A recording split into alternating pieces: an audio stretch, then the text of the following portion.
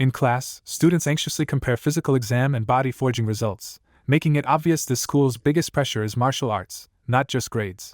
Shin-hung looks around at all the familiar faces and still cannot shake the feeling that his old world has been replaced by something unreal. To ground himself, he pulls out his textbooks and is hit again by how strange this world is. The pile keeps growing with titles like Body Forging Theory and The Reason for Special Abilities, the kind of books that would have been fantasy novels in his old life. When he first woke up back in high school, Shin-hung was thrilled by the chance to fix old regrets and start over. That excitement crashed once he realized the people were the same, but the world itself had turned into a martial arts world. Here, martial arts are completely real, famous masters shape history, and even ordinary students have martial arts classes. At least one thing comforts him: in both study and martial arts, this version of Shin-hung is still one of the top students at school. Even so, he knows the real hurdle is the entrance exam, because this world's exam judges martial arts alongside normal subjects. He is confident he can rebuild his culture subject scores with effort, but the martial arts side leaves him genuinely stuck.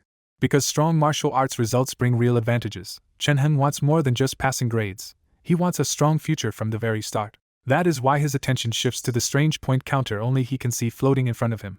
The number has been climbing day by day ever since he arrived in this world, but until now he has had no idea what it actually does. He watches the classroom clock creep toward noon, convinced something might finally happen when the count reaches 20. The bell rings, the class explodes into relieved noise, and the moment he was waiting for finally arrives.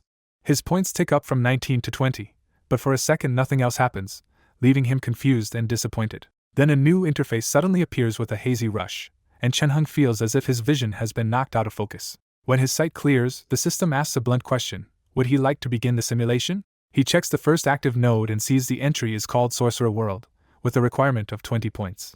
Even with answers finally in front of him, Shin-hung instinctively says no, because school is the last place he wants to test an unknown simulation. Once he realizes 20 points was simply the activation threshold, he decides he can wait and test the simulation safely at home. He leaves school and walks the familiar short route back to the old neighborhood where his family lives. At home, Wang Li greets him from the kitchen and asks how school went, keeping the scene almost painfully normal. Shin-hung answers that classes were fine, then asks where his older sister is, showing he already knows this family's rhythm. Wang Li grumbles that Qingjing is probably off messing around again, and tells Shin-hung to get ready to eat. Even after getting home, Shin-hung is too worked up to relax, so he sits down with a book and forces himself to calm his mind. The front door opens again, and Qingjing finally comes in looking every bit like the troublemaker her mother expected. Wang Li confronts her for skipping school, but Qingjing snaps back coldly and tells her to just cook lunch. Wang Li can only swallow her anger, a small moment that shows how strained this blended family already is. Shin-hung reflects that Qingjing is only his stepsister, and unlike him, she lives like a delinquent who may disappear from home in the future. But when Qingjing sits by him with a bottle of cola, her tone with Shin-hung is unexpectedly easy and even friendly. She asks about school, and Shin-hung says he ranked 5th in class, calmly showing the side of him that really does perform well. What Qingjing cares about most, though, is his martial arts ranking, and he admits that part only made the top 20. Qingjing still tells him top 20 is not bad, and the mood between them softens instead of staying tense. After lunch and a little more chatting, the siblings split off to their own rooms, giving Shin-hung the privacy he wanted. Inside his room, Shin-hung changes clothes, lies down on the bed, and prepares himself to test the system at last. The familiar prompt reappears in front of him, and this time he accepts. The moment he confirms, all 20 points drop to 0, showing the simulation consumes the days he spent saving them. A new menu opens and tells him to choose what kind of person he will become in the simulation. The options are overwhelming, from elite sorcerer and noble families to ordinary homes and even elf outlander families. Shin-hung quickly understands the rule: the better the starting identity, the more points it costs. With 0 points left, all the glamorous options are out of reach, so he settles for the only background he can actually afford: an ordinary family. The next screen offers talents like sorcerer aptitude, knight aptitude, memory, body, and comprehension, and every useful one costs points he no longer has. He can only skip the talent screen entirely, forced to enter this new world with no extra advantages at all. The system then lets him choose a starting age, and he realizes beginning earlier would also cost more points. Since he is broke in every sense, he leaves the age at 20, and confirms the last choice he can make. Golden light floods his vision, and a door of light opens in front of him like the entrance to another life. The next instant, he is dragged through darkness and wakes somewhere completely different. Shin-hung opens his eyes in a dim forest with a bow already in his hands, and the shock hits immediately. A wave of foreign memories crashes into him and gives his new identity a name: Swolo, a 20-year-old hunter from the Salo region. Once the dizziness settles, Shin-hung realizes this is not a dream but a full simulation he can inspect and understand. The system shows him one crucial safety rule: he can leave whenever he wants, and no matter how long he stays here, almost no time will pass outside. That reassurance kills his biggest fear, so he starts treating the world seriously instead of hesitating. He pieces together Swallow's life, born to a hunter family, raised in Salo, with an aging father and a reputation as a capable young hunter himself. After accepting the role, he follows the remembered path out of the woods and heads home as Swallow would. From then on, he lives the hunter's ordinary routine, blending into this new life instead of fighting it. But when no one is watching, Chin-hung quietly adds one thing from his real world. He starts practicing the foundational body forging technique inside the simulation. 5 years slipped by, and Chin-hung turned himself into the region's most famous hunter. That reputation came from steady training, because his body forging technique had passed the halfway mark and pushed him far above ordinary people here. Even so, Chin-hung judged he still needed another 3 or 4 years to finish it, which left him grimly impressed by the real prodigies who did it before 18. In the 5th year, change finally reached the quiet mountain village when a red-robed young noble came looking for its best hunter. Chin-hung instantly read the man's status from the red robe and costly sword, so he answered with perfect caution and respect. Sarando offered a large reward if Chin-hung could help him catch a white deer from the mountain, and Chin-hung agreed at once. As he led Sarando's party into the forest, Chin-hung quietly weighed whether this noble son was weak enough to rob instead. A little probing told him Sarando was the son of a local knight, and had come to find a rare birthday gift for his mother. Chin-hung also tested his strength, and realized Sarando tired quickly, which meant he probably had little real knight training. Chin-hung felt sure he could subdue Sarando himself, but the 2 attendants looked dangerous enough to kill that idea. So he played the role of charming guide instead, keeping Sarando laughing with stories from the forest while earning his trust. Because Chin-hung knew the mountain like his own yard, it only took a few days for Sarando to get the white deer he wanted. Before leaving, Sarando tossed Chin-hung a bag of gold, but Chin-hung refused it on purpose. Instead of taking the money, Chin-hung buried Sarando in shameless praise until the young noble turned red with embarrassment. Then Chin-hung made his real move and asked to become Sarando's loyal follower for life. Sarando was stunned, because a commoner did not casually offer this kind of lifelong loyalty, but the chance to gain a capable fighter was too tempting. He accepted, and just like that, Chin-hung attached himself to a noble house. Chin-hung left his old town without looking back, because Swallow's mother had died years ago and his father was gone too. Knight Cecily welcomed him too, because the territory badly needed fighters and Chin-hung proved he could stand beside trained guards.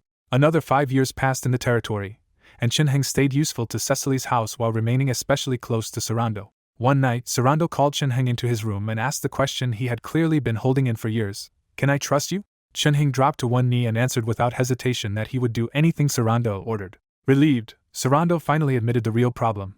His father would not live much longer. That shocked Chin-hung, because the last time he had seen Knight Cecily, the man still looked like a living wall of strength. Sarando explained that knights burned their bodies with life energy, and the same power that made Cecily mighty was now shortening his life. Then Sarando revealed the part he really feared. After Cecily died, the territory would pass to his elder brother Charlie. By the customs of the age, Sarando would get almost nothing, and with Charlie's bad character, exile or murder both felt possible. When Sarando asked what he should do, Chin-hung made him say out loud what kind of man Charlie really was. Sarando snapped that Charlie was shameless and despicable, which was exactly the answer Chin-hung wanted. Chin-hung pressed harder, calmly listing the ugly futures waiting for Sarando if Charlie inherited. Then he asked the real question: was Sarando really willing to accept such a miserable ending? Sarando still wavered because Charlie was his older brother and the rightful heir, so Chin-hung gave him one final nudge. Before Charlie inherited anything, Chin-hung said, he could simply die of illness and leave the territory open. Sarando did not reject the idea at all. He only asked how they could be Charlie's old but dangerous protector, Sir Edward. Chin-hung answered with confidence that age had weakened Edward enough for a one-on-one fight. When Sarando offered weapons, armor, poison, bows, and anything else, Chin-hung finally asked for what he had wanted all along. He asked for a portion of the Cecily family's knight's breathing technique. Sarando hesitated, warning that the technique required knight talent, but Chin-hung insisted that even a little extra strength could decide the coming fight. Cornered by his own fear, Sarando agreed and even promised the complete family technique if he took the territory one day. To bind him tighter, Sarando called Chin-hung his closest brother, and said he wanted a lifelong bond like his father had with Edward. Once he was back in his own room, Chin-hung finally let his delight show, because the breathing technique had always been his real target. He checked the text with his own martial knowledge and judged it genuine, just incomplete because Sarando only knew the basic portion himself. After memorizing it, Chin-hung began practicing the knight's breathing technique that very night. He also used the black medicinal ointment Sarando provided, because knight training was almost impossible to start without special support. The medicine hit him like fire under the skin, and the pain grew so sharp that even Chin-hung could not stay silent. Even through the agony, he noticed the effect felt strangely close to the chi blood burning from his old martial world. But when the burning faded, What remained was not the excited thrill of talent awakening, only deep exhaustion. That told him plainly that this body had no talent to become a true knight. He was not crushed by it, because he had never spent points to buy a better identity here and had expected little from this borrowed life. More importantly, the breathing technique still strengthened his body, and he realized combining it with body forging might speed up his real progress. After that dangerous agreement, life on the surface stayed calm as if nothing had happened at all. Then 2 more years passed, and as the territory edged toward crisis, Chen Heng had clearly grown older and tougher inside the scheme. On a stormy night, with thunder shaking the manor, Chen Heng asked the tall old knight in front of him whether Sir Cecily's illness had still not improved. Sir Edward turned to him and gave a single bleak answer, no. In the dim hall, the aging knight Edward stops Chen Heng and gives him one last cold warning not to meddle in Sir Cecily's family struggle. Chen Heng answers with hurt loyalty, reminding Edward he has served Sir Cecily for almost 10 years and asking if he is still not trusted. Edward softens a little and warns him like a senior, saying young men ruin their lives when they give in to temptation. Chen Heng smiles faintly and says he understands, letting Edward think the warning worked.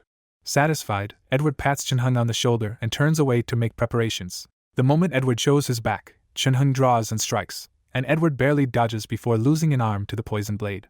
Edward whirls around in fury, and Chen Heng calmly apologizes before declaring that, for Lord Sarando, Edward has to die. Chen Heng rushes in again, trusting the poison he prepared on Sarando's gifted sword to wear Edward down. Even old and badly hurt, Edward explodes with terrifying knightly power, and the first clash drives both men backward. Edward realizes Chen Heng's strength is far beyond an ordinary man, and that shock only feeds his anger. Chen Heng feels the full weight of a true knight, and realizes Edward is still overpowering him despite age, poison, and a missing arm. The duel drags on through repeated clashes until Edward's aging body and the poison finally start dragging him down. Once Edward slows enough, Chen Heng ends the fight with a clean killing blow, and sends the knight's head to the floor. After killing a real knight, Chen Heng drops to one knee, drenched in sweat and blood but still alive. A lightly armored guard appears at the doorway, terrified by the scene, and says Sarando is summoning him. Chen Heng lifts his cold gaze and tells the guard to lead the way, already moving into the next stage of the coup. With Edward dead, the Cecily territory loses its strongest defender, and the rest of the resistance is no longer enough to stop Chen Heng. That night turns into a massacre, as Chen Heng leads Sarando's side and personally helps kill dozens to crush every last pocket of opposition. In the end, Sarando drives his own brother Charlie into a corner and personally hangs him. By the next morning, Sarando is openly celebrating because the Marquis of Salo has approved him as the new ruler of the Cecily territory. He proudly tells Chen Heng the Marquis of Salo has recognized his succession, because with Charlie dead he is now the only heir left. Chen Heng plays along and kneels with perfect sincerity, congratulating his liege on the victory. Then Sarando offers Chen Heng a cup of wine and calls for a toast to their eternal friendship. Chen Heng goes still instead of drinking, and his quiet question of why instantly turns the mood icy. When Sarando acts confused, Chen Heng spills the wine onto the floor instead of touching it. A strange fragrance rises from the spilled wine, and Chen Heng dryly points out that Sarando did not even bother changing the poison. Sarando stumbles back like he has seen a ghost, because Chen Heng has exposed the betrayal in one move. Chen Heng realizes Sarando is foolish enough to kill the one man left who can hold the territory together, all because he does not want to hand over the complete knight's breathing technique. He says that if Sarando had simply given him the family legacy, he would have served obediently like Edward, but now Sarando has forced his hand. Sarando barely has time to panic before Chen Heng cuts him down and sends his head flying. After killing Sarando, Chen Heng immediately charges out, knowing no one left in the territory can truly stop him. The soldiers lose their nerve once their ruler is dead, and Chen Heng cuts his way free and leaves the Cecily territory behind. After escaping, Chen Heng travels far from Cecily and, in a world already full of war, Sarando's death barely causes a ripple. He becomes a mercenary known as the Wandering Knight, and builds a small company that fights for different rulers from battle to battle. Years pass in constant war until Chen Heng finally dies in battle, ending the life he lived inside the simulation. A wave of darkness and dizziness hits him, and when he opens his eyes again he is back in his own bedroom. Sitting on the bed, Chen Heng slowly processes that he really lived an entire lifetime there, from ordinary hunter to hardened warrior. Then glowing words appear in front of him and announce that the simulation has ended and his final score is being calculated. The results credit him for killing and saving many people, changing lives in that region, and becoming a proven warrior, but the system still rates the run only average. What really catches his attention is the reward, 103 points, far more than the 20 he spent to enter. He quickly realizes simulations can return far more points than they cost if he performs well enough, which makes the whole system much more valuable. Before he can settle down, new words explain that he can spend points to retrieve things from the simulated life, including items, talents, bloodlines, and skills. A large prize wheel appears, and Chen Heng immediately understands this could save him years of retraining. The first draw costs 20 points, so Chen Heng spends them without hesitation and starts the wheel spinning.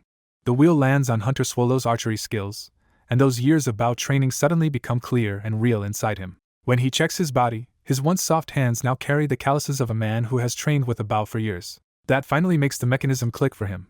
The simulation gave him memories, and the prize will turn part of that training into real changes in his current body. Even so, he quickly judges archery as only moderately useful in the real world and decides to try for something better. The price for another draw has already doubled to 40 points, and Chen Heng notices the wheel gets more expensive each time.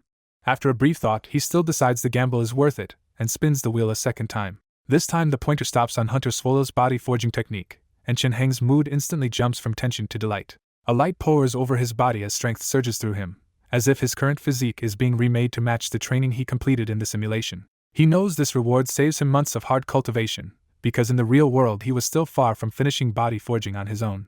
After the second reward, the next draw price doubles again to 80, which is more than he can afford now.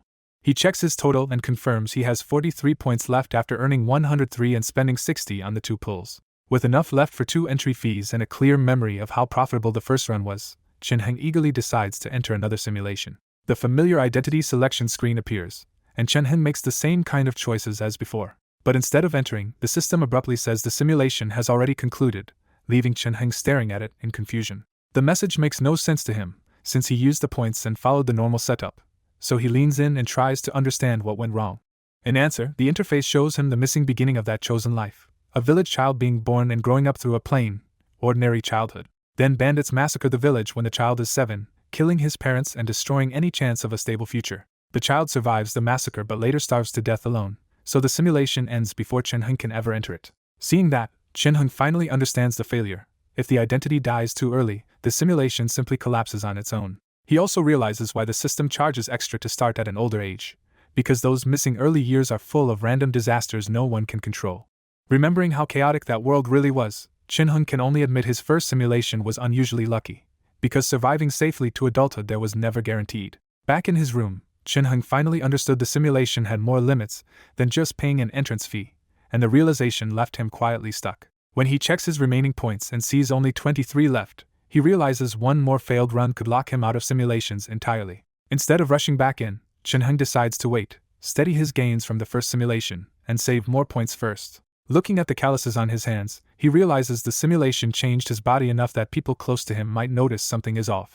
He decides to hide that change for now, because even small differences could bring unwanted attention. When he steps outside, Qin Jing is gone, and only Wang Li is left hurrying around the home. After briefly letting Wang Li know, Chen Heng heads out alone to deal with the calluses himself. He buys ointment at a nearby drugstore, planning to rub away the suspicious calluses before anyone looks too closely. That night after dinner, he skips his usual wandering and goes alone to the old park instead.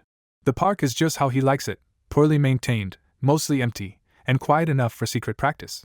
In that familiar corner, Chen Heng pulls Qin Jing's wooden sword from his bag and turns the park into his training ground. He starts swinging slowly and carefully, because the sword's skill in his mind is far ahead of what his real body can smoothly handle. Even restrained, his technique carries years of killing and sword practice from the simulation, and he is using each strike to reconnect memory with muscle. To anyone passing by, though, he just looks like a strange student drilling basic motions in the dark. At the same time, 2 martial artists enter the park hunting for traces of demonic chi that was reported in this area. The older man frowns when the place feels ordinary, but his partner insists the vanished demonic chi was last tracked somewhere nearby. As 2 martial artists search deeper into the park, they spot Chen Heng training in the distance and pause to watch instead. Instead of dismissing him, the 2 martial artists watch with approval, impressed that such a young student has refined sword form. Judging from Chen Heng's sharp, agile movements, the 2 martial artists assume his body forging is already solid and wonder which school he comes from. Without bothering him, the pair move on and keep sweeping the rest of the park for the missing trace. After turning up nothing, they leave the park worried that losing the trail will become a real problem. Chen Heng never notices any of it, and keeps practicing until he finally stops to rest. Seeing how late it is, Chen Heng leaves the park, and over the next several peaceful days he keeps the same class by day, training by night routine. By day he goes to class, and by night he returns to that empty park to train in peace. After around 20 calm days, his training pays off and his points climb to 45. With his skills and strength settling back into place, Chen Heng starts thinking he is almost ready to enter the simulation again. Back at school, the bell rings and a huge middle-aged teacher named Lu Lin walks in to take over the class. Lu Lin announces that the math teacher is sick, so he will be substituting instead, and everyone reacts like this is completely normal. Then Lu Lin reveals he has something else to announce and calls in a new transfer student. The girl is Louie, a frail-looking transfer student with rustic glasses and a deeply introverted air. The boys greet the rare new female classmate with loud enthusiasm, while Chin-heng just watches in surprise. Chin-heng cannot remember any transfer student like this from his previous life, so he quietly wonders whether the world has changed or he changed it. He drops the thought for now, and Louis takes a seat in the corner where she stays silent through the rest of class. At the end of the day, Lulin stops everyone with a serious reminder. The weekend physical exam is coming, and time before the university entrance exam is running out. He bluntly warns that students who still have not met basic body forging standards need to catch up now or risk ruining their future. That threat hits hard because in this world weak body forging can block a student from any good university no matter how strong their academic scores are. Chin-heng feels almost no pressure, because his grades were already good and the simulation has already pushed his body forging to completion. He knows that with completed body forging, he now has the kind of standing that could carry him into a top university with ease. After class, Chin-heng leaves school with his longtime friend and neighbor Lianghua, who is clearly stressed about the coming test. Chin-heng gently tells him there is still time, and he should just keep working instead of drowning in pressure. Lianghua hesitates, then admits he saw Qingjing last night pulling at a man in what looked like a serious fight. When Chin-heng asks how bad it looked and Lianghua silently confirms it was serious, the mood turns heavy. Chin-heng knows his sister's reputation has always been messy, but because they grew up close, he still worries and decides he will ask her when he gets home. When he gets home, Qingjing still has not returned. In the kitchen, Wang Li snaps that Qingjing has been fooling around outside again and has not come back since the night before. Hearing she has not even called or sent a message, Chen-heng's worry jumps from annoyance to real concern. He gets ready to go look for her, and Wang Li stops him long enough to warn him about rumors of man-eating monsters at night. Chen-heng says little, but the warning hangs in the air as he heads back to his room first. In his room, he tries calling and messaging Qingjing, but she does not answer anything. That silence feels wrong, because even if Qingjing ignored everyone else, she would not usually ignore him. After one last moment of tense thought, he decides sitting still is no longer an option and heads out himself. Outside, dusk has turned cold and uneasy, and even the few people on the street are moving like they want to get home fast. Drawing on everything he knows about Qingjing's habits, Chen-heng starts checking the places she usually hangs out. He searches one place after another and still cannot find her, and by the time night fully falls, his unease has only grown. Then, in the dark street ahead, a thin figure suddenly appears in front of him. Late at night on an empty street, Chen-heng suddenly spots his new classmate Louis out alone and immediately feels that something is off. The next instant Louis vanishes from one spot and reappears farther away, and Chen-heng realizes her speed is nowhere near normal. Unsure what she is chasing but certain it matters, Chen-heng quietly follows Louis into the night. As she moves, Louis recognizes the familiar aura of an evil spirit and thinks bitterly that even this small city is not as peaceful as she hoped. She knows the safest move is to report it to the Demon Resistance Department, but the aura is already moving, so Louis decides she cannot wait. Following the trail beneath the overhead walkway, Louis finds a young couple arguing, and at first it looks like nothing more than an ugly breakup. Then Louis focuses on the man and sees dark gray aura swelling around him, turning an ordinary argument into a real warning sign. Qingjing coldly tells him they are finished, and she clearly no longer trusts his promises. The man begs for another chance and even offers to use his registered martial artist uncle to train Qingjing's little brother, but she still rejects him and walks away. Left behind alone, the man stares after Qingjing in despair, and the gray aura pouring from him grows heavier and uglier. Louis realizes his heart has already been corrupted, and if his emotions tip over completely he will become a demon no one nearby can stop. She lunges to save Qingjing, but she is a beat too late as a huge black hand suddenly reaches for the woman from behind. In an instant the boyfriend is gone, replaced by a towering black monster that snatches Qingjing unconscious and roars that he wants to be with her forever. Before the demon can bite down, a sword flash slices off its arm. Chen-heng appears out of nowhere, catches Qingjing in one arm, and levels his old wooden sword at the monster with chilling calm. Watching from the side, Louis is stunned that the classmate she met today is the one who moved before even she could react. Louis quickly judges that even a genius like Chen-heng should not be enough to beat a demon alone, so she finally pulls out her phone to call the Demon Resistance Department. As Louis prays for help to arrive, Chen-heng stares at the transformed creature and realizes this world is stranger than he knew. The demon lunges with terrifying speed, but Chen-heng does not retreat and calmly raises his wooden sword into position. He strikes at exactly the right point, and the rushing demon crashes straight onto the wooden sword. Even with the claw tearing past him, Chen-heng keeps pressing in instead of giving the demon room to recover. He punches the sword deeper through its chest, slips behind the monster in a blur, and opens another deep gash across its remaining arm. Then Chen-heng slams into the monster hard enough to send the much larger body flying several meters away. The exchange shakes Chen-heng's own chi and blood, but he ignores the strain and advances with the same cold intent to kill. From the sidelines, Louis is left speechless because this does not look like a student surviving a demon fight, it looks like a veteran hunter dismantling one. She judges that his raw level may only match completed body forging, yet his killing skill is so far beyond that the newly awakened demon cannot touch him. Another brutal blow sends the demon crashing into a wall, leaving blood smeared across the concrete. Chen-heng finishes the exchange by driving the wooden sword through the monster and pinning it to the wall, leaving the demon twitching and helpless. On the empty street, the monster Chen-heng just killed is already shrinking back toward a human shape, which tells him the transformation was still incomplete. Instead of panicking, Chen-heng quickly accepts that this martial arts world hides monsters and other dangers ordinary people never see. Then his sharp senses pick up approaching lights and people, so he decides not to wait around for questions. He grabs the shattered wooden sword, carries Qingjing away, and leaves the bloody scene before the authorities arrive. Moments later, Demon Resistance Department officers rush in ready to die if they have to, only to freeze when they see the aftermath. The real shock is waiting by the wall. The massive demon is already dead, its chest blown open before it ever had a chance to feed. Afterward at the Demon Resistance Department, the staff warmly thank Louis and assume she is the one who saved the city from a disaster. Louis awkwardly insists she only passed by and that someone else killed the demon, but nobody believes her modest denial. Because they think this Liu family girl wants to stay low-key, the department promises secrecy and offers her the hero's reward anyway. Louis takes the reward but decides she should ask Chen-heng first, because someone that young and that strong feels like the kind of person who also wants his identity hidden. The next morning, Qingjing jolts awake in her own room and is startled to find herself home and apparently unharmed. The memory of last night flashes back at her, and she starts wondering if the terrifying scene was real at all. Chen-heng walks in with warm milk and bread, acting perfectly normal and immediately calming the room. When Qingjing asks how she got back, Chen-heng bluntly tells her he found her dead drunk on the overhead walkway and dragged her home before someone worse could. She presses him for anything strange, but Chen-heng plays dumb so smoothly that Qingjing starts doubting her own eyes. In the end, Qingjing half convinces herself that the whole monster attack might have just been a drunken hallucination. Then Qingjing abruptly switches gears and excitedly says a powerful new acquaintance can help find Chen-heng a martial arts teacher. Chen-heng remembers she used to do the same thing in another life with supposedly famous tutors, so he can only answer with a non-committal "we'll see." After making sure Qingjing is fine, Chen-heng leaves home and heads to school like nothing happened. In class, Lianghua eagerly whispers that the old street overhead walkway was sealed off after a bloody incident. Lianghua has already turned the rumor into a mass murder case, and Chen-heng coolly brushes it off as maybe just an accident. Mid-conversation, Chen-heng feels someone watching him and turns to find Louis sitting alone in class, quietly looking his way before she turns embarrassed. The moment their eyes meet, Louis quickly looks away, which confirms to Chen-heng that she definitely saw what he did last night. Chen-heng pieces it together. Louis went there because she knew something, he wanted to test her, but Qingjing's life forced him to act before he could learn more. Even so, he settles himself by deciding that what he did was self-defense, and exposing the truth would bring trouble but probably not ruin him. The teacher arrives, the morning passes peacefully, and by noon the number in front of Chen-heng's eyes ticks up to 46 points.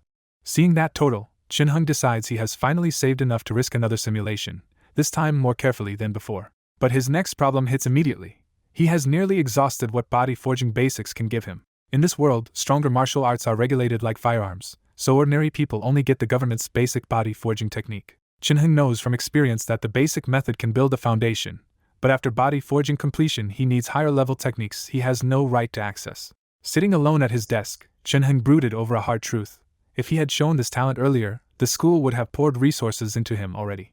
He considered showing his strength now to attract sponsors, but the idea immediately bothered him because his sudden jump would be impossible to explain. Careful by nature, Chen-heng chose the safer path and decided to expose his growth little by little instead of shocking everyone at once. With that plan settled, he left the classroom and stepped into the warm golden sunlight outside. On the path ahead, Louis stood alone by a pole, watching him in quiet hesitation like she wanted to confirm what happened that night. Chen-heng met her eyes for a moment and simply walked past, and Louis let him go without saying a word.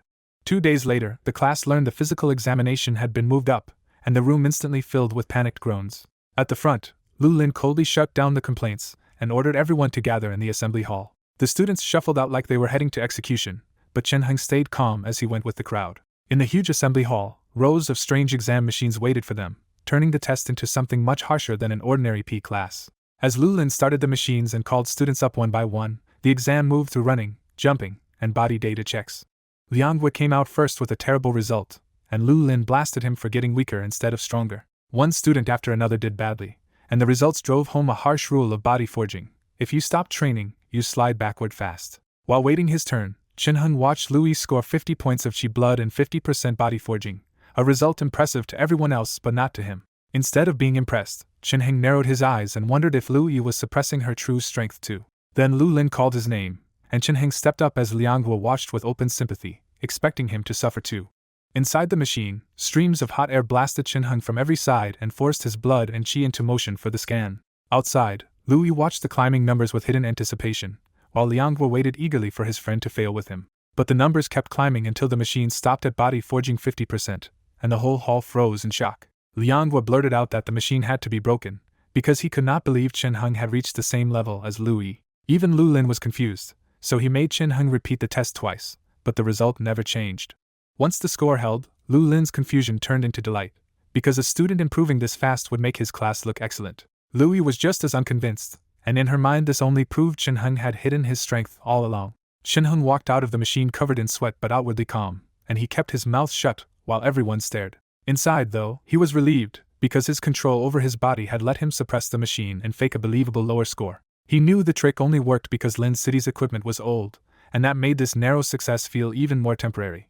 Lianghua rushed over and punched him playfully, half laughing and half sulking as he accused Chin-hung of secretly powering up behind everyone's back. Chin-hung brushed it off with a joke about sudden enlightenment, and Lianghua looked even gloomier because no one could buy that excuse. Watching from a distance, Louis suddenly built her own explanation and decided Chin-hung had hidden his gift to protect his ordinary relationships until the exams got close. That guess made her view him more favorably, because she had seen how sudden strength could turn people into lonely outsiders. After ducking more questions and even refusing to tutor a few eager girls, Chin-hung finally left school with Lianghua.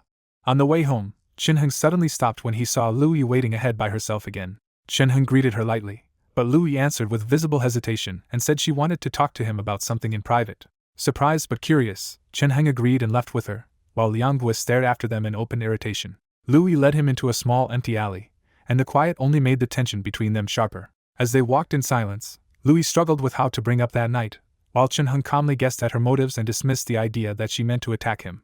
Then Chin-hung turned to hear her out, and the pause in that empty alley made it clear Louis's next words were about to surprise him. As they walked together, Chin-hung realizes Louis did not come to confess anything personal at all. She came because of the demon incident, and the misunderstanding leaves him quietly speechless. Chin-hung plays it modest and warm, saying he only did a small thing and anyone able to help would have stepped in, while carefully hiding that the person in danger was his sister. Impressed, Louis asks if she should report him to the Demon Resistance Department as the one who killed the demon. Chin-hung pauses, tempted by the rewards and government backing official credit could bring, but he knows that same attention would mean surveillance, testing, and trouble once his abnormal growth is exposed.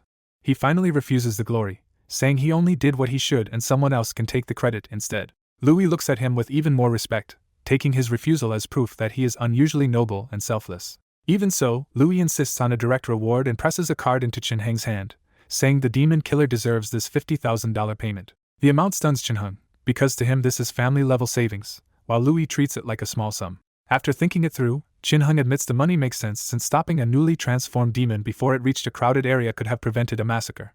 He accepts the reward but immediately asks a smarter question instead of celebrating, whether he can trade the money for cultivation methods beyond body forging. Louis is surprised he has no follow-up technique, and asks if his teacher never taught him one. Chin-hung says he has no teacher at all, wearing just enough loneliness on his face to make the story hit harder. Louis instantly imagines him as a gifted but poor genius with no backing, and sympathy replaces her earlier formality. She admits she does not carry a post-body forging method herself, and for a moment Chin-hung thinks the chance has slipped away. Then Louis casually says she can help him get one anyway, and Chin-hung immediately realizes her background is far more powerful than he guessed. Sensing opportunity, Chin-hung lets real-looking gratitude show, and Louis only feels more sorry for the poor image of him she has built in her head. After they part, Chin-hung walks out of the alley looking calm on the outside and delighted on the inside because this one meeting earned him money and a promised martial arts technique. He also notices Louis refused to take the money back and even told him to find her if he ever got into trouble, proving she now sees him as a pitiful but promising orphan type. He does not bother correcting that misunderstanding, because his family really is poor enough that her guess is not entirely wrong.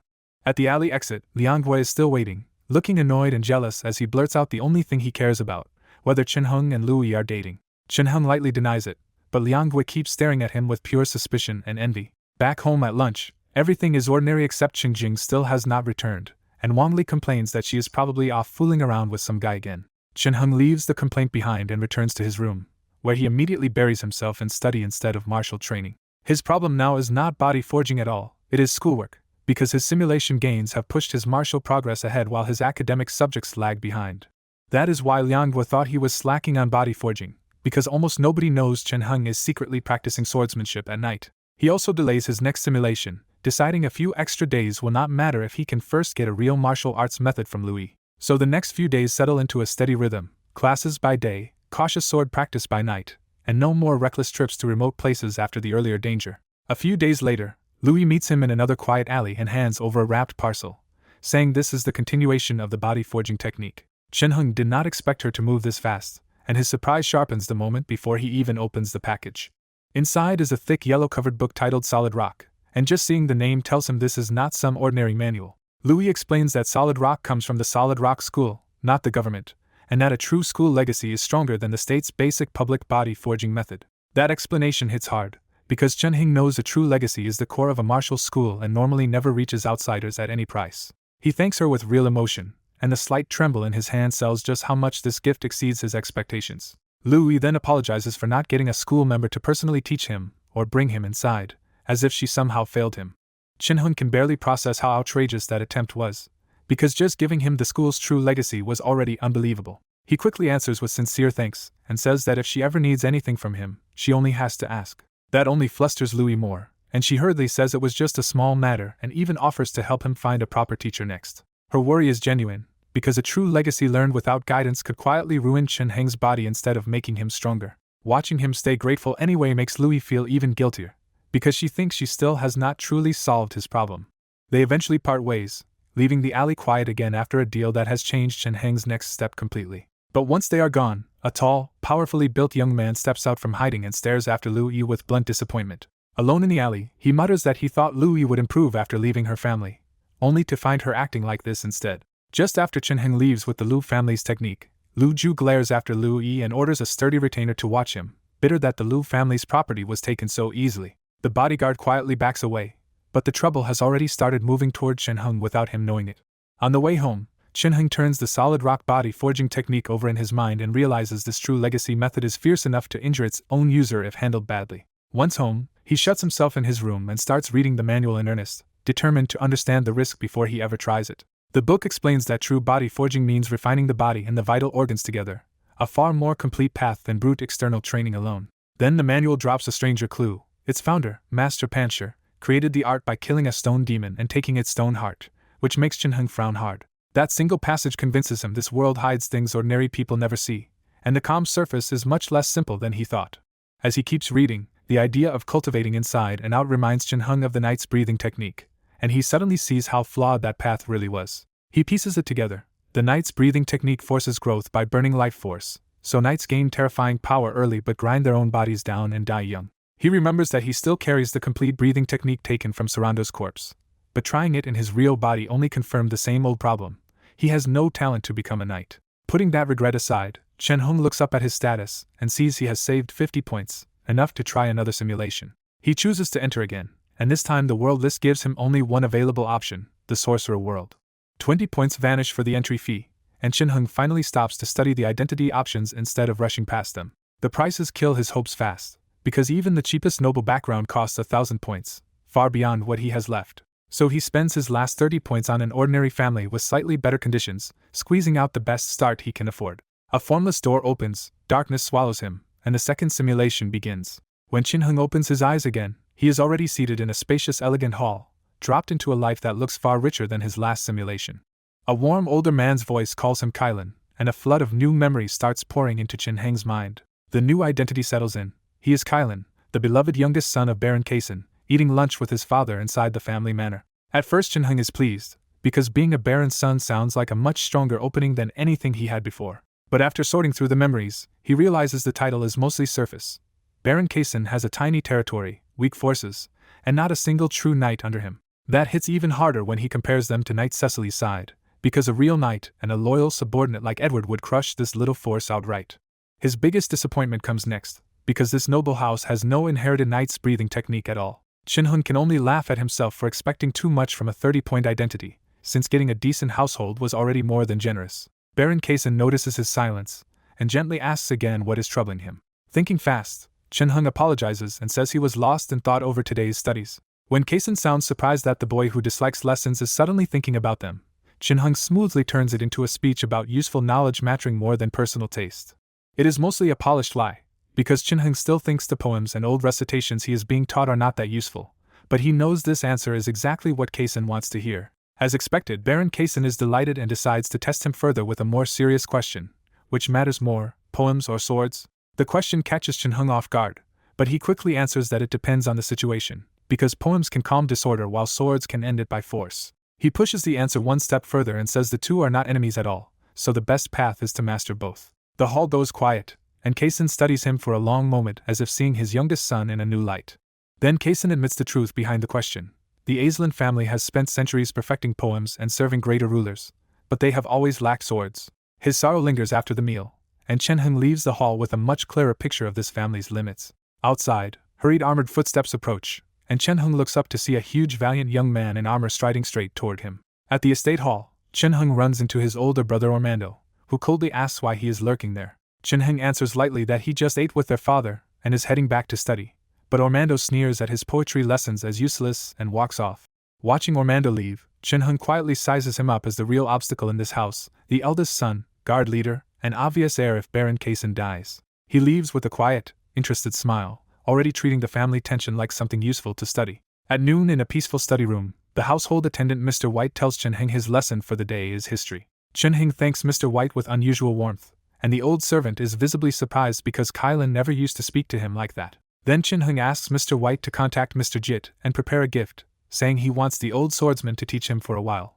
Mr. White agrees to help, but he warns that Jit was badly injured and may not be able to teach anymore. Chunhung says that is exactly why he chose Jit, turning the request from simple training into a carefully staged act of help. He explains that Jit is a loyal old soldier with 5 children and an elderly father, and now that he can no longer serve Baron Kaysen, his whole family may suffer. Chunhung says he cannot erase Jit's pain, but he refuses to let a faithful soldier be abandoned just because he was hurt in service. Mr. White is genuinely touched, and Chunhung presses one more point: do it quietly so Jit's family does not feel pressured. Mr. White solemnly promises to handle it, and Chunhung thanks him with a grateful smile after securing another piece on the board.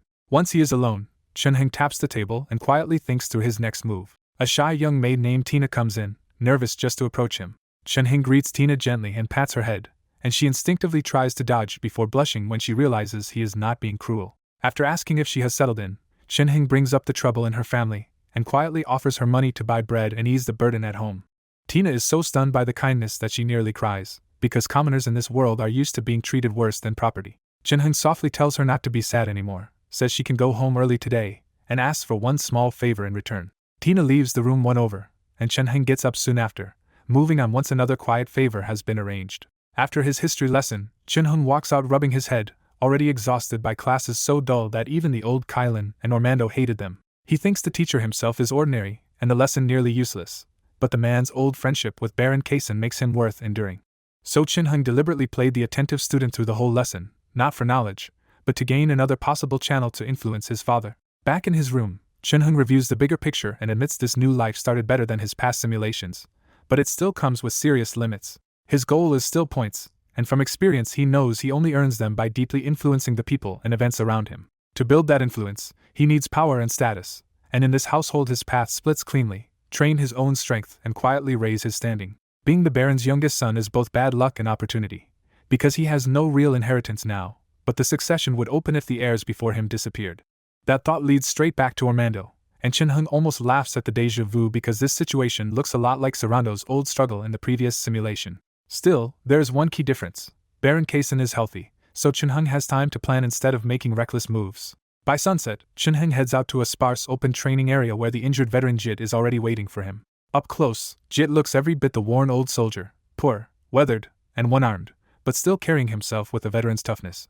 Chunhung greets him warmly as Mr. Jit, and the old soldier answers with cautious respect because he has barely dealt with this young master before. When Chunhung keeps his tone humble instead of acting superior, Jit relaxes enough to suggest they begin at once. Before teaching anything, Jit hands over a short sword and says he wants to test Chunhung's current level first. Jit expects to start from the basics, since Chunhung looks like a pampered noble who never trained seriously. But the moment Chunhung starts swinging, Jit is stunned, because the movements are stiff in places yet unmistakably those of someone who really knows a sword. Jit finally says out loud what he is thinking: Chunhung must have trained hard in secret, and his swordsmanship may already be better than Ormando's. Even so, the veteran quickly spots several flaws in Chunhung's form, some deliberately shown, and some caused by a body he still has not fully adapted to.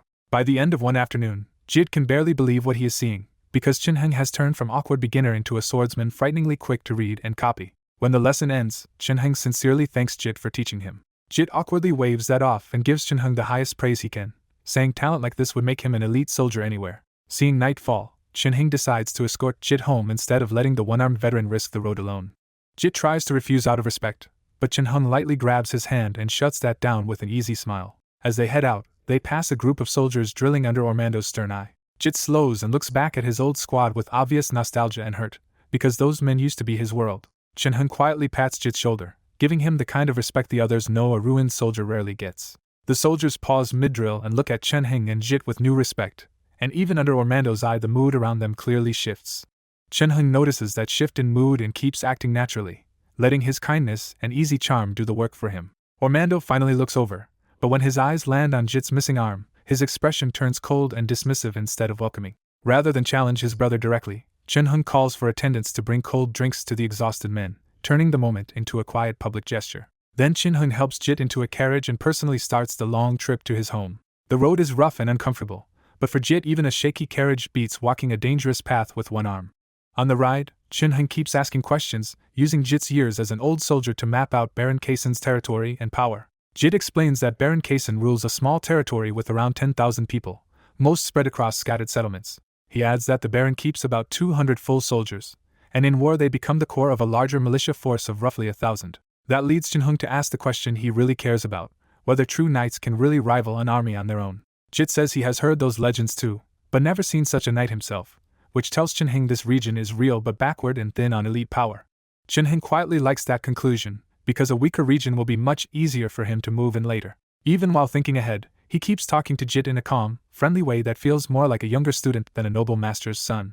That warmth makes Jit think bitterly of Ormando, who would never have treated him like this after he became useless. By the time they arrive, Jit's gratitude toward Chin-hung has become completely genuine. Chin-hung does not leave after the escort, and instead visits Jit's crowded, struggling household in person.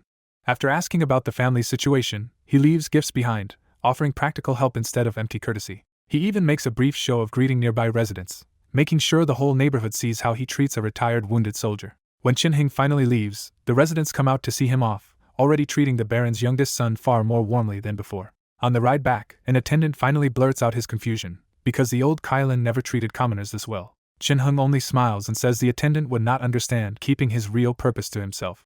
In truth, he has been testing how much influence he can build, because changing more lives means gaining more points and a stronger position. Back at Baron Kaysen's residence, word spreads fast that Chin-hung personally escorted Jit, cared for his family, and even arranged for him to teach out of kindness. Chin-hung lets the rumors work for him, and does not bother denying or correcting any of it. Then the story jumps ahead 5 months, and in that time Chin-hung remakes his entire image through strict discipline and careful choices. He becomes famously frugal with himself, eating plain meals and refusing the wasteful habits expected of nobles. At the same time, he is generous to elders, friends, and people in trouble, building goodwill everywhere he goes. He even argues with Ormando to defend his teacher, making it clear his respect is not just for show. He also treats merchants and travelers well, sometimes even riding out himself to guide them over dangerous stretches of road. By the end of those months, servants, soldiers, and commoners all speak of Chin-hung with real respect and admiration. One early morning, before the sun is fully up, Chin-hung is already awake and walking alone to the sparse training field with his sword. For half a year he has kept this habit, always arriving first so the soldiers see his hard work with their own eyes. That steady discipline throws Ormando into even harsher contrast, because his brother is known for showing up only after everyone else is already gathered. As Chin-hung trains that morning, his recovered swordsmanship is already beyond anyone else in this territory. Then in the middle of practice, Chin-hung suddenly stops, because something about his body feels different. On the training field, Chin-hung suddenly feels a warm current stirring through his body, and the strange sensation makes him freeze in place. The feeling hits him all at once. This body might actually have the rare talent needed to become a knight. Chin-hung knows how big this is, because only people born with that talent can use the knight's breathing technique to awaken life energy and step toward true knighthood. Since this identity only cost him 30 points, he had assumed there was no way it came with knight talent, but now it feels like he just hit the grand prize. He regrets one thing right away. Because he misjudged this body's potential, he spent most of his time on body forging and treated the knight path like a side project. Normally, a knight's life energy or special medicine would reveal this talent much faster, but Chin-hung had neither, so he only found out the hard way. Even so, he knows it is not too late, and he immediately drops the body training technique to test the knight's breathing technique seriously. He moves through the breathing method's odd motions with total concentration, guiding his chi and blood until a hidden force in his body finally starts to answer him. The response is unmistakable this time, and the surge of fresh energy wipes away his fatigue and leaves him thrilled. He keeps at it until dawn, making sure the feeling is real before finally stopping. When Chin-hung looks up, a crowd has gathered around him, watching with the same open respect he has earned over the past half year. He answers that admiration casually, telling everyone to rest a little longer before training, and the group obediently makes way for him. That easy authority stands out even more when Ormando finally arrives late and starts barking at the soldiers to get moving. The soldiers grumble under their breath about his hypocrisy, but nobody dares challenge him out loud, so they get back to work. Leaving the field behind, Chin-hung heads to the residence hall and quietly waits outside because it is still too early for Baron Kaysen to receive him. When Baron Kaysen finally notices he is there, he sounds surprised and tells him to come in at once. Inside, Chin-hung finds Baron Kaysen already seated over a simple breakfast of bread and boiled meat.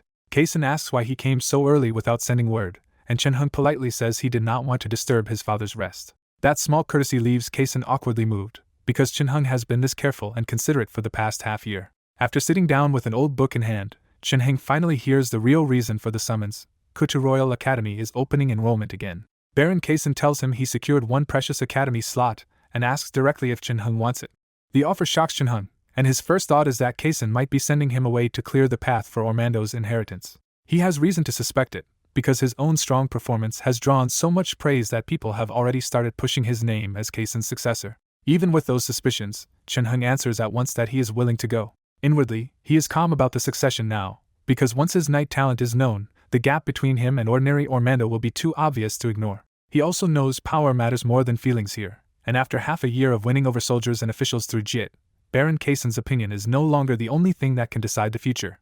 Still, Chin-hung would rather inherit properly than take power by force, so he keeps playing the role of the perfect son. Kaysen explains that the academy place cost him dearly, and he expects Chin-hung to be careful there and build connections useful for his future. That advice makes Chin-hung see Kaysen's real position. His father's heart is already leaning toward him, and this academy trip is both a gift and a final test. Off to the side, Mr. White watches the exchange with a smile until Chin-hung notices him and returns the gesture with easy friendliness. Mr. White is briefly surprised by the acknowledgement, then nods and withdraws to handle other work. Kaysen keeps talking a while longer, and in the end he tells Chin-hung he will leave in 3 days and that he will personally see him off. After agreeing and chatting a little longer, Chin-hung finally leaves the hall and returns to his room. When he opens the door, he finds Tina inside, dressed in gray and diligently sweeping his room. Tina has become one of the people closest to him over the last half year, serving him personally, and Chin-hung greets her with easy familiarity. He reaches out to pat her head and casually asks if she has eaten yet. Tina softly says no and asks why he came in so suddenly, flustered enough that she can barely meet his eyes. Chin-hung laughs it off, says he did not want to interrupt her work, and tells her to go rest instead. Tina lingers for a moment, gazing at his handsome face in a daze, but in the end she obediently turns to leave. With Tina gone, Chin-hung simply smiles and sits down, alone with his thoughts after a morning full of sudden opportunities. After 3 busy days saying goodbye to everyone he knew, Chin-hung steps out at dawn ready to leave. Jit is already waiting for him and insists on escorting him part of the way out of gratitude. Jit adds that his children and old friends also wanted to see Chin-hung off, and that small gesture genuinely lifts Chin-hung's mood. While they wait for the others to finish gathering, the two men pass the time with casual conversation. The quiet breaks with hooves and hurried footsteps as a group arrives to see Chin-hung off. What really surprises Chin-hung is seeing Baron Kaysen there in person, looking exhausted after a sleepless night. Baron Kaysen admits he came because, as a father, he could not let his son leave without one last farewell. He tells Chin-hung to be careful on the road, trying to keep his worry restrained. Chin-hung answers with a gentle, almost homesick promise that he will miss home and wants to return to share meals with his father again. That filial farewell breaks Baron Kaysen's composure, and his eyes redden on the spot. Unable to say much, Baron Kaysen just grips Chin-hung's shoulder and tells him to come back alive. After promising to return safely, Chin-hung finally boards the carriage and begins the long journey. As the carriage rolls away with Jit and the others around it, Baron Kaysen is left standing alone in the cold morning breeze. He lingers there in silence until distant training shouts pull him back to the present. When an attendant says Ormando is out drilling soldiers instead of seeing his brother off, Baron Kaysen explodes in fury. He storms toward the training ground, furious that Ormando stayed away while Chin-hung left. Meanwhile, inside the moving carriage, Chin-hung coolly weighs the risks and benefits of leaving Baron Kaysen's side. He knows distance means he cannot intervene directly if trouble starts back home, but he also knows most of Baron Kaysen's people already lean toward him. He barely worries about Ormando at all, because in Chin-hung's eyes the final outcome will not change. What matters more is the opportunity ahead, the wider world, the prosperous city of Kutu, and better prospects for his future and his points. That calm calculation sharpens when the road narrows into a cramped ravine that looks perfect for an ambush. Chin-hing straightens up and quietly grips his sword, ready for Ormando to make a move, but the carriage passes through without incident, and the ambush he prepared for never comes. Looking back, Chin-hung almost sounds disappointed that Ormando lacked either the brains or the nerve to try killing him. In his mind, an assassination attempt would only have given him the perfect excuse to get rid of Ormando early. Since that chance never came, Chin-hung simply settles back into patience, certain the ending will be the same either way. The journey drags on for 2 full months before Chin-hung finally reaches the Kutu royal city and settles in. Walking the streets for the first time, Chin-hung finds Kutu lively and prosperous, even if it is still crowded, messy, and foul-smelling by his standards. His red robe draws small signs of deference, because in Kutu that color usually marks a noble. At the same time, Chin-hung notices the capital is looser than the countryside, with outsiders wearing all kinds of colors that would not be allowed back home. He also realizes the academy's student intake has packed the city with newcomers from all over. Then one shabby young man in a patched blue robe catches Chin-hung's eye because he carries impossible weight as if it were nothing. Chin-hung reads the signs at once. This poor-looking stranger is definitely not ordinary. He walks over just as the young man is haggling fiercely with a peddler over a sword sheath and trying to force the price down to 5 copper coins. After some hesitation, the peddler actually gives in, and the blue-robed young man prepares to pay his hard-won price. Before the deal finishes, Chin-hung steps in with a warm smile and a gleaming silver coin, asking if it belongs to the young man. Chin-hung calmly explains that he found it on the ground and is trying to return it to its owner, turning the moment into a quiet test of character. The young man is visibly tempted by the valuable coin, but after swallowing hard he refuses it and says it is not his. That honest answer brings a smile to Chin-hung's face, because the stranger just passed the test. On the street in Kutu, Chin-hung and a young man named Kruto realize they both came to join the Kutu Royal Academy. As they talk, Chin-hung draws out Kruto's background and learns he is also a baron's son, but from the far poorer north. When Chin-hung asks why no one guided him here, Kruto explains that his homeland borders a barren region full of danger and crushing poverty. Kruto says he only reached Kutu because a passing merchant caravan gave him a ride, which leaves even Chin-hung speechless. Kruto, impressed by Chin-hung's attitude toward money, asks if the south is really so prosperous. Chin-hung gently shuts that down and says his family is only doing a bit better, and he came to Kutu with just 3 silver coins. Then Chin-hung explains that even if a silver coin matters to him too, he cannot enjoy money if taking it would ruin someone else's life. Kruto is deeply moved and starts seeing Chin-hung as a man who sacrifices his own gain just to spare strangers from suffering. Kruto finally blurts out that Chin-hung is a truly great person. Chin-hung laughs it off and says most people, especially his father, would probably call him an idiot instead of noble. Kruto does not back down and says kind people still deserve respect, no matter how foolish others think they are. Behind his smile, Chin-hung knows Kruto has been completely taken in, because the lost coin story was fake and more money from Baron Kaysen is already on the way. Chin-hung seals the moment by calling Kruto his first friend in Kutu and offering his hand. Kruto stares for a beat, then grips Chin-hung's hand tightly as their friendship is made official. They keep talking like old friends until evening, and only leave when the sky begins to darken. After Kruto heads off, Chin-hung watches him go and privately judges him to be a very promising connection. From one day of conversation, Chin-hung has already sized Kruto up as a likely future heir with useful northern ties. The rough calluses in that handshake confirmed Chin-hung's suspicion that Kruto has real grit beneath his awkward manners. After several more days in Kutu Royal City, Chin-hung finally reports to the Kutu Royal Academy and gets in smoothly with Baron Kaysen's proof. Once he checks the academy class list, Chin-hung frowns because most classes outside the core subjects are paid electives he has to choose himself. The etiquette class costs a whole big silver coin, and Chin-hung instantly thinks the price is ridiculous. Even so, he remembers Baron Kaysen's warning that these fancy classes are really networking grounds for noble families, and the high fee is the filter. Then one course catches his eye for real: night training. It costs the same as etiquette, but this time Chin-hung actually wants it, because it offers both practical value and noble connections. Rather than rush in blind, Chin-hung decides to investigate the class properly using the contacts he has built in the city. The next few days keep him busy as he studies by day and quietly collects information whenever he can. After checking things out, Chin-hung makes up his mind and enrolls in night training. At noon under a brutal sun, Chin-hung arrives at a small square for the class and finds a cold middle-aged man already waiting there. The man is Karipo, and even Chin-hung is surprised to meet someone who arrived before him. Karipo notes that Chin-hung is the first student to arrive, and Chin-hung respectfully confirms his identity. Karipo barely answers, so Chin-hung simply joins him in silence under the scorching sun. Chin-hung soon has sweat on his forehead, but he never complains and keeps his posture perfectly straight. That discipline earns Karipo's quiet approval, while Chin-hung notices something even stranger. Karipo is not sweating at all. Watching him in that merciless heat, Chin-hung quietly concludes that Karipo is no ordinary man. More students finally begin arriving, breaking the long silence in the square. Among them, Chin-hung spots Kudo, and Kudo is just as startled to see him here. Kudo almost comes over to greet him, but he catches himself and obediently takes his place with the others. Once everyone is gathered, Karipo checks the time and coldly announces that training will begin. His first order is brutally simple: run. When someone asks how long, Karipo tells them to keep going until they hit their limit, because he wants to see exactly where that limit is. The class goes quiet under that answer, but no one dares argue with Karipo's face looking like that. So the students have no choice but to start running, and Chin-hung's night training begins the hard way. During the academy run, Chin-hung keeps a steady pace in the middle and quietly watches everyone else instead of showing off too early. As the laps drag on, his body forging training starts to show, and Chin-hung naturally climbs toward the front while weaker students begin to fade. Kudo still leads the whole group like he never gets tired, and Chin-hung sticks close behind him without falling back. When half the class has already collapsed or given up, Karipo finally steps in and only keeps the front runners. The rejected students immediately explode in protest because they already paid for the class and do not accept being thrown out on the first test.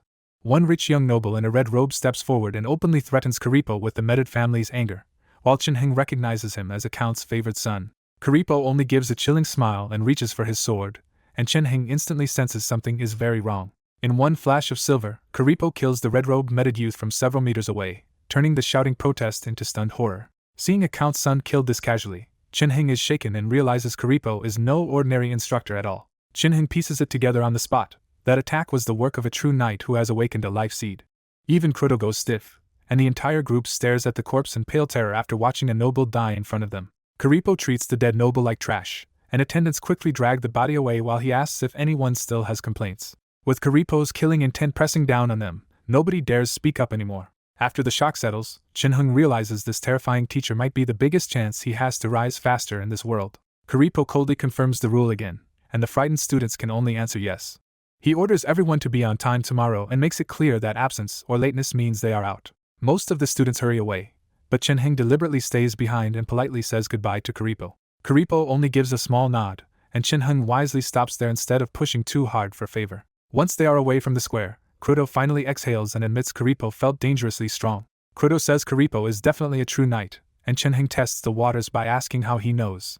Kudo reveals that his own grandfather is a true knight, which instantly makes Chin-hung reevaluate this rough-looking classmate. Kudo goes even further and says Karipo feels more terrifying than his grandfather, almost like one of the legendary great knights. Chin-hung tries to calm him with a practical explanation, but Kudo still looks unconvinced and uneasy. To keep the conversation flowing, Chin-hung asks why someone from Kudo's background would even need this academy class. Kudo admits he did not want to enroll, but his father insisted on Karipo's class so strongly that he even borrowed money for the fees.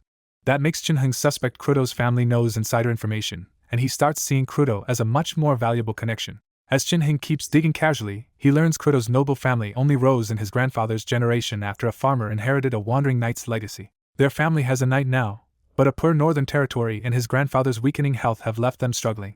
Kudo sighs that the south is easier to live in, because the north is cold, barren, and always under pressure from outlanders. That catches Chin-hung's attention immediately, because he has never actually seen one of these so-called outlanders before. Kudo confirms they are real and says the northern rulers constantly block them from spilling deeper into human lands. He describes the Gud orcs as short, sturdy tribal raiders from the barren desert who can still do serious damage even without swords or steel. Chin-hung repeats the race's name to himself, realizing he has seen that exact option before and now finally understands it belongs to a real people. After talking a little longer, the two finally part ways for the night. At dawn the next day, Chin-hung arrives at the training square early, expecting to be first. Instead, he finds Karipo already standing there like a spear planted in the ground, waiting before everyone else.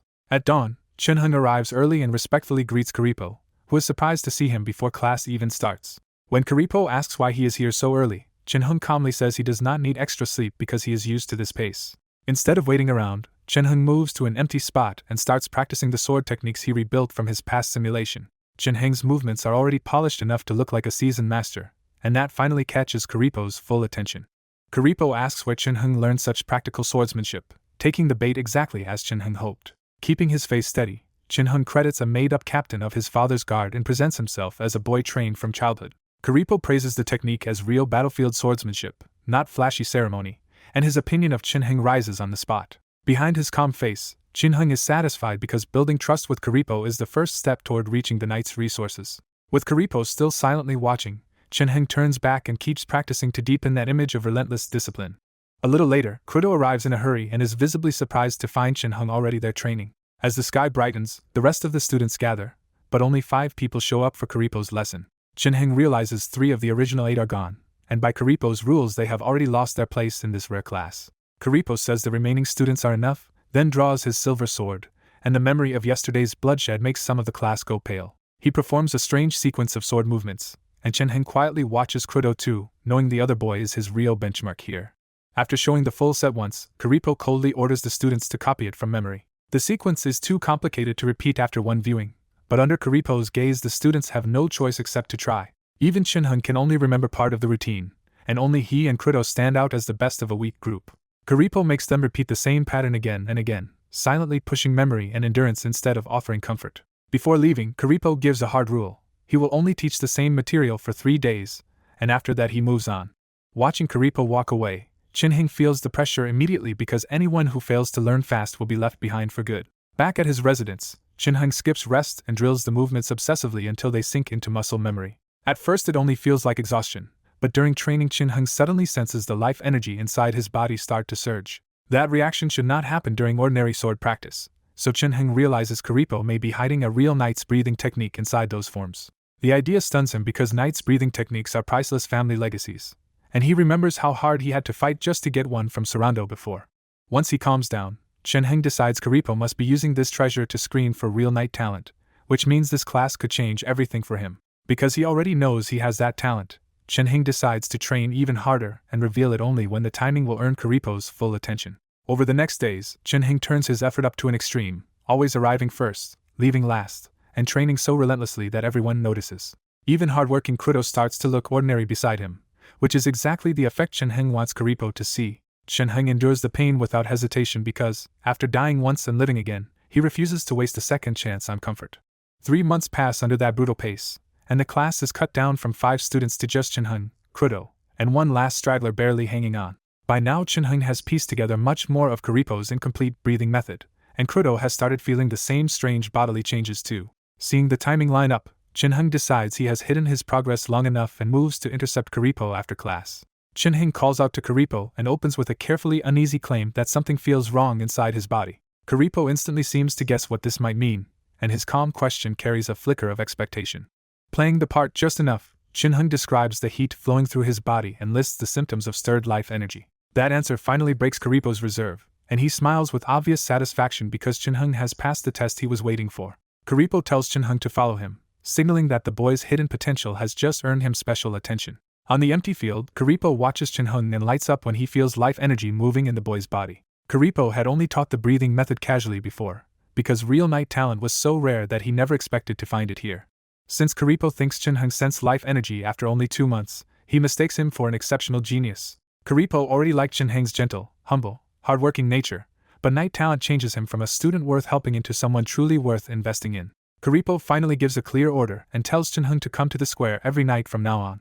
After Karipo walks away without explaining, Chinheng is left standing there, stunned and inwardly thrilled that his effort finally paid off. That night, with the city already quiet in the darkness, Chinheng heads to the square to find out what Karipo really wants. When he arrives, the square is brighter than expected, ringed with torches, and Karipo is already waiting there in the firelight. Chinheng greets him respectfully, and Karipo simply tells him to sit, setting the tone for a serious private lesson. Karipo begins with a blunt truth. Knights are extraordinary beings who stand above ordinary people because they can wield life energy. He explains that not everyone can control life energy, and even noble families rarely produce someone with the needed talent. When Karipo asks if he understands, Chinheng realizes what this means and can barely hide his rising hope. Karipo confirms it outright. Chinheng has that rare talent, and from today he will be taught how to use it. Chinheng immediately rises and bows deeply, thanking Karipo with genuine gratitude. Then Karipo gives the real promotion. From this day on, Chinheng belongs to the Wolf Knight School. Chinheng is surprised knights even have schools, so Karipo starts opening up the wider structure of the knight world to him. Karipo explains that most knights come from schools with different breathing techniques, while so-called wild knights usually vanish quickly or end up absorbed into the nobility. The lesson runs for 2 hours, and only when the flames start burning low does Karipo finally send him back to rest. After that, Chinheng comes every night without fail, carefully taking notes because he knows formal knight training is an opportunity he cannot waste. Through those lessons, Chinheng finally learns the first real rung of knighthood. A knight apprentice has awakened life energy and a stronger body, but has not yet formed a life seed. A true knight, Karipo says, is someone who has awakened a life seed and can actually control that power. Above them are great knights, whose complete control over life energy lets them heal faster and live around 150 years. Karipo hints there are even stronger beings beyond that, but stops there because the gap is still far above Chen Heng's reach. As the months pass, Chen Heng's training surges ahead because Karipo's breathing technique is more complete than the one he got from Sarando. Karipo is not a polished teacher, but his experience lets him spot Chen Heng's problems immediately and keep him from repeating the dead ends of his past simulation. Half a year slips by under that steady routine of night lessons and growing strength. By the next chapter's early morning drizzle, Chen Heng is still keeping the same discipline and arrives at the familiar square to train. He starts with sword practice, drilling his technique before moving on to body training. Then he runs through the strange movements of the foundational body forging technique until the full set is finally complete. Breathing hard and soaked in sweat, Chen Heng realizes he has finally brought body forging to completion after a full year in this world. His night training has advanced too, and his life energy is now strong enough to sense clearly even if he still cannot fully control it. Even Karipo was shocked by that speed, but Chen Heng knows the real reason is not pure talent alone. He credits his old simulation experience, where he spent years with the breathing technique even without going far. The other boost is that body forging and the knight's breathing technique strengthen each other, letting his foundation snowball. With that synergy and the foundation he built during his half-year at Baron Kaisen's territory, Chen Heng has become almost unrecognizable from the boy who first arrived. Kudo arrives at the square in black training clothes and spots Chen Heng already there as usual. When Chen Heng casually says he just came early, Kudo grumbles that someone this talented has no business working even harder than everyone else. Kudo has also shown night talent and joined the Wolf Knight School, but his progress still trails behind Chen Heng's. Chen Heng knows that gap is not just talent, because body forging helps him more than Kudo, and he also trains with relentless consistency. After a while, Chen Heng asks if Kudo wants to go with him to Kelly's banquet the next day. Kudo rejects it on the spot, dismissing Kelly as a sissy and saying he'd rather spend the time training. Chen Heng takes the refusal in stride and calmly decides he will attend the banquet alone. Kudo keeps mocking banquets as empty rooms full of poetry, bragging, and flattery, which says a lot about why he stays isolated. Over the past half-year, Chen Heng has done the opposite and built real connections across the city, from powerful figures to ordinary people. His status as Karipo's student and a knight apprentice who awakened life energy has already made him a known name in Kuto Royal City. Kudo could have made similar allies, but his northern background draws prejudice, and his own stubborn pride keeps him from playing that game. So outside of Chen Heng and a few others, Kudo has barely any friends in the capital at all. After a full day of training, the two part ways and head back to their own rooms. By now Chen Heng no longer lives at the academy, because he has moved into a spacious private manor of his own. The house is fully set up with attendants and everything he needs, making it clear just how much his position and finances have improved in half a year. Baron Kaisen doubles down on backing Chen Heng after hearing he became Karipo's student and awakened talent as a knight. That support changes Chen Heng's life in the royal city, giving him enough money to live well and start profitable ventures of his own. After returning home, Chen Heng changes into fresh formal clothes and heads out again by carriage for an evening invitation. He arrives at an unfamiliar manor that is even grander and more extravagant than his own. An old butler greets him at the gate and says Kelly has been waiting inside. Chen Heng apologizes for arriving late, and the butler leads him through the decorated estate toward the main hall. Inside, he finds a casual banquet full of young nobles chatting and dancing, and the room immediately turns to stare when he enters. Kelly hurries over, hugs Chen Heng like an honored guest, and happily asks why his friend came so late. Chen Heng smooths it over by saying he would never miss Kelly's banquet because they are good friends. Kelly is visibly pleased because getting Chen Heng to appear in person proves his banquet carries weight. In this city, Chen Heng's low birth matters less now because Karipo's student and future knight is a status everyone understands. Chen Heng keeps his expression calm through the introductions, letting his reputation speak while everyone around him makes a fuss. He has been careful for months not to attend every invitation, because if everyone can claim his friendship, it stops being valuable. Once the formal greetings end, Chen Heng sits off to the side and finds the whole noble gathering painfully boring. Pretty young women keep approaching him to dance, drawn by his looks and his name. He politely refuses every invitation, not because he dislikes women, but because he is protecting the spotless image he has built. Chen Heng has been carefully acting kind, virtuous, and untouched by scandal, because he wants that reputation to help him marry upwards someday. His restraint only makes him stand out more, turning him into the most eye-catching figure in the room. From a corner, a girl in a black dress quietly notices him and asks who that unusual man is. As an attendant quietly explains that Kylan rose from a low baron's son to Karipo's student and a famous knight apprentice, Verna's interest in him quickly deepens. The more Verna hears about his fame and potential, the brighter her interest becomes. Seeing that Chen Heng keeps refusing every other woman only makes Verna like him more. After hesitating, Verna finally works up the nerve to stand and walk toward him anyway. The other girls watch with a bit of anticipation, expecting Chen Heng to reject her just like the rest. Chen Heng notices her coming and immediately starts judging not her beauty, but whether her background is worth his attention. He realizes Kelly has been subtly keeping an eye on this plain-looking girl all evening, which tells him her identity must be important. Her age eases his mind too, because a girl of 15 or 16 is less likely to come with dangerous complications. Chin-hing decides to get to know her, but he also knows he cannot suddenly treat one girl too warmly after rejecting everyone else. Verna reaches him at last and shyly asks if she can have a dance. Up close, Verna is overwhelmed by how handsome and gentle he looks, and she becomes even more afraid he will turn her down. Chin-hung answers carefully, saying she is still too young for that kind of dance and asking whether she came without a partner. Verna admits she came alone, and her brief disappointment shows when she thinks he is refusing her.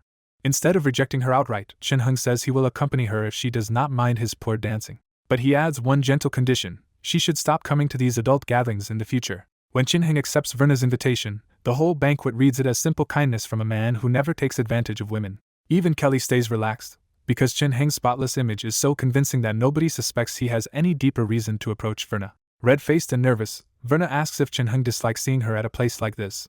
Chin-hung gently tells her that different ages suit different things, but he makes it clear the choice is still hers. Those words remind Verna of advice she once heard before, but coming from Chin-hung, they feel warm instead of harsh.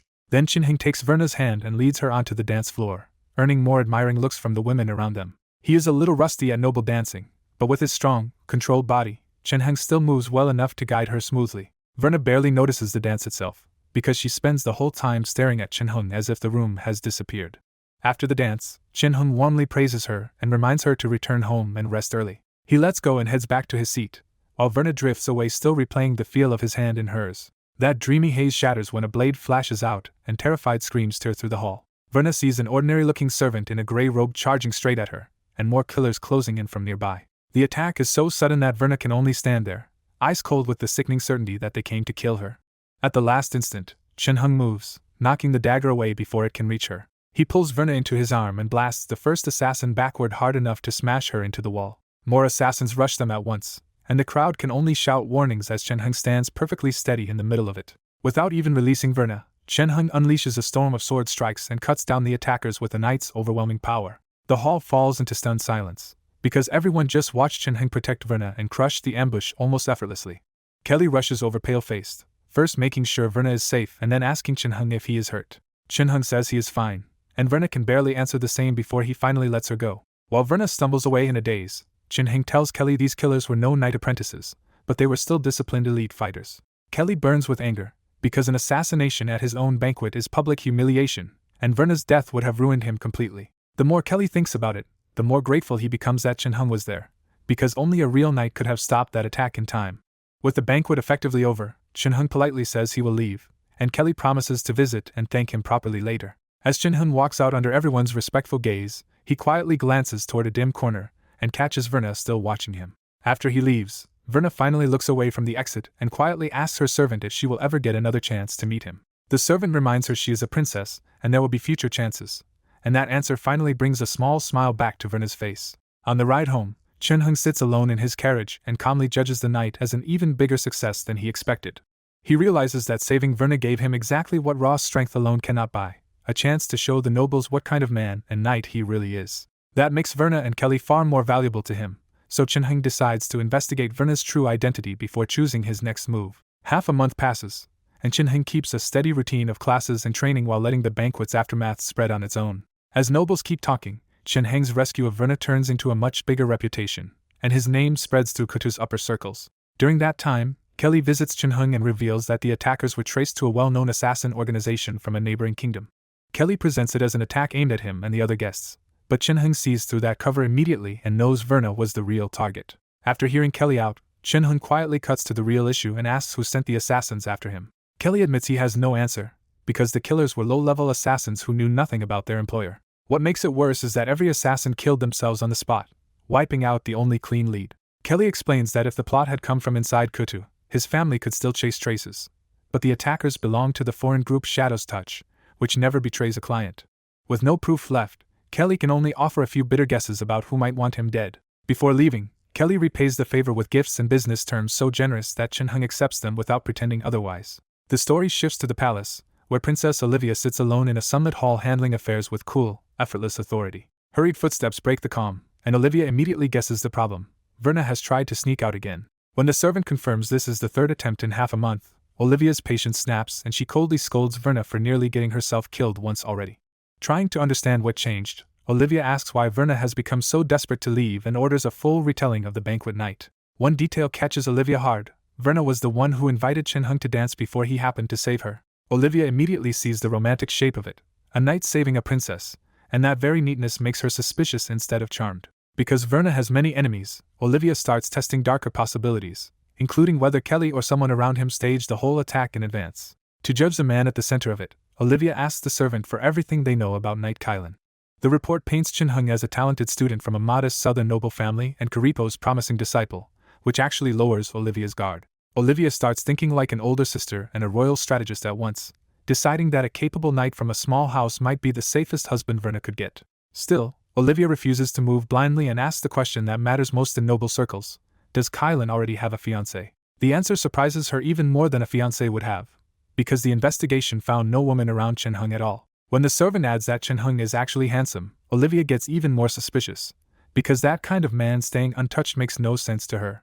Olivia quickly rules out any physical issue because he is a young knight, then bluntly wonders if he simply prefers men instead. Even that theory hits a wall when the servant says there is no evidence of men either, leaving Olivia both speechless and intrigued. Since rumors will not settle it, Olivia decides to test Chin-hung in person and orders a banquet in her name, with Kelly forced to bring him along. She also tells the servants to let Verna hear about the banquet, hoping that news alone will keep her troublesome little sister from running wild again. Soon after, Kelly brings the invitation to Chin-hung and explains that Princess Olivia is hosting a small, selective banquet. The name alone jolts Chin-hung, because Olivia is the king's brilliant eldest daughter, a powerful knight commander, and one of the strongest contenders for the throne. Chin-hung has already studied her from a distance, and wanted a way to approach her, but until now she had never stayed in the capital long enough. So even though he wonders why Olivia suddenly returned and why she wants him there, Chin-hung sees this as a chance he cannot afford to miss. He accepts with polite confidence, telling Kelly he will gladly attend and rely on him for the introduction. Kelly keeps his face steady, but inside he is hugely relieved, because refusing Olivia's order would have put him in serious danger with her. After a little more talk, Kelly leaves, and Chin-hung watches him go with a faint sense that something about this invitation is still strange. Back at his residence, Chin-hung heads straight to his private training ground instead of sitting with the mystery. He begins practicing sword swings in the empty yard, driving up sharp waves of sword wind through disciplined movement. As he moves, life energy gathers inside him, showing how far his knight training has advanced over the last half-year. The combined effect of the body forging technique and knight's breathing technique has pushed him to the edge of a major breakthrough. According to Karipo, Chin-hung's current constitution and life energy have finally reached the benchmark needed to awaken a life seed. But that next step is dangerous, because if the awakening fails, he will permanently lose a huge amount of life energy, and may only get 1 or 2 chances in his entire life. At the training ground, Chin-hung reins himself in and decides his life seed can wait. He knows this world's usual breakthrough method is brutal. A knight forces a life seed awake in a life or death battle and gambles everything on surviving. Even success is not safe, because a newly awakened knight can still die if that weakened moment lasts too long. Since he has other options, Chin-hung refuses to risk that path before his foundation is solid enough. His thoughts shift to the solid rock body forging technique, the true legacy Louis gave him. That technique is stronger than ordinary body forging methods, but it only opens up to someone who has already reached body forging completion. After nearly a year in this simulation, he has gone from complete beginner to body forging completion. With his knight training stuck at a bottleneck, he decides this is the right time to switch focus and build up the body forging path instead. He has not forgotten why he came here in the first place. This technique matters because it can strengthen his real body outside the simulation. So Chin-hung calmly starts practicing the solid rock body forging technique for real. A few days later, a carriage procession arrives at a familiar manor for Princess Olivia's banquet. Seeing the location, Chin-hung gives Kelly a pointed look and realizes his connection to Olivia runs deeper than a casual invitation. Kelly awkwardly admits that Princess Olivia has ties to his father, which tells Chin-hung their family likely stands on her side. That makes the banquet feel much less casual, and Chin-hung quietly wonders if Olivia plans to pull him into her camp. Even with that suspicion, he keeps his face calm, gets out, and walks in with his head high. Inside, the place looks familiar, but this time the room is filled with older, far more powerful guests and many more guards. Chin-hung immediately understands this is a gathering of real power, not just another party for noble children. Kelly points out his seat, and Chin-hung quietly takes it while the room's attention starts turning toward him. Before he can settle in, a mocking voice cuts across the hall and openly belittles Karipo's student. The attack is so sudden that Chin-hung instantly starts weighing the possibilities behind it instead of reacting blindly. He answers with cool manners, admits he still has more to learn, and invites the man to offer some pointers if he wants to test him. The man in the corner stands up, amused by Chin-hung's nerve, and the room finally gets a clear look at him. Mater laughs and sneers that Karipo clearly forgot to teach his student how to respect elders. The instant Mater fully rises, a savage aura rolls out of him and turns the hall heavy with danger. Whispers race through the room as people recognize him. This is Mater. Some guests wonder why Mater would provoke a fight here, while others are already eager to watch a rare clash between a famous knight and Karipo's rising student. Kelly wants to step in, but he knows too much to interfere lightly. He guesses Mater is acting on Olivia's orders, because a princess like her would never rely on Shinheng's fame alone without testing his real worth. That thought only makes Kelly more uneasy, because Mater is one of Olivia's strongest men and already a true knight with an awakened life seed. Compared to that, Shinheng is still only a knight apprentice, so Kelly can only hope Mater holds back. In another corner, Verna lights up the moment Shinheng stands, nearly blurting out her excitement before she forces herself to stay hidden. Amid the tightening silence, Shinheng stands tall in the center of attention and reads the room with sharpened senses. The pressure coming off Mater confirms what Shinheng already feared. He is facing a real knight. Shinheng remembers how deadly true knights are, flashing back to a brutal old fight where he was badly outclassed and only survived because others helped distract the enemy. Mater is in his prime, which makes him even worse, and Shinheng has no desire to test that head-on. But retreat is not an option now, because backing down here would shatter his hard-won reputation and his value in Olivia's eyes. So he reasons through the politics and decides this is probably a test, which means Mater should not dare kill him in front of everyone. Karipo's name matters too, and Shinheng is confident his teacher would never let his students' killing pass quietly. Once he settles on that, the fear of dying here drops away and Shinheng is ready to fight. The dancers withdraw from the center of the hall, leaving a clean space for the duel. Shinheng draws a silver sword that flashes under the candlelight. Mater draws his own blade, praises the weapon with a cold laugh, and says the real question is whether Shinheng's sword skills can keep up. Shinheng gives a calm reply and moves first. He bursts forward so fast that to the watching guests he almost seems to vanish. The two swords crash together before most of the room can even react. Mater's expression finally changes when he feels the force behind Shinheng's sword. Shinheng immediately slips his footing forward and swings down again with a colder, fiercer edge. As the second strike falls, the life energy inside Shinheng erupts and makes the blow even faster and heavier.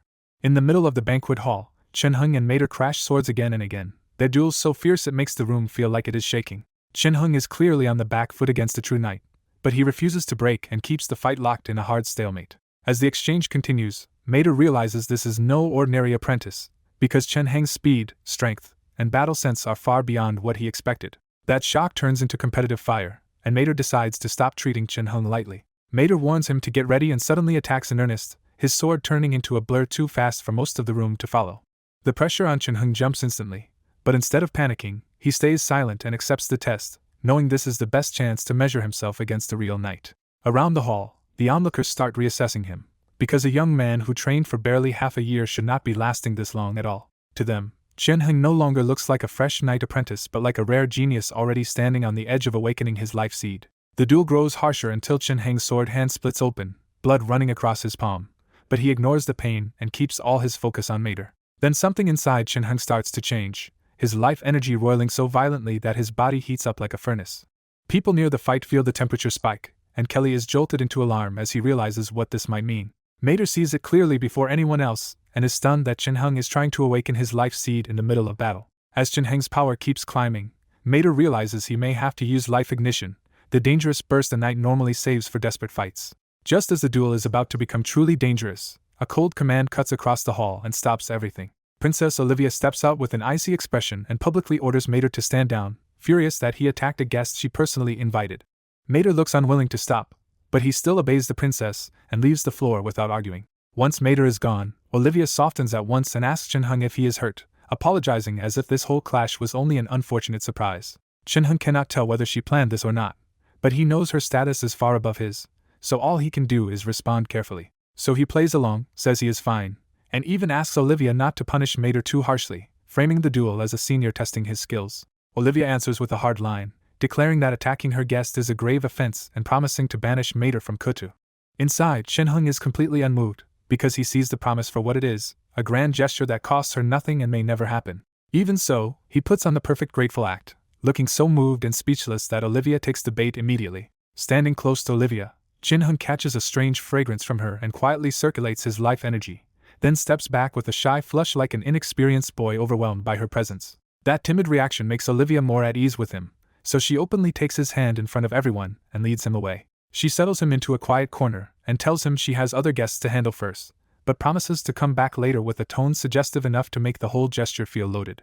As Olivia turns away from the corner, she catches Verna glaring at her from across the hall, furious that the sister who knew her feelings is now making a move on Shinhung herself. Olivia dismisses Verna's anger without a care, because in her eyes nothing is settled yet and noble rules leave plenty of room for this kind of game. Left alone in the corner, Shinhung immediately feels the room's attention settle on him again, and the weight of all those watching eyes makes him quietly frown. At Olivia's banquet, Shinhung immediately feels the room turn hostile and realizes her attention is dragging him into dangerous court politics. He coldly rejects the romantic fantasy everyone else would chase, because being tied to the crown princess would only make him her faction's free target. Looking at Olivia from afar, Shinhung decides her beauty and status are not worth the political trap attached to them. As the night grows wilder, dancers flood the hall, wine loosens the nobles, and the whole banquet slips into a heated, indulgent mood. Olivia dances with the nobles and lets the chaos continue, but she keeps checking Shinhung, who still sits alone like a drawn sword in the middle of the mess. Just as Olivia seems ready to approach him herself, she spots a younger girl slipping toward Shinhung and pauses in surprise. Verna nervously greets Shinhung and asks if he still remembers her, clearly forcing herself to be brave. Shinhung smoothly puts her at ease, inviting her to sit and speaking with the polished warmth of a perfect gentleman. Once the awkwardness breaks, the two start chatting easily, and Verna quickly brightens under Shinhung's steady attention. Shinhung sweetens the mood by describing his southern home and offering to send Verna violet flowers and fruit in the future. When Shinhung asks for her address, Verna hesitates because she does not want him to learn her rank and start treating her like everyone treats Olivia. In the end, Verna only tells him to send anything to Kelly's residence, carefully avoiding the truth about who she is. Shinhung says nothing, but with Kelly's name and everything else he has learned, he quietly pieces together that this timid girl is Princess Verna. Now that he knows who she is, Shinhung starts to suspect Olivia invited him here less to test him and more to see whether he and Verna would suit each other. Verna notices him drifting off and asks what he is thinking, but Shinhung only smiles and keeps the conversation light. Other women drift over during the banquet, hoping to speak with Shinhung or pull him into a dance, but he turns them all away and stays with Verna. Across the hall, Olivia watches the pair without interfering, calmly measuring Shinhung as a possible match for her younger sister. In Olivia's eyes, Shinhung's southern noble background, Karipo's support, and talent just one step from true knighthood make him a rare match respectable enough for Verna without making things too complicated. By the time the feast finally winds down, Verna is already reluctant to let Shinhung leave. When Verna softly asks if he will come visit her again, Shinhung answers with polished warmth, and the exchange leaves her blushing like she just heard a confession. To innocent Verna, those words land like a confession, and she blushes hard before promising she will be thinking of him too. Shinhung ends the moment with a graceful bow and a sweet goodnight, leaving Verna flustered and full of hope. Outside the manor at night, Kelly walks Shinhung out and checks on him after his brutal clash with Mater earlier. Shinhung brushes it off with a joke, saying Mater held back enough that he can still walk and talk instead of being carried out. Kelly can barely believe that counts as going easy, because he still remembers how terrifying the duel looked. Then Kelly asks the real question haunting him all night. Has Shinhung already reached the stage where he can awaken a life seed? Shinhung confirms it without hiding anything, saying Karipo believes he is ready to try awakening his life seed now.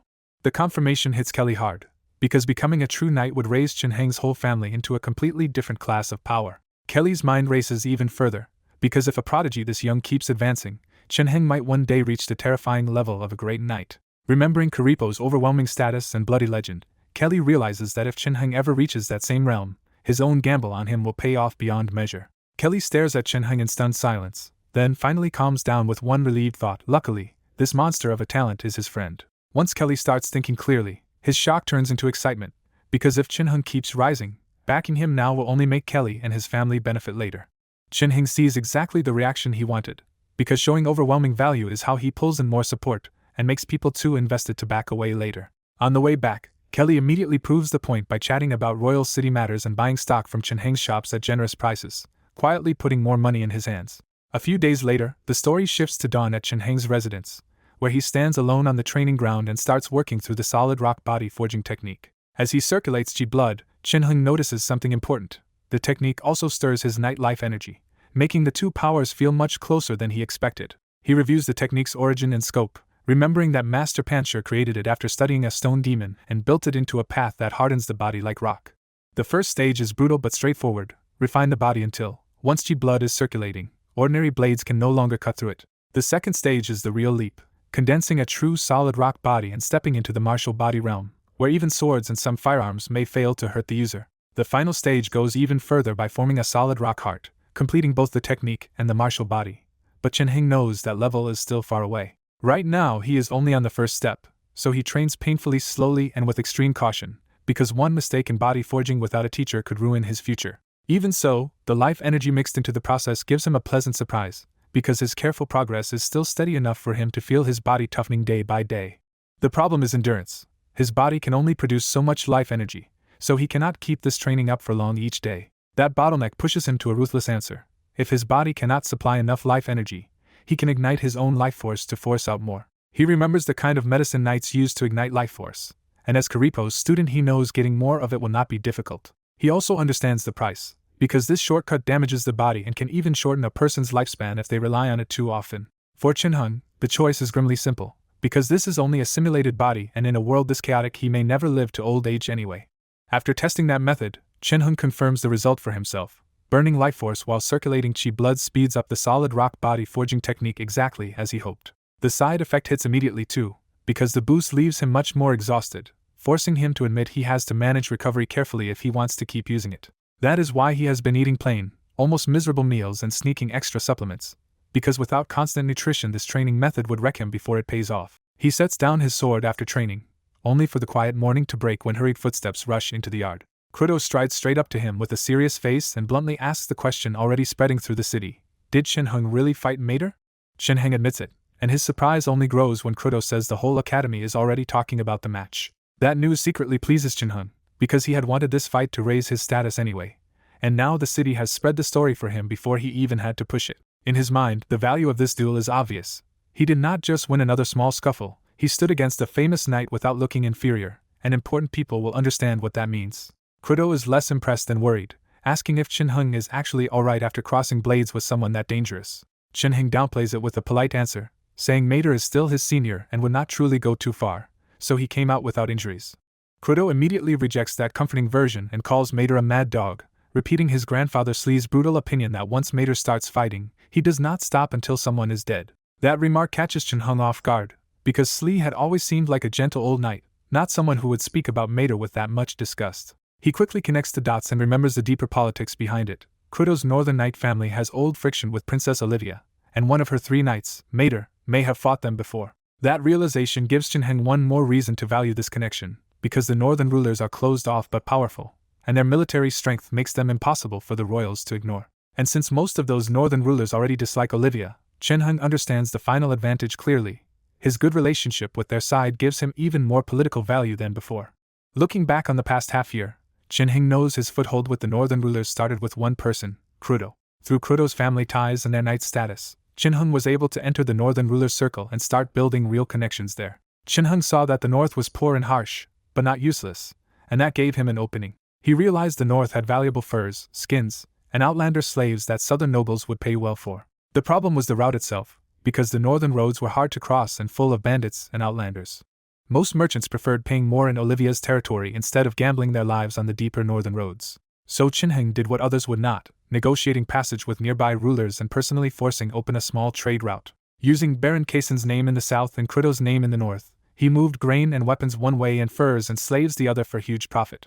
The northern rulers got passage fees and supplies out of the deal, so Chin-hung stopped being just friendly and became genuinely useful to them. As that influence grew, Chin-hung quietly counted it as borrowed power he could use later. His thoughts shifted to the Kuta succession fight, where the bedridden king had left Olivia and the prince closing in on a direct struggle for the throne. In Chin-hung's judgment, Verna was too weak to matter, so the real succession fight narrowed to Olivia against her brother. Olivia's strength was simple and dangerous: northern territory, her own army, and years of being raised like a serious heir. Prince Grith had his own edge too, because he was older, male, and backed by his mother's foreign royal family and part of the nobility. That was why the northern rulers mattered so much, since their battle-hardened strength could tilt the whole succession if they chose a side.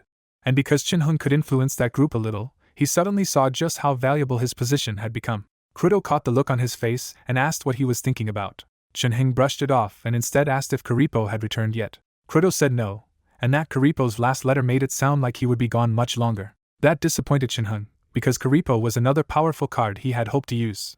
As Karipo's student, Chin-hung knew public support from the Guardian Knight could shift a huge part of the city. With Karipo missing and Olivia suddenly back in the royal city, Chin-hung started to suspect the calm would not last. 2 months passed, and on the surface the Kutu royal city looked peaceful again. Most commoners did not care who won the throne anyway, because surviving each day mattered more than noble politics. But Chin-hung kept watching Olivia closely, and the more quiet things looked, the less he trusted that calm. He sensed undercurrents he could not fully see, and that uneasy feeling finally turned into a decision to leave. Outside the residence, Kudo was stunned when Chin-heng told him he was really going home. Chin-heng kept the explanation simple. He had promised his father he would return, and he would not break that promise. Kudo looked genuinely disappointed, because after Chin-heng left, he would lose his favorite training partner. Chin-heng suggested Kelly instead, but Kudo immediately dismissed him as weak and not worth the trouble. When Kudo offered to escort him, Chin-heng agreed at once, joking that winter bandits might still get bold. Kudo laughed at the idea of anyone daring to rob a knight, and the two parted on easy banter. After watching Kudo go, Chin-heng's mind went back to Kelly's letter and the danger closing around the city. He knew the tension had grown since Olivia returned, and the king collapsing unconscious again only made it worse. Then came another bad sign, rumors that Prince Grith was preparing to return too. Chin-heng judged the whole game brutally clearly. Powerful people might profit from this chaos, but for him it was just a deadly trap. Kelly's ordinary-looking letter hid a warning to protect himself, and that finally pushed Chin-heng to withdraw. Since he also had unfinished business at home, leaving the royal city now became the cleanest move. Before going, Chin-heng headed to Kelly's residence to say goodbye and to see Verna one more time. Instead, the old butler told him that none of them were home, and Chin-heng immediately felt something was off.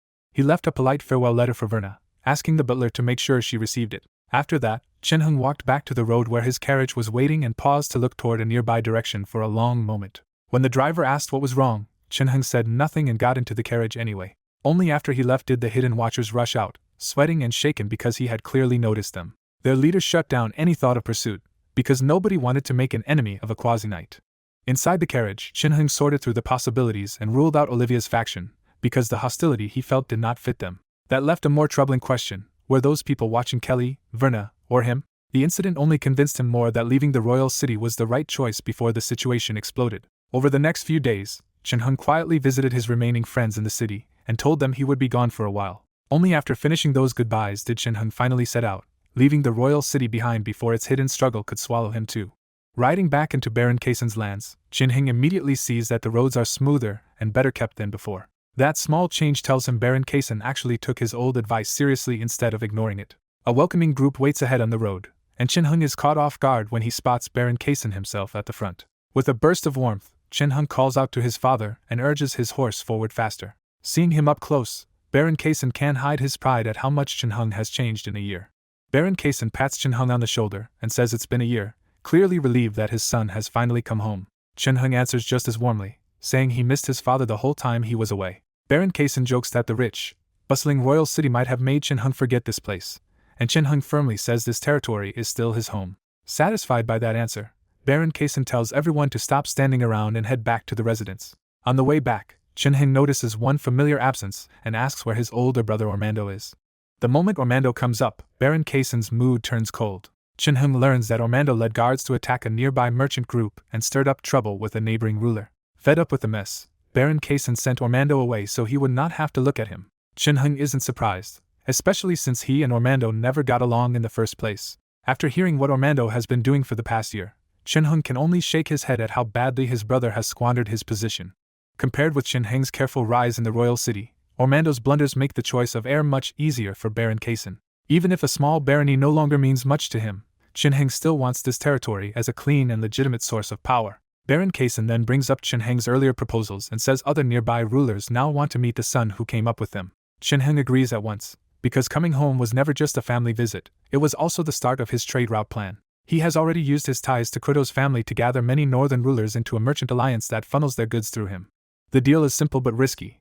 The northern rulers hand over most of their goods to Chin-heng for sale, and that trust only lasts if he can make them money fast. Selling everything in Kutu Royal City would be easy for Chin-heng, but flooding one market would crush prices and ruin the long-term trade. It would also waste the bigger opportunity, because rich city elites would treat this as ordinary business instead of a favor worth remembering. So Chin-heng chooses the neighboring southern rulers instead, because helping people who truly need a new income stream will bind them to him. Those southern lands have enough food thanks to better climate and soil, but they are still short on money and eager for a profitable opening. Once they get used to earning from Chin-heng's route, their interests will be tied to his whether they like it or not. With Baron Kaysen backing him and neighboring rulers already asking for meetings, Chin-heng sets out from home to begin a busy round of negotiations. To pull the southern rulers in, Chin-heng offers favorable terms and promises them a steady share of northern goods at good prices. In return, those rulers can pay him with crops and other agricultural products, turning Chin-heng into the broker between two very different regions. The whole system works because the North is rich in cheap furs and slaves but starved for food, while the South has food to spare and can still profit by reselling what it buys. By moving goods north to south and food south to north, Chin-hung solves both sides' oversupply problems and makes all three parties profit. While Chin-hung throws himself into this work in the south, the story cuts back to the palace where Verna finally receives the letter he left for her. The attendant explains that Chin-hung came to Kelly's residence to say goodbye before leaving, but Verna was away, so he had to leave the letter behind. Realizing Chin-hung is already gone, Verna can't help feeling a little sad. Even so, she quickly opens the letter and starts reading it at once.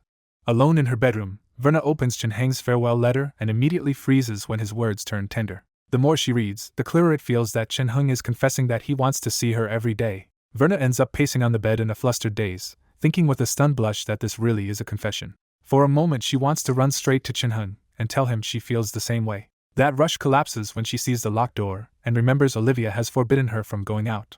She can only comfort herself by hoping Olivia's busy spell ends soon and Chin-hung comes back safely after that. Unable to just wait, Verna grabs pen and paper and starts writing him a reply. Elsewhere in the palace, Olivia sits buried in work, already strained by mounting problems and her younger brother's trouble. When the servant approaches, Olivia assumes Verna is causing another scene because she wants to go out again. Instead, the servant says Verna only wants a letter delivered, which catches Olivia off guard. Olivia allows the delivery, then casually asks what Chin-hung has been doing lately, and hears he has been busy with trade. The moment she hears about the North-South trade, Olivia stops skimming her documents and takes the matter seriously. She orders every report on Chin-hung brought in, because this is no longer just news about Verna's favorite knight. As Olivia reads through the reports, she realizes Chin-hung built a route that sells the North's furs and slaves south and sends southern grain back north for huge profit. She quickly understands why no one else had pulled this off before. Nobles think narrowly, territories are fragmented, tolls clash, bandits are everywhere, and the North hates outsiders. What truly shocks Olivia is that Chin-hung somehow pushed through all of those barriers and made it work anyway. For the first time, Olivia stops seeing him as just a barren son and promising knight, and starts seeing a man whose power will keep growing. Olivia follows that thought to its next conclusion. If the trade keeps expanding, both northern and southern rulers will end up backing Chin-hung. So she asks the servant directly how Verna and Chin-hung acted when they met, looking for more than simple gossip now. The servant answers that Verna clearly likes him, and Chin-hung treats Verna far more warmly than other girls. Olivia thinks through everything she has learned and decides this match could satisfy both Verna's heart and the royal family's political needs. With that decision made, Olivia orders Verna's letter sent out as fast as possible. Far away by a broad river, Chin-hung quietly asks what his older brother Ormando has been doing. The attendant reports that Ormando was sent to a nearby town and now wastes his days drunk. Chin-hung then confirms a darker step in his plan. The trade news has already been leaked to bandits on purpose. When the attendant worries that the goods could be attacked, Chin-hung calmly says that is exactly what he wants. Instead of explaining, Chin-hung gives the real order: lure Ormando home by claiming their father misses him and regrets sending him away. The next day in a small town, the messenger feeds Ormando exactly that story, saying Baron Kaysen still wants his eldest son back. Half ruined as he is, Ormando still lights up with hope the moment he hears his father may have forgiven him. The messenger presses harder, saying Baron Kaysen has regretted the exile for a long time and would be happy if Ormando returned now. When the messenger adds that Baron Kaysen is about to travel with Chin-hung, Ormando's hope instantly curdles into jealousy and rage. Blaming Chin-hung for his own downfall, Ormando decides he has to rush back and stop his younger brother from replacing him as heir. He immediately orders preparations to leave, walking straight into the trap Chin-hung laid for him. The next day at Baron Kaysen's residence, news of Ormando's sudden return only makes the Baron turn cold. Instead of welcoming his eldest son, Baron Kaysen angrily asks why Ormando came back at all when he was supposed to stay away and reflect. By now Ormando's long string of foolish behavior has worn his father down so badly that, beside Chin-hung, he only looks worse. When Ormando returns, Chin-hung quietly urges Baron Kaysen not to stay angry, reminding him the household badly needs more hands right now. Kaysen grumbles, but he still gives in as a father, and orders his steward to bring Ormando inside. A moment later, Ormando walks in wearing black robes, and his heavier, bloated figure makes an ugly contrast next to Chin-hung. Kaysen greets him with a harsh warning, making it clear Ormando is only being tolerated, not forgiven. Ormando immediately half kneels and puts on a sincere show, saying he missed his father and wants to stay by his side again. That act works just enough, and Kaysen tells him to drop the past, help with the busy days ahead, and bring his sword when they leave soon. Once Kaysen leaves, Chin-hung reaches out politely to welcome his brother back, trying to smooth things over himself. Ormando snubs him completely, gives a cold harumph, and walks away without taking the hand. The moment turns awkward, but Chin-hung calmly pulls his hand back and lets Ormando's insult pass as his brother walks off. Over the next few days, Kaysen's residence turns into a packed trade yard as northern goods pile up everywhere.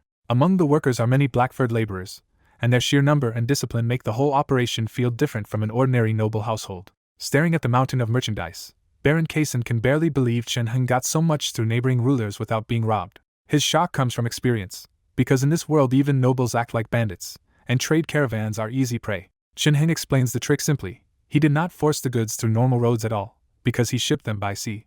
Kaysen is startled again, because ships sound just as dangerous to him, but Chen Heng treats the sea route as manageable if the vessels are sound. Then Kaysen points to the black-furred workers, finally asking who these unusual people really are. Chen Heng says they are black-fur people captured from the northern desert wars, bought cheaply as slaves and kept for labor. But for Chen Heng, buying slaves was never just cheap labor.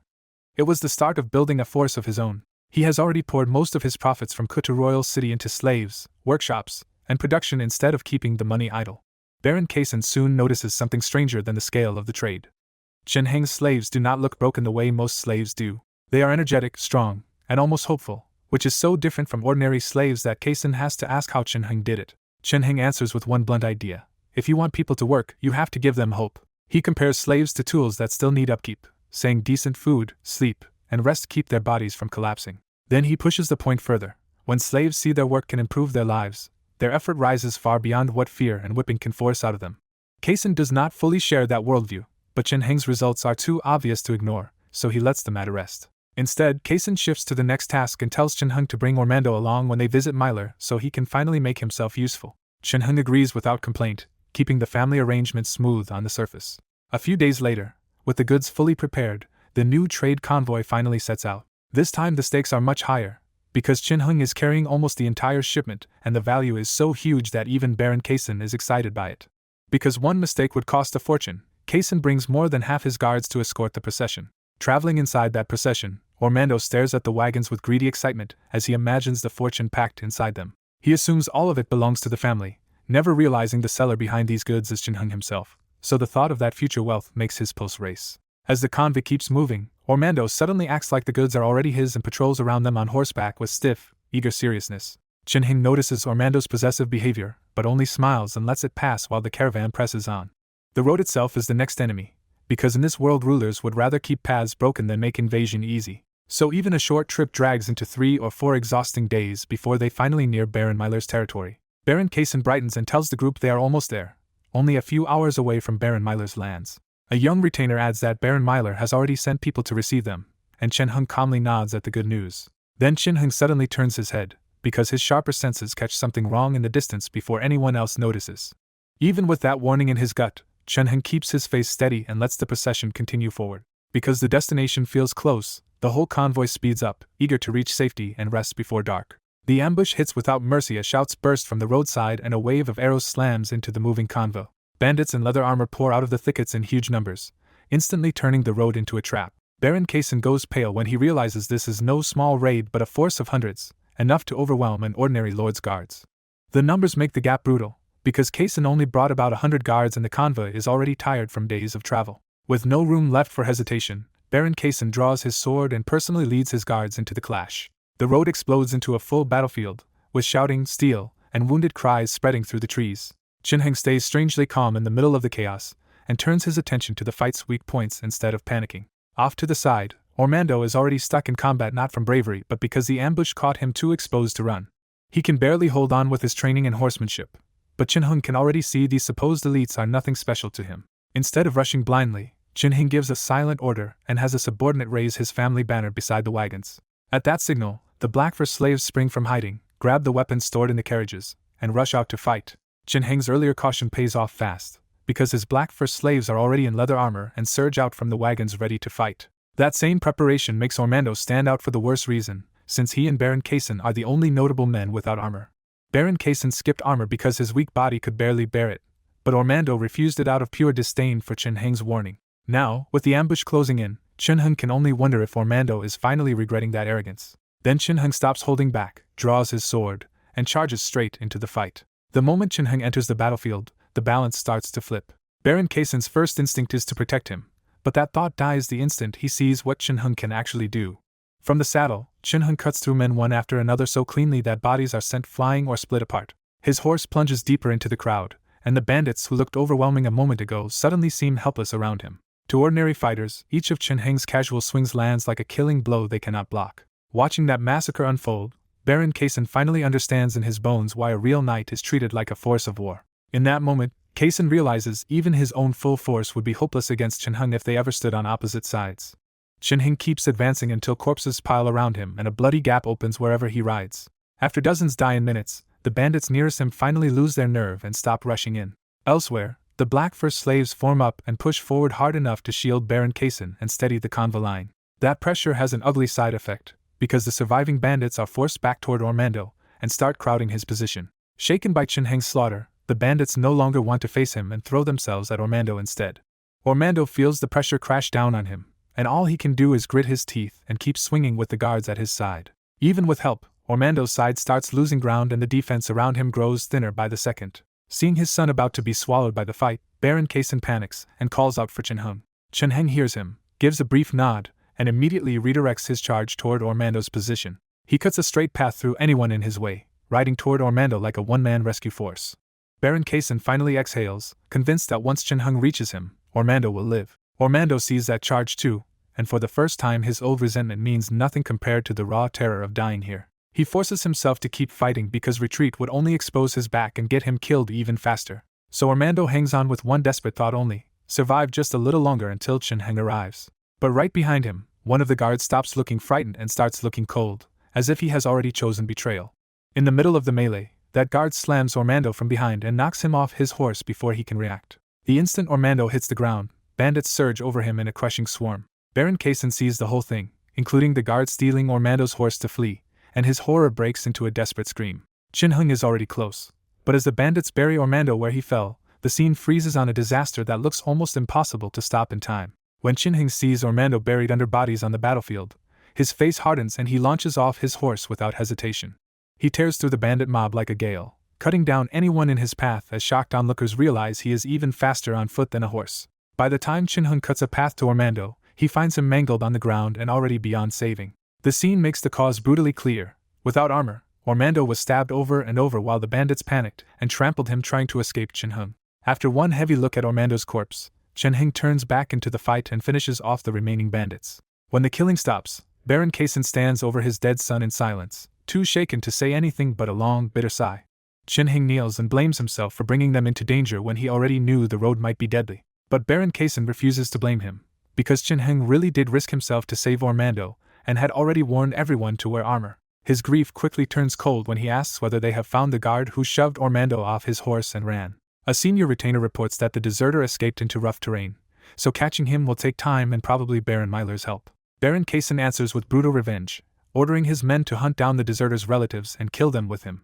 Chen Heng says nothing, but inwardly he notes that Ormando's death was not part of the plan and still ends up helping him. He reflects that this whole battle was meant to crush the biggest local bandit group and show the surrounding rulers exactly how dangerous he is.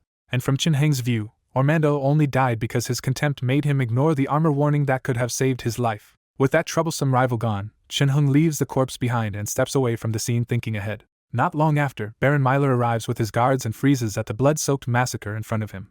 Baron Kaysen introduces Chen Heng to the newly arrived Southern Lord as a knight, and gives him full credit for carrying them through the ambush. Seeing the heaps of corpses and the untouched young knight behind them, the Southern Lord finally understands what kind of threat Chen Heng is. Any greedy thoughts the Southern Lord had about Chen Heng's goods vanish on the spot, because this massacre proves his own men would die just as easily. That fear eases when the Southern Lord finds Chen Heng unexpectedly courteous, even while still covered in battle blood. Trying to lighten the mood, Baron Myler casually asks where Ormando is, and the sudden silence tells him he has walked into something bad. Once he learns Ormando is dead, Baron Myler is startled enough to glance at Chen Heng first before quickly lowering his gaze. He quickly covers that fear with hospitality, and invites Baron Kaysen and Chen Heng to stay at his residence as honored guests. Because of Ormando's death, they stay only one day, settle the agreement, and leave without lingering. As news of the battle spreads, the nearby rulers suddenly become much more obedient, exactly as Chen Heng intended.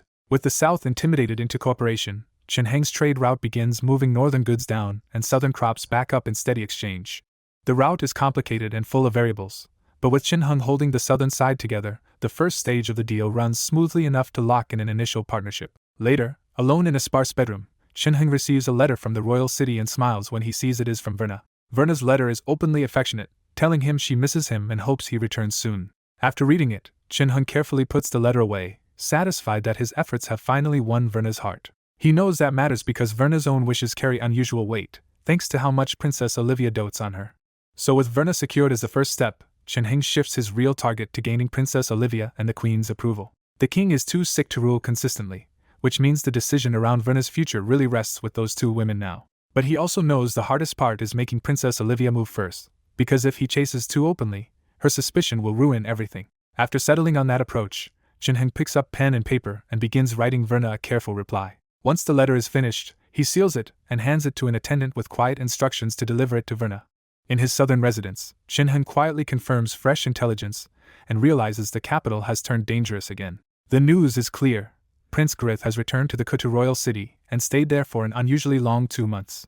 Chen Heng recalls why Grith matters so much. As the king's only son, backed by his mother's oldest kingdom and by traditional nobles, he is Olivia's most dangerous rival. During Grith's stay, Olivia's camp and Grith's camp clashed again and again, and once knights started fighting, ordinary people had no safety left. Now that Grith has left, Chen Heng judges the storm may be easing, and he finally makes his move. He decides the south has given him everything it can, but if he wants real power, he has to return to the Kutu royal city. After arranging his affairs, Chen Heng heads back north and returns to his residence in the capital. He immediately starts visiting allies, and Kelly greets him with obvious relief the moment he arrives. One look is enough for Chen Heng to spot that Kelly is worn down, pale, and badly short on sleep. Kelly bitterly explains that assassins have been hiding around his residence, keeping him on edge night after night. When Kelly says the killers came from the oldest kingdom, Chen Heng immediately understands who is most likely behind it. Kelly does not even need to say the name aloud, because both of them know Grith is targeting Olivia's supporters. Then Kelly drops the worst update yet. Under both factions' arrangements, Mater publicly dueled one of Grith's knights. The fight ended brutally. Mater killed the opposing knight, but only by pushing himself past the limit. Kelly reveals the price right after that victory. Mater burned himself out with life ignition and lost an arm, leaving him unable to move. Chen Heng falls silent, because he knows what that means. Once life ignition is driven too far, a knight's body may never recover. The news also confirms something else for him. Leaving the capital earlier was the right call, because this struggle has already crippled one knight and killed another. Still, Chen Heng decides Mater deserves respect, so he asks Kelly to take him there for a visit. At Mater's quarters, the air is thick with medicinal herbs, and the once powerful knight now lies weak in bed. Seeing Mater reduced to this shakes Chen Heng, who remembers their own clash and how quickly a knight's fate can turn. When he leaves the sick room, Chen Heng quietly leaves a gift behind before heading out with Kelly. Riding back in his carriage, Chen Heng rethinks the whole conflict and realizes Mater's fall has made him far more valuable to Olivia. He knows he already proved his strength against Mater, enough to be seen as a quasi-knight with a real chance of becoming the next true knight. What frustrates him is the one step he still cannot force. Despite constant training, he still has not awakened his life seed. He starts to suspect the breakthrough may need real combat pressure, just like the moment he nearly crossed the line during his fight with Mater. For the moment he can only wait, and after returning home, the next quiet stretch lasts until a new visitor arrives. The woman brings exactly what Chen Heng hoped for. Princess Olivia is inviting him to dine with her in a few days. Chen Heng accepts at once, because to him this invitation is Olivia's first real move toward drawing him in. Once the messenger leaves, Chen Heng lets himself feel pleased and starts preparing carefully for the meeting. A few days later, the palace gates open for him, and Chen Heng walks into the heart of Kutu Power. Inside, armored guards line the way while Chen Heng moves forward under watchful eyes, perfectly composed. At the end of that walk, Olivia is waiting in person, dressed in red and greeting him with easy elegance. Chen Heng answers with flawless courtesy, but his straight-backed, sharp-eyed bearing still makes him stand apart from ordinary courtiers. Olivia's eyes light up as she takes him in and finally understands why Verna is so taken with him. For a moment Olivia simply stares, weighing his looks, breeding, strength, and character together, as she loses herself in thought. Olivia drifts off for a moment when she sees Chen Heng, then catches herself and apologizes, hinting that he reminds her of the past. To restart the conversation, Olivia asks where Chen Heng disappeared to during the past few months. Chen Heng answers plainly that he went back to his father's territory to handle some business there. Olivia presses a little further with a warm smile, asking what kind of business it was. Her charm does not shake him, and Chen Heng calmly gives her the broad truth instead of trying to hide it. When Chen Heng says he opened a north-south trade route, Olivia is genuinely impressed. She asks how he even came up with that idea, no longer just making small talk. Chen Heng says his friend Krudo, the son of a northern ruler, helped him understand how badly the north and south differ. Olivia immediately wants the details, sensing that Chen Heng has seen something most court nobles ignore. Chen Heng explains that the north's harsh climate and tiny amount of farmland leave it far behind the south in crop production. He adds that constant fighting with the desert outlanders drags even more labor away from farming and drives grain prices even higher. Olivia quietly agrees, struck by how simply and clearly he has laid out a problem few people in the capital even understand. She asks what can actually be done, expecting little but unable to ignore his insight anymore. After a short pause, Shinhung says the real problem is not low production by itself but the endless war wrapped around it. He breaks the dilemma into two possible fixes: remove the desert pressure, or make fighting profitable enough that the northern rulers can keep going. Olivia stops pretending to be casual and asks how either solution could be achieved. Shinhung says the first practical step is trade, because the south has more grain than it can sell while the north desperately lacks it. He says southern grain sent north would cut the northern rulers' costs and ease the pressure crushing them. At the same time, he wants the northern rulers to sell the slaves they capture in battle so those wars stop being pure losses. Olivia presses for the next step, now fully aware that this trade route could reshape the north's survival. Shinheng says the principality also has to reward rulers who win military achievements on the northern front. He points out that most other rulers have treated the northern war like someone else's burden, even though the whole principality benefits from that shield. Olivia silently acknowledges the ugly truth that hardly anyone has cared about the north unless forced to. Shinheng warns that if this abnormal situation keeps going, the northern side will eventually break. When Olivia asks what that means, Shinheng says there are only two outcomes left for rulers trapped in endless and profitable war.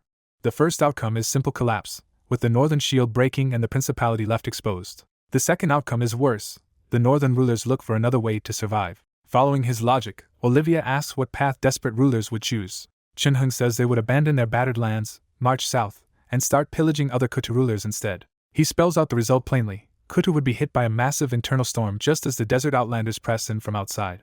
The image of that future makes Olivia physically shudder, finally feeling how close this problem is to the principality's survival. Shinheng brings the point home: if Kutu wants to avoid that disaster, it has to support the northern rulers so they can keep fighting. Olivia asks the hard practical question next: does that mean the royal family has to provide the support directly? Shinheng immediately rejects that, warning that if the royal family carries the whole burden, it will only weaken itself and invite trouble. Once Shinheng says the other rulers must help too, Olivia presses him on the real problem: how can anyone make them do that? Shinheng says ordinary appeals will fail, but one bait can change everything: the chance to win brand new territory. He proposes promising that anyone who leads forces north, secures land in the desert, and holds it will be recognized as that land's ruler. For men without inheritance, that offer would turn the northern war into a real chance to become nobles in their own right. Olivia freezes for a beat, then suddenly understands that this one promise could draw people north without draining the royal family dry. By the end, Olivia's eyes light up as she sees a workable method at last: ease the northern burden, attract new forces, and spend mostly authority instead of treasure. Shinheng calmly gives Olivia one more answer: let the royal family promise noble titles and legal rule to anyone in Kutu who can carve out a territory in the desert, no matter their birth. Olivia instantly sees the point: greedy merchants, nobles, and even commoners would rush north on their own, taking pressure off the border while spending their own strength to seize and defend land.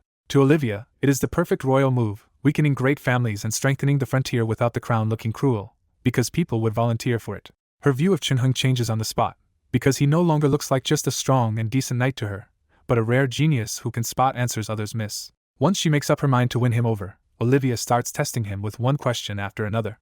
No matter what she asks, Shinheng keeps understanding exactly what she means and gives answers that satisfy her, leaving Olivia genuinely amazed. Olivia sighs that it is a pity they did not meet sooner, then admits she is very glad she invited him and heard his thoughts today. Shinheng stays modest and says these are only his personal views, acting as if her own talented advisors must already know as much. Olivia bluntly dismisses those advisors as people who only tell her to run around recruiting allies, not people who offer truly useful ideas. Then she drops all pretense and directly asks Shinheng if he is interested in becoming her subordinate. Shinheng is caught off guard by how direct she is, but he quickly understands that a princess of her status has no need to circle around the point. He gives a careful answer, saying he should speak with his father first and asking Olivia for a little time instead of accepting on the spot. Olivia accepts that without complaint, because Shinheng now stands for Baron Kaisen's whole house as its only son and future heir. With the political talk settled, Olivia suddenly reminds him that Verna has been waiting for him and warns him not to keep her waiting too long. Shinheng is visibly surprised when he realizes Olivia is talking about Verna, then blurts out that Olivia is Verna's older sister. Olivia confirms it with a teasing smile and reveals that Verna is the Kutu Principality's third princess. Shinheng admits he suspected Verna came from a great house, but he had guessed the wrong family entirely. Olivia explains that Verna is shy and rarely goes out, then adds that she never expected Verna's friendship with Shinheng to become this deep. After a brief silence, Shinheng asks plainly what Olivia wants from him. Olivia turns the question back on him and asks the only thing that matters now: Verna clearly likes him, so how does he feel about her? Outside the room, Verna has been listening through the cracked door the whole time, frozen in nervous suspense beside her attendant. As Olivia waits for the answer, Verna's heart pounds so hard that she can barely breathe, terrified and hopeful at the same time. Back in the silent room, Chin-hung finally says that love feels vague to him, but being with Verna has become deeply important in a way he never expected. He goes further and admits that he never used to think about marriage, but if the person is Verna, he is willing to spend his life with her. Then he makes a solemn promise to walk hand in hand with Verna for life, care for her through every hardship, and stay with her until death. Olivia is unexpectedly moved, because those words would sound empty for most men, but from Chin-hung they feel believable. Looking at his upright bearing and remembering everything he has done, Olivia decides he might truly be the kind of man who can keep such a promise. She smiles for Verna's sake, even though a flicker of jealousy slips through at the thought that such an excellent man belongs to someone else. Outside the door, Verna nearly bursts with joy when she hears him say it, and only her attendant's grip stops her from rushing straight into his arms. With the answer settled, Olivia decisively tells Chin-hung to go home and prepare, because in a few days he will officially enter her service and begin wedding plans with Verna. Chin-hung looks like he wants to say more, but in the end he only accepts with a simple yes. Olivia dismisses him, and Chin-hung leaves the room along the same path he came in. When he reaches his carriage outside, Chin-hung is about to leave before he suddenly senses someone nearby and turns toward the corner. There he finds Verna in her long dress, smiling so brightly at him that the tension between them melts at once. Verna waves at him with pure excitement, and Chin-hung smiles back and returns the wave. For a long quiet moment, they simply look at each other as if the promise between them is already real. Only when outside noise breaks the spell does Chin-hung give Verna an apologetic smile, board the carriage, and finally leave. Verna watches the carriage disappear and reluctantly lets her attendant lead her back inside. On the ride home, Chin-hung quietly concludes that with Olivia's approval, his marriage to Verna is now effectively settled. But for Chin-hung, marriage is only the first step, because what matters most is the political advantage he can gain through Verna's royal status. He maps it out clearly. Once he marries Verna and joins Olivia's side, he should be able to secure a territory for himself, even if it ends up on the harsher northern edge by the desert. By the end of the ride, he is sure Olivia will push him toward an important post, because a strong brother-in-law with proven ability will only make her faction stronger. Months pass after Chin-hung returns to Kutu Royal City, and the whole capital starts buzzing over Princess Verna's sudden marriage. At first people are shocked that a low-profile princess is marrying into a small noble family, and the Nardo name suddenly becomes famous. As Chin-hung's background spreads, the complaints ease off because people learn he has land, talent, and Karipo standing behind him. What really seals it is that Chin-hung is Karipo's student, and in Kutu that outweighs a baron's title. Chin-hung and Verna's wedding is not extravagant by royal standards, but it is important enough that everyone who matters takes notice. Baron Kaysen arrives as a witness, so thrilled by the match that he can barely believe it is real. Princess Olivia also attends and openly congratulates them, showing this marriage has royal backing. With time the gossip fades, but Chin-hung keeps the new title that matters most, Royal Knight. Early one morning, Chin-hung trains alone in the courtyard of his new residence while the rest of the household is still asleep. A servant interrupts to say Kudo has come, and the message catches Chin-hung a little off guard. Chin-hung heads inside, and the change in his status is clear now that even old friends have to be formally announced before entering. Kudo greets him with a big grin and a rough friendly hug, saying he only recently heard about the marriage after returning from the north. Chin-hung jokes that Kudo is not disturbing anything because Verna is still asleep and he was already up training. Kudo quickly asks the real question on his mind, whether there is finally news from Karipo. Chin-hung says Karipo sent word that he will be back in a few days, and both students brighten immediately. The two of them joke that Karipo is going to be shocked by how much has changed before spending some time training together like old days. Kudo finally leaves his gifts behind and heads off, and the wait for Karipo's return stretches a few more days. 3 days later, the long-delayed message finally comes, and Chin-hung goes with Kudo to meet Karipo. At the training ground, Karipo is finally back, looking mostly the same but noticeably more grim and tired than before. Karipo dryly remarks that only half a year passed, yet Chin-hung somehow managed to get married while he was gone. Chin-hung immediately stretches out his hand and jokes that Karipo can still make up for it with a wedding gift. Karipo says he really did leave on this trip for their sake, because the time has finally come for both students to awaken their life seeds. That revelation stops both of them cold, because Karipo's long absence was tied to the moment their cultivation could break through. Karipo opens his hand and reveals a small bottle of black wolf's blood, a rare black medicine that seems almost alive. He explains that black wolf's blood can push their life energy into full ignition and sharply raise the chance of awakening a life seed. Then Karipo gives the hard truth. Once the medicine ignites their life energy, it will not stop until they either awaken a life seed or die. The word death lands heavily, and for a moment both young men fall silent in front of a decision far more brutal than they expected. Chin-hung is the first to break the silence, calmly pointing out that Karipo would not bring something this dangerous unless it also came with real benefits. Karipo confirms it only kills those who never truly had the talent to awaken a life seed in the first place, so for qualified people it is a dangerous boost, not a false miracle. That makes the situation clear for Chen-Hung, because the medicine supports real talent but cannot rewrite a person's limits. And Chen-Hung knows he already brushed the edge of awakening during his battle with Mater, so this is not an impossible gamble for him. Karipo leaves the final choice to them and hands over the bottle, making it clear they must decide for themselves whether to stake their lives on it. Once the choice is left hanging, they move on to sparring, and Karipo uses the exchange to measure how much Chen-Hung and Kudo improved during the half-year apart. During the test, Karipo is visibly startled by Chen-Hung's raw strength, because it has climbed to a level that should not belong to someone without a life seed. The reason is Chen-Hung's body forging progress, which has made his physique so abnormal that even ordinary knights would struggle to beat him without using their life seed. Kudo can only admire it, because he has nearly reached his own limit while Chen-Hung somehow kept getting stronger the whole time. After looking Chen-Hung over, Karipo says his bloodline or body may be unusual, because this world has naturally special people who might not even count as ordinary humans. That strange claim leaves both students confused, and Karipo follows it with a new question about where the original nobles came from. Karipo shocks Chen-Hung and Kudo by saying most nobles they know are just ordinary people with money and authority, not the real thing. He says true nobles carry powerful ancestral bloodlines, so even without much training they can naturally become far stronger than normal people. That instantly makes Chen-Hung connect the dots with the simulation's identity choices, and their huge price gap between ordinary families and true noble families. Chen-Hung realizes his own so-called noble birth only counted as an ordinary family by the simulation standards, because his line lacks that special bloodline. Karipo guesses that Chen-Hung's unusually strong body might come from a trace of ancestral blood, since his physique should not be this powerful without a life seed.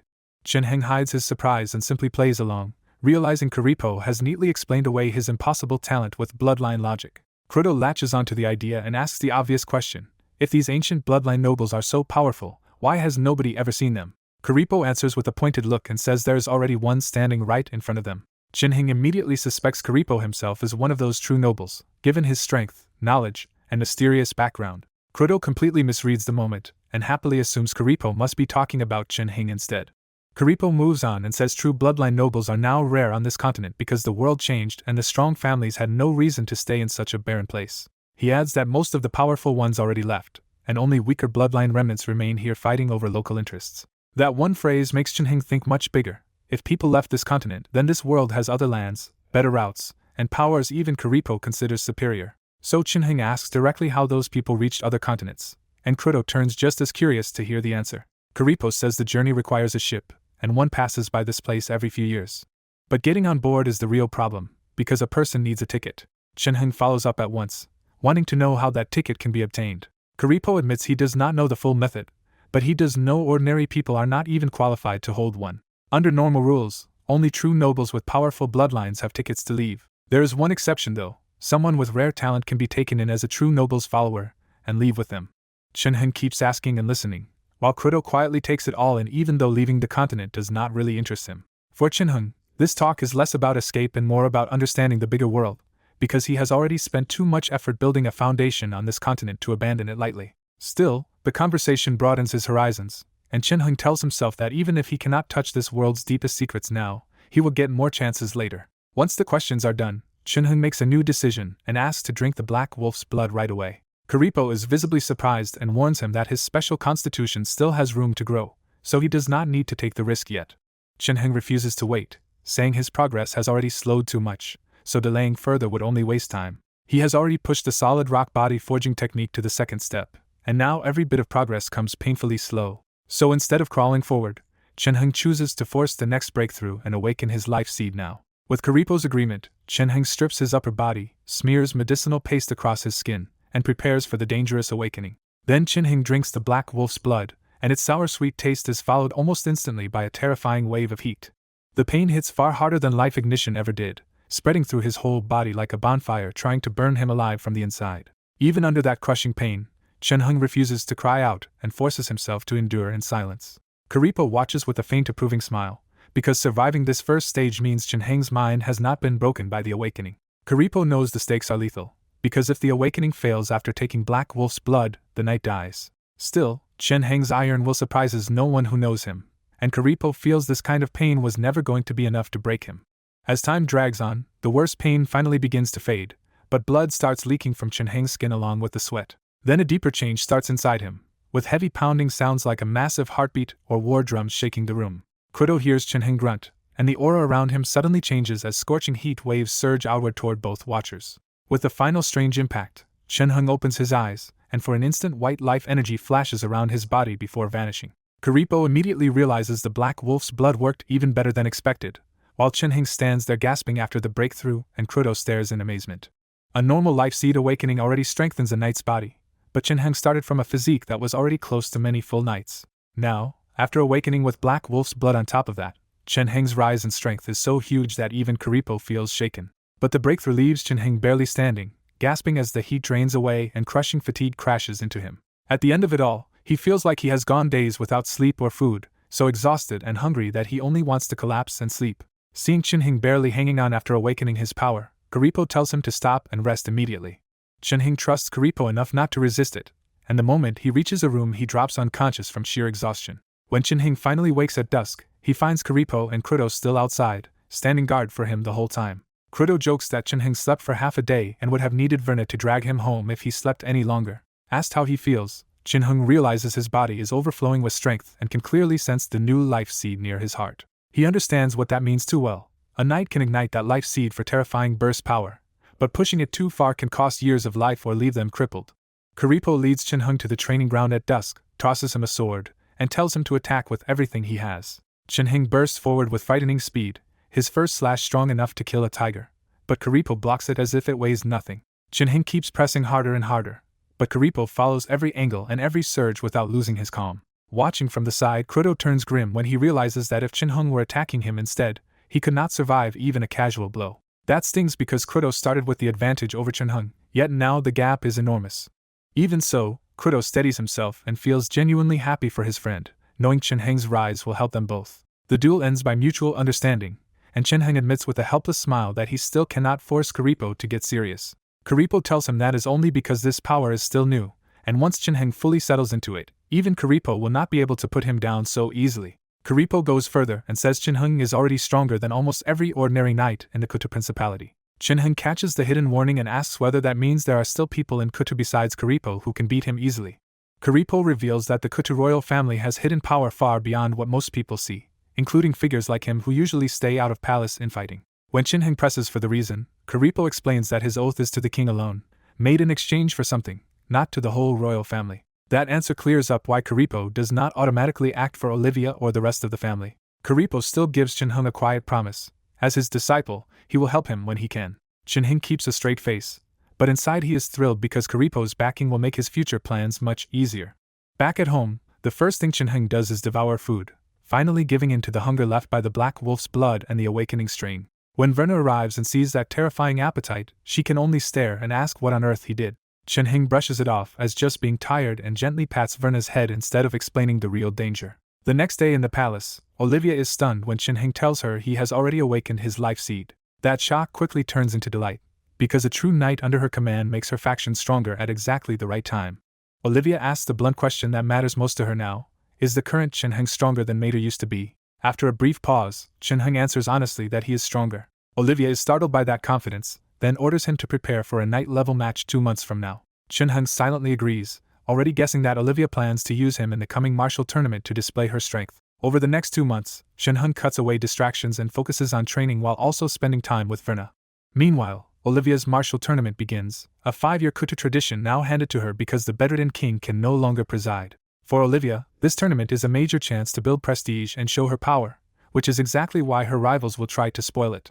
Her situation is tight too, because one knight is tied to his territory, Mater is crippled, and another is occupied elsewhere. That makes Shenhung's arrival as a fresh true knight a huge relief for her side before the crowds and court alike. When Shenhung finally enters the arena, he does so under the name Kylan, the identity tied to his marriage into Verna's family.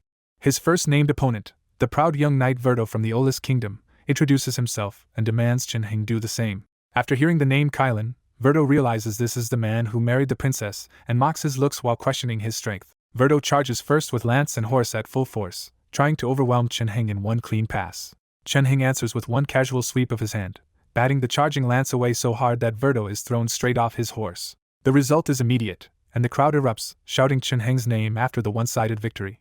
That easy win sets the tone for the whole tournament, and Shenhung keeps crushing every opponent Olivia puts in front of him, from veteran knights to desert outlander warriors. As the martial tournament rolled on, Shenhung kept ending matches with clean, brutally efficient wins, and his name spread through the arena fast. Even the stronger apprentice knights sent by nobles and royal factions could not stop him, and one after another they were cut down just as neatly. After several days of fighting, Chen Heng finally reached the last match, where his opponent would be Delano of the Olis Kingdom. Everyone understood why Delano was here.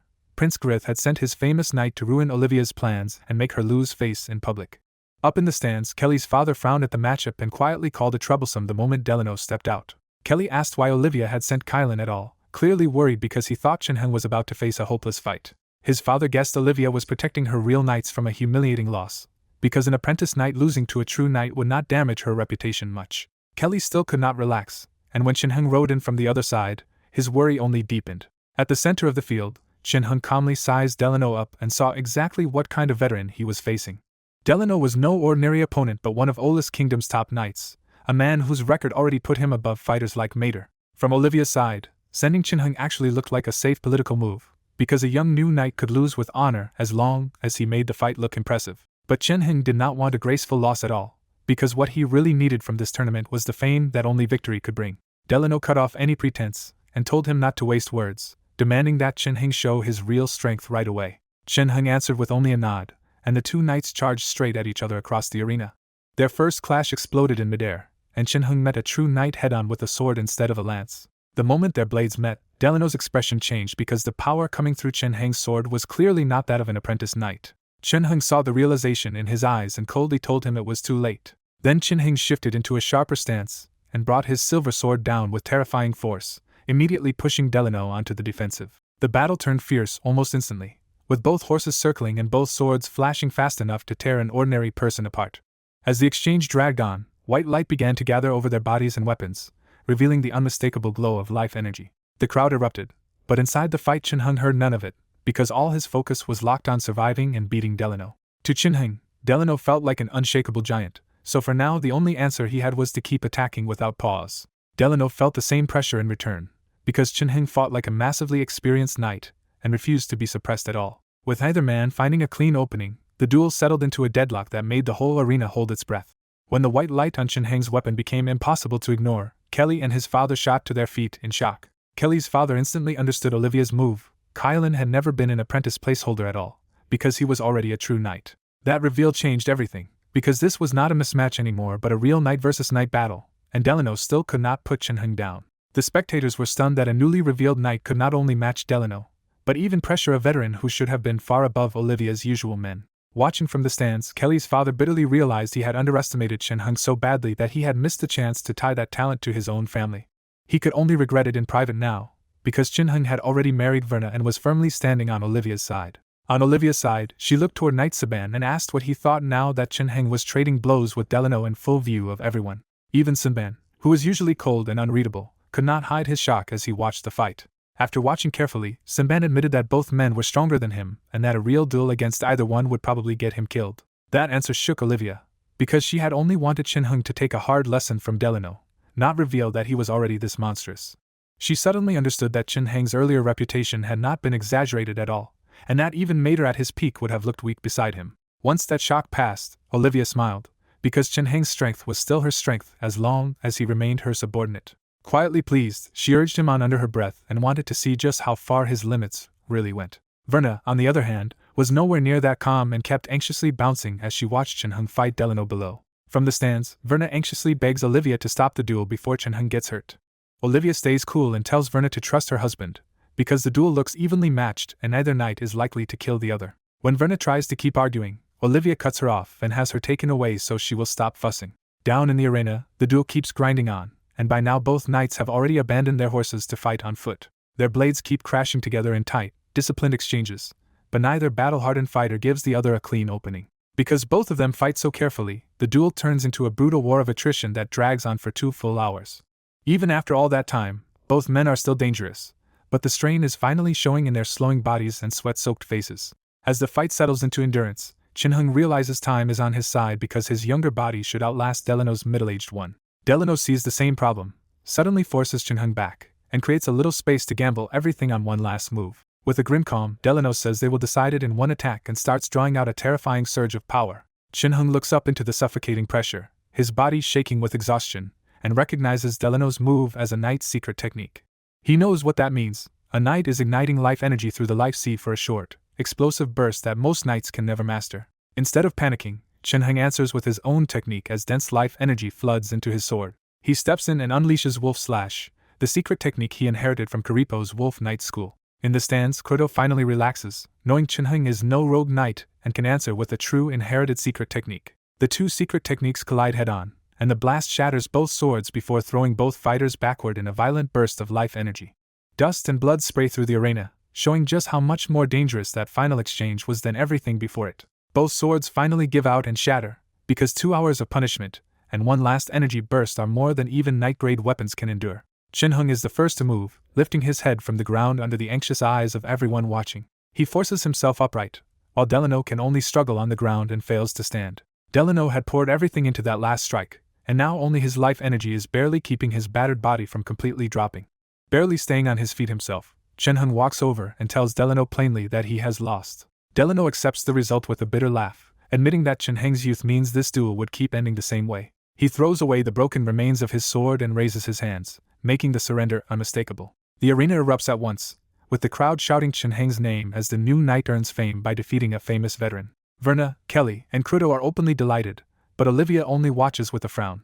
Olivia is annoyed because she thinks Chen-Heng should have used the chaos of the duel to kill Delano instead of letting an enemy live. Senban agrees that Chen-Heng is still too young, saying he simply failed to grasp the chance in front of him. Olivia blames herself for not warning Chen-Heng in advance, then quickly turns practical and asks Senban if he can finish Delano off now that the man is weakened. Senban answers with confidence that Delano might have been too much before, but not in his current state. After leaving the arena, Chen-Heng reveals in his own thoughts that sparing Delano was not naivety at all, but a deliberate choice. If he were truly Olivia's man, killing Delano would help her, but Chen-Heng knows that kind of public execution would stain his own knightly reputation. And more importantly, Chen-Heng does not believe Delano was truly finished, because he sensed the older knight still had strength left in reserve. After thinking it through, Chen-Heng realizes Delano probably surrendered on purpose, saving strength because walking into Kuta's capital as Olivia's enemy was like stepping into a trap. Worried that Olivia might underestimate Delano, Chen-Heng heads over to warn her before that mistake costs their side. But Chen-Heng arrives too late, because Olivia has already sent Knight Saban out to hunt Delano down. Olivia coldly explains that she already considered Chen-Heng's warning, but Delano had just fought hard, and Senban is not going alone. She reveals the real weight behind her move. Senban has 500 elite soldiers with him, enough to overwhelm even a dangerous knight if Delano is weakened at all. That force even makes Chen-Heng pause, and he quietly admits to himself that this should have been enough to finish Delano. With Senban gone, Olivia smoothly assigns Chen-Heng to take over as the knight guarding her side. Chen-Heng accepts at once and bows, treating the post as both duty and honor. Olivia then brings up an older promise and says the tournament victory finally gives her a proper excuse to reward Chen-Heng with land of his own. She decides to make him Count Nardo, but she also admits the easy part is the title, because every good piece of land in Kutu already belongs to another noble. Instead of asking for prime land, Chen-Heng calmly suggests Sorter in the north. When Olivia questions that choice, Chen-Heng explains that rewarding him with northern land will encourage more people to follow her push into the north. Olivia sees the political value but feels the arrangement is unfair to him, and Chen-Heng answers with an easy smile that helping her is enough. That answer makes Olivia fall silent for a moment, giving Chen-Heng a long look as she quietly takes in his loyalty. 3 days pass with Chen-Heng serving as Olivia's guard before Saban finally returns with bad news. Facing Olivia, Saban admits the hunt failed because Delano was not escaping alone and had a hidden escort covering his retreat. Saban adds that the assassins from Shadow's Touch were also hired to protect Delano, and every interception failed. The result is exactly what Chen-Heng feared. Delano and Prince Grith had planned their exit well enough that even this trap could not close on them.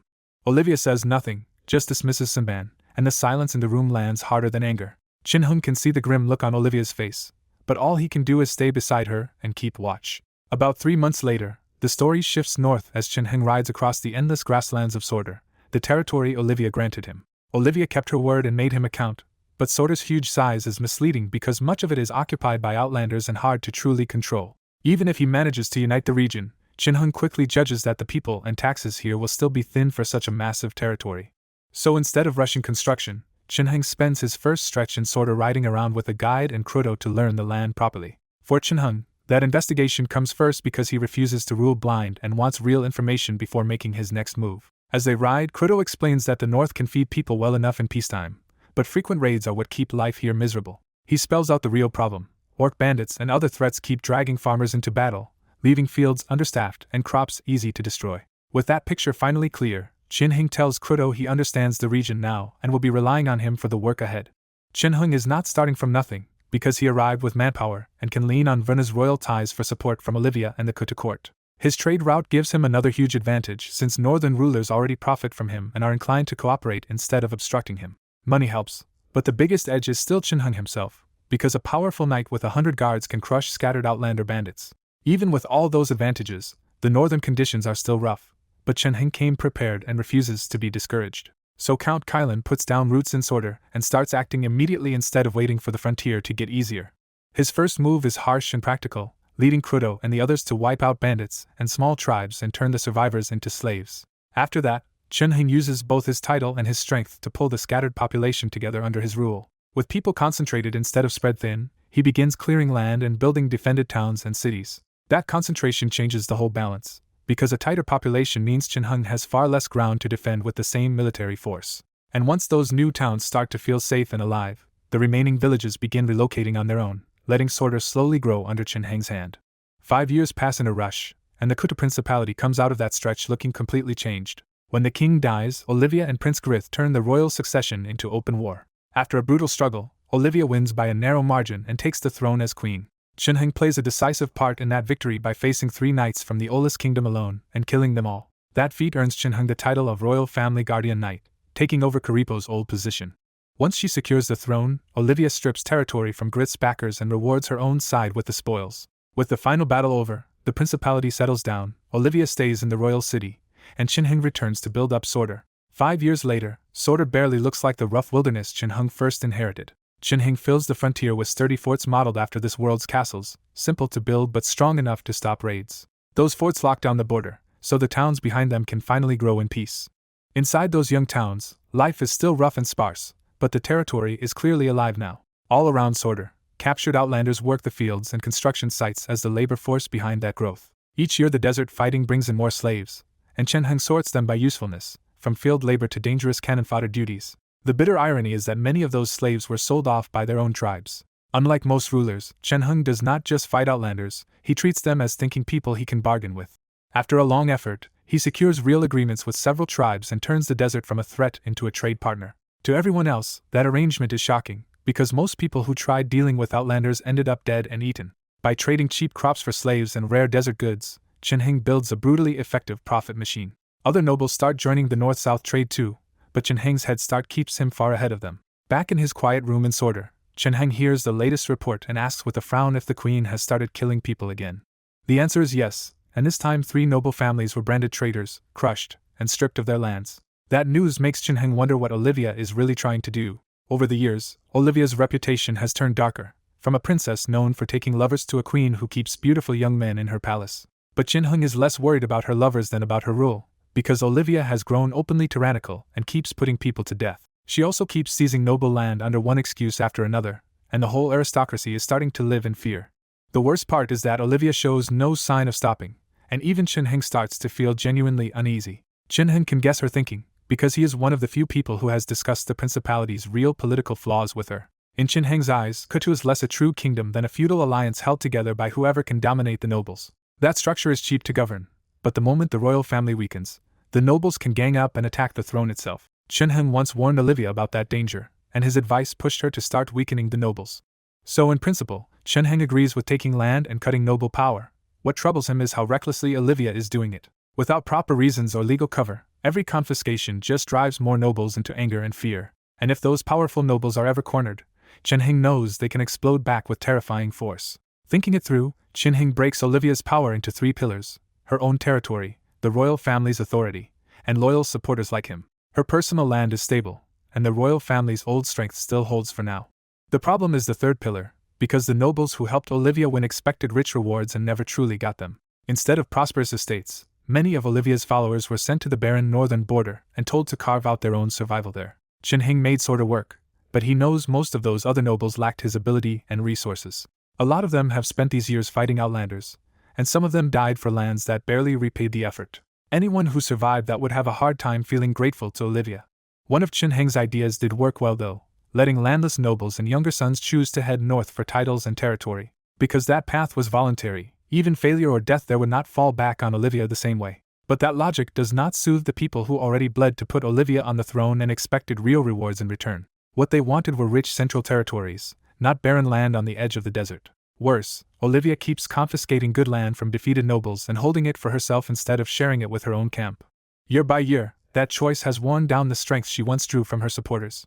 If she keeps ruling like this, Jinheng sees the end clearly. Everyone around Olivia will eventually be pushed into becoming her enemy. Even her stable foundations will not stay safe forever if she keeps ruling with such a heavy hand. With that grim conclusion settling in, Jinheng sighs, rubs his forehead, and starts writing Olivia a letter. Back at his desk, Jinheng spends serious effort writing Olivia a long letter full of advice, because he knows he is still too weak to challenge the Kutu royal family head-on.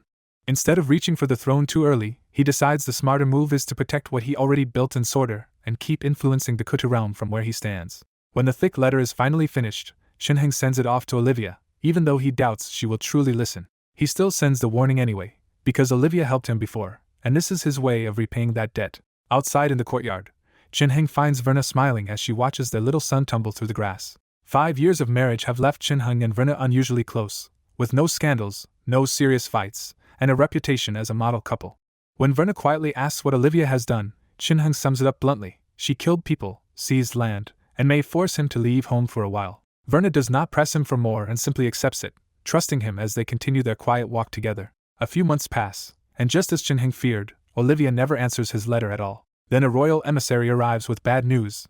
Jinheng has been summoned to the Kutu royal city for this year's banquet. The order hits with bitter irony, because this yearly banquet system was one of Jinheng's own old suggestions for weakening distant nobles. He knows exactly why the banquets are dangerous. Long travel drains the ruler's time and money, and the longer they stay away, the looser their grip on their own land becomes. Worse, summoned nobles often suffer rebellions at home or accidents on the road, and Jinheng realizes he may have just shot himself in the foot. He also suspects the summons is Olivia's answer to his letter, less a discussion than a warning that she did not appreciate being advised. Since guessing Olivia's exact thoughts will not help, Jinheng stops dwelling on it, and starts preparing to leave Sorter behind for several months. Before leaving, he entrusts Sorter to Kudo, and Kudo answers with firm confidence that nothing will happen while he is here. That confidence is real, because over the last 5 years Kudo has already awakened his life seed and become a true knight, even though Jinheng kept that fact hidden from most people. After making the rest of his arrangements, Jinheng gathers his people and sets out for the Kutu royal city. In the royal palace, Olivia asks whether Kylan, Count Nardo, has arrived, making it clear she has been waiting for Jinheng more than for the banquet itself. 5 years have changed Olivia too, leaving her a little older and fuller than before, but still striking and wrapped in royal luxury. When the servant says Jinheng has already settled in, Olivia hesitates and decides not to call for him yet, choosing to face him at the banquet instead. A few days later, the banquet opens in a luxurious hall packed with travel-worn nobles who clearly paid the price to obey the summons. As Count Nardo and the strongest knight in the realm, Jinheng is seated near the center, close enough that everyone has to notice him. When Olivia enters, her eyes lock onto Jinheng at once, and she is struck by how little he has changed compared with everyone else. Jinheng still looks handsome and controlled, but now his gaze is so sharp and his presence so heavy that he naturally becomes the room's center without trying. Olivia loses herself for a moment staring at him, and only regains her composure when a servant prompts her to begin the ceremony. She raises her wine cup and starts the banquet, and the grand hall quickly sinks into the usual mix of drinking, dancers, and indulgence. While the nobles lose themselves in wine and women, Jinheng stays apart from all of it, eating only what he needs and waiting in cold patience for the event to end. That same distant self-control stirs Olivia again, and this time she leaves her place and walks straight over to him. Standing before him flushed with drink, Olivia smiles and asks if he will dance with her after all these years. Jinheng does not indulge her mood and answers with steady distance that she is intoxicated. Olivia laughs, but when she asks if he is refusing her and Jinheng stays silent, the air around them turns instantly heavy. Everyone nearby backs off, because this is now a direct standoff between the queen and the realm's most dangerous knight. After the long stare, Olivia finally breaks first with a rueful laugh and admits that Jinheng is still exactly the same as before. With that, Olivia gives up on pushing him further for now, waves her hand, and walks away from the confrontation. In the palace, Olivia still cannot forget Jinheng, and that only makes her fixation worse because she knows she can never truly have him. What haunts Olivia most is that Jinheng stayed loyal to Verna exactly as he promised at their wedding, and that stubborn virtue leaves her both admiring and frustrated. Even with all her power, Olivia decides she cannot destroy her little sister's happiness, so she buries the feeling and drains her wine instead. At the banquet, Jinheng sits quietly and studies the nobles instead of the wine, noticing their tired faces and the resentment they are trying to hide. Jinheng realizes Olivia's endless summons and banquets have pushed the nobles to the edge, and if the royal family ever weakens, all that anger could explode into rebellion. Above them, Olivia keeps the drinking going with a loud smile, already flushed and reeking of alcohol as her queenly dignity slips badly. The nobles obey anyway, because everyone knows Olivia's temper has grown dangerous, and no one wants to be the next person she punishes.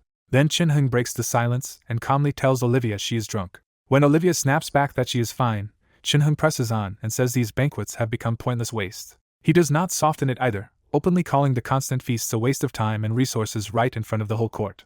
Olivia's smile stays on her face, but her eyes turn sharp as she asks if he thinks he is lecturing her. Chin-hung answers that he is only speaking the truth, then starts listing the deaths and misery caused by nobles being dragged across the realm for her pleasure. With every sentence, Olivia's face grows colder until she is staring at him with barely contained fury. The nobles do not dare support him out loud, but inside the hall his words hit exactly what they have all been enduring. Olivia finally explodes, glares at Chin-hung, and orders him to get out if he does not want to drink. Chin-hung stays calm to the end, says he has told the truth, and walks out on his own terms. As Chin-hung leaves, the nobles watch him with open respect, while Olivia stares after him in a flicker of anger and something more complicated. Olivia forces the banquet back to life, but outside the hall Chin-hung knows the confrontation worked exactly the way he wanted. Chin-hung was never picking a fight for its own sake. He chose this moment because a man who speaks for angry nobles can quietly gather their goodwill. He is already thinking ahead too, because if Olivia ever weakens and the principality falls into chaos, that goodwill could become the foundation of his own power. He also knows Olivia cannot easily retaliate, because he is no ordinary count but the Kuta Principality's guardian knight and strongest knight since Karipo left. If Olivia pushed him too far, Chin-hung could simply leave for another kingdom and still win wealth, land, and status on strength alone. And taking his territory by decree would be even harder, because the once empty land has been built up by his own hands and answers to him, not just to a royal order. So Chin-hung concludes he can afford to anger Olivia a little, as long as he does not burn the bridge completely. Still, his criticism was not fake either, because if Olivia keeps cornering the nobles like this, the whole realm could turn dangerous. When he studies the palace itself, the lavish new renovations and whispers about Olivia filling it with handsome male servants leave him quietly disappointed. Over the next few days, the banquet keeps going without him while Chin-hung stays in Kutu Royal City and waits for the fallout to spread. Soon rumors race through the city that Chin-hung tried to advise Olivia and was thrown out, or even punished so harshly that he was badly hurt. Those stories make the nobles like Chin-hung even more, and the hidden twist is that he planted the rumors himself through careful channels. Half a month later, Chin-hung finally rides out of Kutu Royal City, deciding there is nothing left to gain here except the reputation he already came for. He also knows Olivia will probably remember this insult and summon him again next year just to bother him. Instead of dreading it, Chin-hung turns even that into a plan and decides he will keep advising her in public every time, farming more goodwill from the nobles. On the way home, he stays on guard anyway, because this world rewards caution even when he thinks Olivia is too smart to send assassins. Nothing serious happens in the end, and aside from a few unlucky bandits, Chin-hung returns safely to his own territory of Sorter. Time rolls forward, and after another 10 years, Sorter has grown into a thriving city under Chin-hung's rule. By then the city is lively enough that ordinary residents, armed mercenaries, and even desert orcs all walk the same streets, showing just how far Chin-hung's territory has come. 10 years later, Sorter City has transformed from a rough border region into a thriving northern power that can even stand beside the Kutu Royal City. Its growth came from Chin-hung's long effort, smart northern policy, and strong defenses that let people live safely enough for the population to keep swelling. Now nomads, refugees, and even outlander slaves have all been folded into Sorter, turning Chin-hung's frontier city into something entirely new. Inside his room, Sorter's ruler, Guardian Knight Kylan, listens as an emissary confirms a report that shakes the whole principality: rebellion in the south. The news is grim. Southern nobles have openly risen against the royal family and already seized several royal territories. Olivia tried to crush the rebellion with force, but her army was beaten back, and the rebels used that victory to swallow even more land. Worse, the rebels seem to have backing from the Olis kingdom, and frightened nobles are being pressured into joining them. That first royal defeat tells everyone the crown is weakening, so rulers across the country start watching for a chance to move. Then the crisis deepens again when Olivia falls seriously ill and starts coughing blood and collapsing without warning. Her symptoms remind everyone of the previous king's slow ruin, which makes the entire court even more uneasy. What truly terrifies the realm is that Olivia has no legitimate heir, so if she falls, there is no clear successor to keep the throne stable. Chin-hung quickly sees how dangerous this is. Nobles already hated Olivia, and now rebellion, defeat, illness, and the empty succession have all landed at once. To him, the whole principality looks like dry firewood waiting for a spark, and Olivia has just dropped one into it. As he weighs the balance of power, Chin-hung realizes Olivia's expanded lands look impressive on paper but were mostly seized from other nobles and never truly turned into her own strength. In his eyes, those badly managed conquests are a burden now, because land means little if you cannot organize, train, and control it. He judges that Olivia's real core still comes from her old territories and the royal family's lands, and even there, numbers alone will not save her if the troops are rushed and poorly equipped. The more he thinks about it, the bleaker it looks, because Olivia spent years swallowing noble land without building a better system to actually govern it. Instead of rebuilding those territories, she simply replaced old rulers with her own followers, and that changed less than it seemed. The old lords might have been harsh, but they still protected their own property, while Olivia's appointed managers only needed to squeeze money and crops out of land that was never truly theirs. With no real supervision and no long-term stake, those replacement rulers grew more tyrannical over time, and Olivia cared as long as tribute kept arriving. So Chin-hing sees the trap clearly. If rebellion spreads into those new territories, they will not support Olivia at all and may erupt first. Even the crown's original lands are no sure refuge now, because after years of pressure from Olivia, very few nobles still want to stand with the royal family. Still, Chin-hung can see one possible escape route. If Olivia apologized and handed some seized lands to landless nobles, she might buy herself loyal defenders in time. Once men are given land, they have something to lose, and Chin-hung knows that alone could force them to fight the rebels for Olivia. So Chin-hung waits to see what Olivia will choose while the war drags on for a few more tense months. As the months pass, events unfold almost exactly as Chin-hung feared, with Olivia responding far too slowly while bad news keeps arriving from every major front. Wherever the rebel army advances, local uprisings flare at once, making each conquest faster and easier than the last. Then Olivia makes a disastrous move and orders rulers near the front to fight the rebels for her. No one answers, because after a decade under her rule, most of those rulers would rather stay neutral than bleed for Olivia. Enraged by that refusal, Olivia lashes out and orders the relatives those rulers left in the Kutu royal city to be executed. She means it as a threat, but the result is the exact opposite, because the neutral rulers are driven straight into open rebellion. That brutal order backfires immediately, and the neutral rulers turn on Olivia until almost the whole south is in rebel hands. By then almost half the principality is gone, and Olivia is said to have coughed blood and collapsed again under the pressure. Spring reaches the north while Olivia's situation looks close to finished, and in Sorter City, Chin-hing receives another letter from the royal capital. This time the message does not come from Chin-heng's own network, but straight from the palace itself, which makes the silence around it even heavier. Chin-heng finishes reading, sets the letter down without a word, and the weight of whatever it says is obvious at once. Krudo, now a baron and one of Chin-heng's loyal subordinates, sits nearby and finally asks the obvious question, what happened? Over the last decade, Krudo and many other northern families have openly gathered under Chin-heng, showing how Sorter has risen while the principality begins to split apart. After years of building ties with younger sons and branch nobles in the north, Chin-heng now has a loyal network of rulers and officials he can actually call on.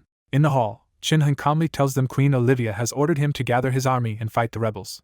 That order instantly darkens the room, because marching south means risking crops, logistics, and the safety of their own lands. Everyone waits for Chin-heng's decision, because in Sorter only his choice really matters. Instead of debating loyalty, Chin-heng asks the practical question first: how many soldiers can leave without exposing Sorter? The answer comes back at around 5,000 men, a solid reserve for the north but still small for the scale of war Chin-heng is considering. Chin-heng knows those troops are well-trained, well-equipped, and stronger than most armies around them, but numbers still matter if he wants more than a simple battlefield win. 5,000 men could beat the rebel force in a fight, but they are not enough to hold the vast southern territory Chin-heng wants afterward. So he turns to Krudo and asks the real question: if the northern rulers back him, how many more soldiers can they bring? Krudo understands at once and starts pledging men, with other rulers quickly following his lead. Their first round of promises adds up to 1,500 more troops, giving Chin-heng the opening he wanted. Chin-heng immediately orders invitations sent to the other northern families for a banquet in Sorter, along with a request for soldiers to support him. Soon after, Sorter City turns lively as Chin-heng's banquet draws northern rulers and knights from across the region. Inside the banquet hall, Chin-heng sits at the main seat facing nearly all the north's most powerful rulers gathered in one place. One elder breaks the formal mood and asks outright if Chin-heng really plans to send his army to fight for Queen Olivia. Chin-heng answers with a smooth smile, saying Olivia is still their queen and reminding everyone they all received the same royal order. The room stays guarded because the northern rulers all ignored Olivia before this and still do not trust her chances of surviving the crisis. Then Chin-heng lays his cards on the table and says he has already decided to send 5,000 soldiers, and he wants the others marching with him. That demand hits hard, because refusing Chin-heng is dangerous even if following him into war is expensive. One ruler tries a careful refusal, saying support sounds noble but they still have to defend their own territories. Chin-heng brushes that aside and says the real reason to move is profit, because beating the rebels means taking their territory, slaves, and wealth. He pushes the point further by saying Queen Olivia can reward them with the traitors' lands, so this campaign does not have to be a loss. That explanation eases the room at once, because the rulers realize Chen Heng is not acting out of family loyalty to Olivia but chasing southern land. For men stuck in the harsh north, the thought of the richer, safer south lights up their greed. But once the excitement rises, another ruler cuts in with the hard problem still hanging over the whole plan: logistics. That question sobers everyone, because feeding thousands of soldiers on a long march could drain their foundations before the real fighting even starts. Then another man gives the ugliest answer in the room, saying that if supplies run short, they can just pillage while claiming they are fighting for the queen. As the northern rulers talk about plundering the south and even wiping out anyone who refuses to support them, the whole room laughs without much shame. Chen Heng cuts through their excitement and reveals he is not marching south to fight the rebel army in the open field. When the others stare at him in confusion, Chen Heng names the real target, the Kutu royal city, where he claims they must protect Her Majesty. The rulers instantly understand what he really means, and their confusion turns into greedy, excited laughter. With that one shift in wording, Chen Heng wins their backing and secures 5,000 more soldiers from about 10 noble families. Those extra troops are not as unified as Chen Heng's own veterans, but they are still battle-hardened enough to make his force much stronger. The move also weakens the northern lords at home, which quietly helps Chen Heng keep the Sorta region under control while he is away. Satisfied that the first step of his plan is done, Chen Heng orders the combined army to gather and march for the royal city. Before leaving, Chen Heng returns home and gently tells Verna that Kurdo and Alam will be in her care while he is gone. Verna, older now but still steady beside him, agrees with a serious nod as she holds their sons close. Their eldest son Kurdo cannot hide his worry and asks to go with his father instead of staying behind. Chen Heng refuses softly, pats Kurdo on the head, and tells him to grow stronger first and take care of his mother with his little brother. After a brief final chat, Chen Heng turns away because the army is assembled and the worsening southern war will not wait for him. Once he is gone, Verna watches his figure disappear and quietly prays for God to bring her husband back alive. As Chen Heng's army spends months on the road, the southern front collapses even faster and the royal side keeps getting pushed back. The rebel army grows strong enough to look like a new regime, while ruler after ruler either joins them or waits on the sidelines instead of helping the royal family. The Kutu royal family still has power and knights, but the disaster moves too quickly for them to gather a proper army in time. The royal family can still scrape together recruits, but without enough training or weapons those men would only die if they were rushed into battle. With no time left for the royal family to recover, the northern reinforcement force finally closes in on the Kutu royal city. On a rainy road under dark clouds, Chen Heng keeps riding and asks the latest emissary what the situation in the royal city looks like now. Even on the march, Chen Heng's information network never breaks because he spent 10 years planting emissaries and noble contacts inside the Kutu royal city. Now that bloodshed is about to reach the capital, those same nobles are even more eager for Chen Heng to arrive before the rebels do. They know exactly what conquerors do to noble families, so to them Chen Heng is the safer choice for both their lives and their fortunes. Thanks to the reputation he built over the years, many people trust Chen Heng more than they trust Olivia herself. Nobody tries to stop the march, because the road to the capital runs through northern and royal lands that either support him or fear his army too much to resist. His status helps too. Olivia ordered the reinforcement, he is Verna's husband, and his 10,000 elite soldiers are more than enough to crush any weak local opposition. Instead of fighting him, many territories along the way even send supplies, which lets the northern army move faster. As the capital finally draws near, a messenger reports that the city still stands, but Olivia recently collapsed again and stayed unconscious for half a day. Chen Heng immediately tells the messenger to inform his master to wait for him inside the Kutu royal city because he is almost there. A few days later, Chen Heng finally sees the tall walls of the Kutu royal city and quietly relaxes for the first time. Without hesitating, he orders the army forward, and the advancing ranks roll toward the city like a dark tide. From the wall, the old knight Mater sees the dense formations below and turns grim because he can tell at once that this is a truly elite force. When a subordinate says Count Nardo's army claims to be here under Olivia's orders and wants the gates opened, Mater's face darkens even more. War drums thunder around the Kutu royal city, and Mater instantly turns pale because he knows letting Chen Heng's army in could hand over the entire capital. Looking down from the walls, Mater sees Chen Heng's 10,000 elite troops drawn up like an unbreakable mountain with Chen Heng at the center, and the threat feels overwhelming. Mater steels himself to fight if he has to, counting on the royal city's 3,000 elite defenders to buy time for reinforcements from other territories. Then cheers break out, and Chen Heng's army starts flowing through the open gates without resistance, turning a siege into a sudden takeover. Mater is stunned for a beat, then explodes in fury and demands to know who opened the gates, but no one answers him. Inside the city, Chen Heng rides in calmly and greets Kelly, the old friend who made this smooth entry possible. Kelly, now a middle-aged power in the capital after inheriting his father's place, greets Chen Heng back and confirms just how many years have passed. As they ride through familiar streets, Chen Heng quietly notes that the city looks almost the same as it did 10 years ago. Chen Heng thanks Kelly for opening the way, and Kelly answers with a cold smile that Mater overestimated himself because the real power in the city already belonged to them. The reason is simple. Olivia's power has been drained by repeated wars, so Mater's men are only loosely under his command and many noble families can pull them away. Kelly reveals how he did it. He flipped some of Mater's soldiers, brought several hundred of his own men, and opened the gates from the inside before Mater could stop him. Once the city is secure enough to talk business, Chin-heng asks Kelly for the real situation inside the capital. Kelly says Olivia's side is in terrible shape because the city only has 3,000 troops left, and many of those men are already theirs if he gives the word. Then Kelly drops the bigger news: Olivia collapsed yesterday, still has not woken up, and the royal physician says she does not have long left. Chin-heng takes that in without sentiment, and agrees this makes their move much easier. Kelly still needs certainty, so he asks Chin-heng plainly what he plans to do now that the capital is in his hands. Chin-heng understands the fear behind the question, because one wrong choice here could destroy an entire noble house. So Chin-heng answers directly. First he will seize the royal city, the palace, and the 3,000 troops still inside. He adds that the nobles themselves will be controlled too, because he will not allow any armed family inside the city to become the next source of betrayal. Kelly instinctively balks at that order, because for every great family their armed retainers are the last line protecting their future. Chin-heng does not bend and warns that today's betrayal at the gate proved exactly why he cannot leave that kind of private power in anyone's hands. Kelly immediately understands the logic, because the same trick he used on Mater could one day be used against Chin-heng too. To lock him in, Chin-heng promises Kelly a huge reward after the rebels are crushed. The prosperous royal Kerma territory will be his. That promise hits hard because Kerma is one of the royal family's richest core lands, far beyond the kind of gift a cautious ruler would usually hand out. Kelly points out the obvious problem that Kerma still belongs to the royal family, and Chin-heng only smiles at how easy that issue will be to solve once power changes hands. Kelly catches the real meaning at once. After this war, whoever controls the palace will decide where royal land goes, so taking Chin-heng's offer means breaking with Olivia for good. Instead of hating the scheme, Kelly is pulled in by it, because the reward is big enough to make betrayal worth the risk. Chin-heng pushes further and says Kelly will not be the only one rewarded, because every noble family willing to help will get land too. He starts naming families and promising them territories taken from the royal domain, selling off Olivia's lands as if they are already his to distribute.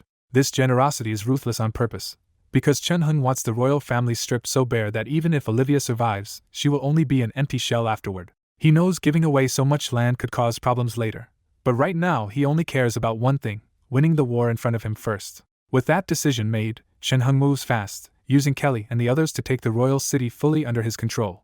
Pressed by the rebel threat outside and persuasion from the nobles inside, Mater's 3,000 city soldiers are folded under Chin-heng's command without much struggle. After that, Chin-heng personally visits the major families and trades promises of land and wealth for the armies they control. Those families might have stalled Mater, but facing Chin-heng's pressure and incentives together, they have no room left to negotiate. In the end they hand over their power, and even Chin-heng is startled by how much force the city nobles have been hiding.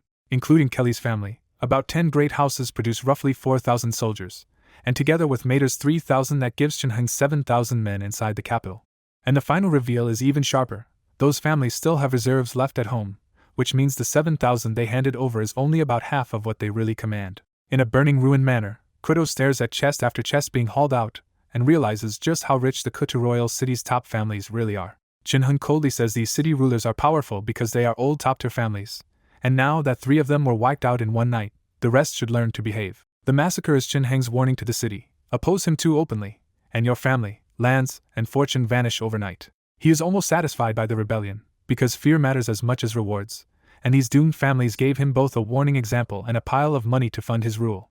Once the purge is settled, Chin-heng turns practical and asks Kudo how the army reorganization is going. Kudo reports that both the nobles' troops and Mater's soldiers have been broken apart and folded into new units led by Chin-heng's own men. Chin-heng approves because troops borrowed from nobles could turn on him at any order, so mixing them into his own structure is the only way to really control 7,000 soldiers. Kelly arrives with bad news from the south. The rebel army is tearing through the region, and frightened rulers are begging the Kutu royal city to send help. Chin-heng refuses immediately, saying it is still too early for him to move. He explains that the city is not ready yet. His army still needs training, supplies, and time to fuse into one disciplined force. Kudo worries that if they do not help, those southern rulers might simply defect to the rebels instead. Kelly gives a dry laugh and says not everyone is even qualified to join the rebellion. When Kudo still does not get it, Kelly spells out the ugly truth: the rebels are not marching for ideals, they want land, assets, and slaves just like everyone else. That means every ruler begging for help knows exactly what is at stake. If the rebels win, someone has to lose their territory for the victors to be rewarded. Because of that, Chin-heng is not worried about loyalty at all. Those rulers will fight hard on Olivia's side as long as they still want to keep what they own. So instead of rescuing them outright, he decides to let both sides grind each other down first. Even so, Chunheng knows they cannot collapse too soon, so he orders Kelly to send them food and weapons in Olivia's name and promise relief in 1 month. Kelly pauses for a beat, realizing how ruthlessly precise that plan is. With that settled, Chunheng abruptly asks about Olivia, the queen he still has not visited since taking over the city. Kelly answers softly that Olivia is getting worse, staying unconscious longer and longer, and even when she wakes she is barely lucid anymore. Kelly cannot bring himself to say the last part out loud, but Chunheng understands that Olivia is close to the end. Chunheng decides it is finally time to visit the palace, and Kelly quickly asks to accompany him. Later that day, Kelly leads Chunheng into the royal palace, now grander and more lavish than it was years ago. Chunheng takes in the expensive renovations and sees them for what they are now, useless splendor that never bought the royal family more soldiers or safety. More importantly, the guards around the palace are no longer Olivia's people at all. Chunheng has already replaced them with his own soldiers. At this point he is effectively the real master of the palace, even if he has not bothered to formally replace Olivia. As they continue inward with Kruto joining them, the palace reveals another problem. Olivia filled it with handsome male servants and slaves for her own amusement. Kelly explains this casually, but Kruto is visibly disgusted, and Chunheng says nothing as the palace's excess keeps getting worse. They pass a luxurious public bath and stranger amusements built for Olivia's pleasure, making it clear she spent the last few years indulging herself instead of saving her rule. At last they reach Olivia's room and find a shocking sight. The once glorious queen now lies in a white robe, frail, wrinkled, and reeking of medicine. Olivia only mutters in her sleep, and even when a female attendant tries to wake her, she gives no response. The attendant says this is normal now, and Kelly immediately recognizes the pattern from the late king's final bedridden decline. Chunheng examines Olivia himself, using his life energy to read her body's condition. What he finds is bleak. Olivia is already at her last breath, and no one can say how much time she has left. Thinking ahead to the throne, Chunheng asks whether Olivia has any children. Kelly hesitantly admits she has no legitimate heir, only one child born from a palace male slave. That makes the answer obvious to Chunheng. A child of a slave will never be accepted by the nobles, so the throne will almost certainly pass elsewhere if the royal house even survives. With nothing more to do for her, Chunheng turns away and leaves the palace with Kelly and Kruto. Afterward they return to their own work, because the crisis around the Kutu royal city is still moving too fast to leave anyone idle. And while time passes, the southern rebellion keeps surging north, swallowing rulers one by one as some submit and others are defeated and pillaged. By the end of it, the rebel army has crept closer and closer to the Kutu royal city, tightening the pressure around Chunheng's fragile new order. Under pounding rain, Lanlod led the southern rebel army toward Kutu royal city and demanded to know what was happening inside. The official could only admit they had lost contact months ago, right after Count Nardo seized control of the city. Chunheng had already locked down the nobles inside the capital, so Lanlod's informants were watched, and his eyes inside the city were gone. That silence put Lanlod on edge, because losing information told him Chunheng's grip on the royal city had become dangerously solid. But the rebel lords below him were excited, already dreaming about smashing open the royal city and looting its wealth. Lanlod warned them that Count Nardo was not easy prey, but his allies brushed that off and trusted their huge numbers. The rebels now fielded 40 to 50,000 people, including captives dragged along the way, and that sheer mass made them feel unbeatable. Lanlod knew better, because a giant coalition army could win in the field but easily rot during a long siege. Feeding 50,000 mouths would crush them if the siege dragged on, yet turning back empty-handed would also anger the rulers who came for plunder. With no clean option left, Lanlod chose to send emissaries ahead and try negotiating with Count Nardo first. Inside Kutu royal city, Chunheng only chuckled when Lanlod's letter finally arrived. Lanlod offered him the north and a huge slice of royal land if he would abandon the capital, and Kelly immediately heard how hollow that sounded. Chunheng pointed out the joke himself. Lanlod was trying to grant him territory he already controlled.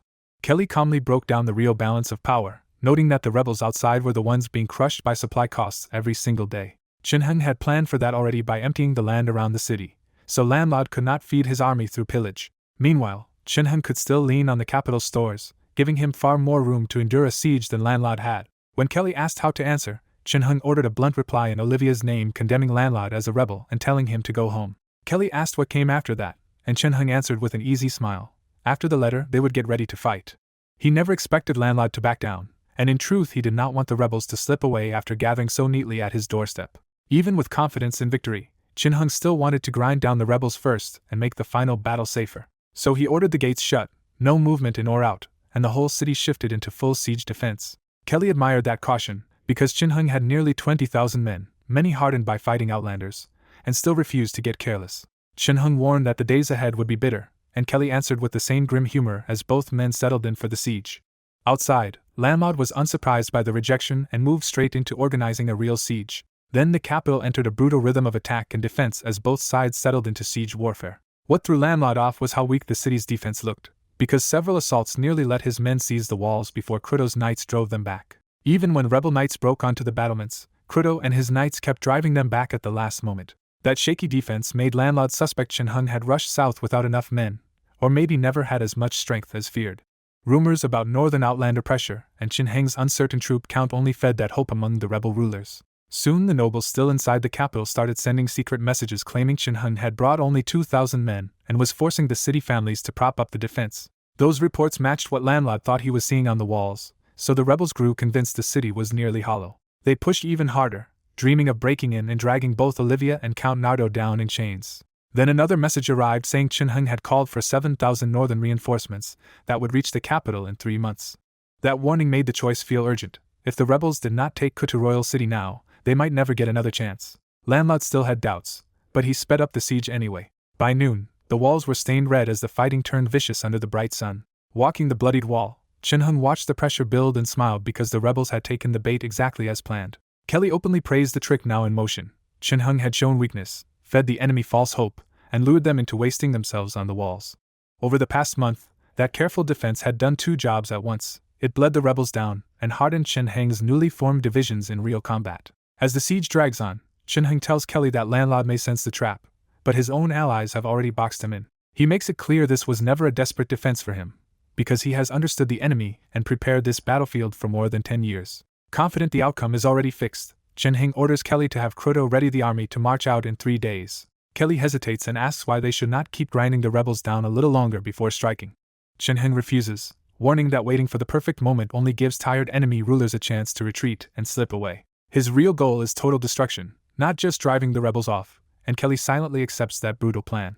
3 days later, under bright clear skies, the ground outside Kutu Royal City has turned into a slaughterhouse piled with corpses. The rebels keep hurling men at the walls, but every charge ends the same way, with the defenders throwing them back again. Watching another failed assault, Landlord feels the full weight of a month-long siege that still has not broken the city. He knows feeding a 50,000-man army is becoming dangerous, and the pressure now comes as much from his own collapsing logistics as from the enemy. Even so, Landlord and the other rulers cannot let go, because the city looks close to breaking and retreating now would make all their losses meaningless. He finally makes himself a deadline. They will attack for half a month more, and if the city still holds, he will order a retreat. Then a sudden uproar breaks his focus, and Landlord looks up to see the gates of Kutu Royal City swinging open. For a heartbeat he thinks the city might be collapsing from within or even surrendering, because no defender should be opening the gates in the middle of a siege. That guess dies instantly when Shinheng's army bursts out in formation and starts building speed instead of kneeling to surrender. The army pouring out of the city slams into the rebels so fast that a gap opens in the line before Landlord can do anything. Only then does Landlord realize the truth. The defenders were never breaking, they were launching the final battle on their own terms. The battlefield explodes with drums and shouting as the 2 armies crash together in a decisive clash the rebels were not ready for. At the front of that charge, armored Shinheng rides or rushes out with Kruto and other knights at his side. Then the story jumps 20 years ahead, where a middle-aged Shinheng gently tells a young boy that this final battle was the moment everything changed. The boy listens with shining eyes and asks if that was when his grandfather became king, and Shinheng patiently confirms it. When the child's playmate arrives outside, Shinheng sends him off to play, and the boy leaves reluctantly. Left alone in the quiet hall, King Kailan Nardo suddenly looks less triumphant than lonely. Stepping into the sunlight, the ruler of the Nardo kingdom reflects on the 20 years since Landlord's defeat and the crushing of the rebellion. Using Olivia's name after the war, Shinheng spent years finishing off the remaining rebel rulers and absorbing their lands.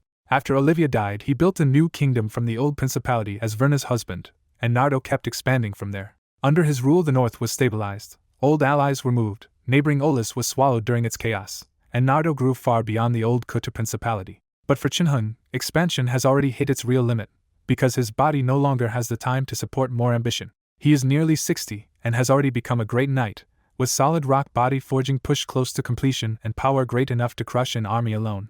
That same training and his heavy use of life energy also ruined his body, and Shinheng quietly estimates he only has a few years left. He does not dwell on it for long and instead turns away to visit Verna. In a quiet chamber, he finds elderly Verna lying unconscious in bed, aged far beyond the lively girl she once was. Shinheng greets her softly, and Verna gives only the tiniest movement in response, as if she still recognizes him somewhere inside the darkness. He knows she would have died long ago without the life energy he kept giving her, and even that borrowed time is almost over now. Looking at her, Chen Heng is torn between love and guilt as memories of the young Werner rise against the sight of the woman she has become. He apologizes and tells her with painful honesty that she will probably leave first, and that he expects to follow soon after. He even wonders whether an afterlife exists, already suspecting that even death may not let them meet again.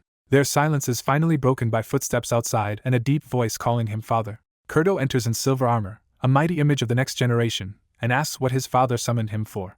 20 years pass, and Chen Heng looks at Kurdo with quiet pride as the boy he raised so carefully has fully grown into his own man.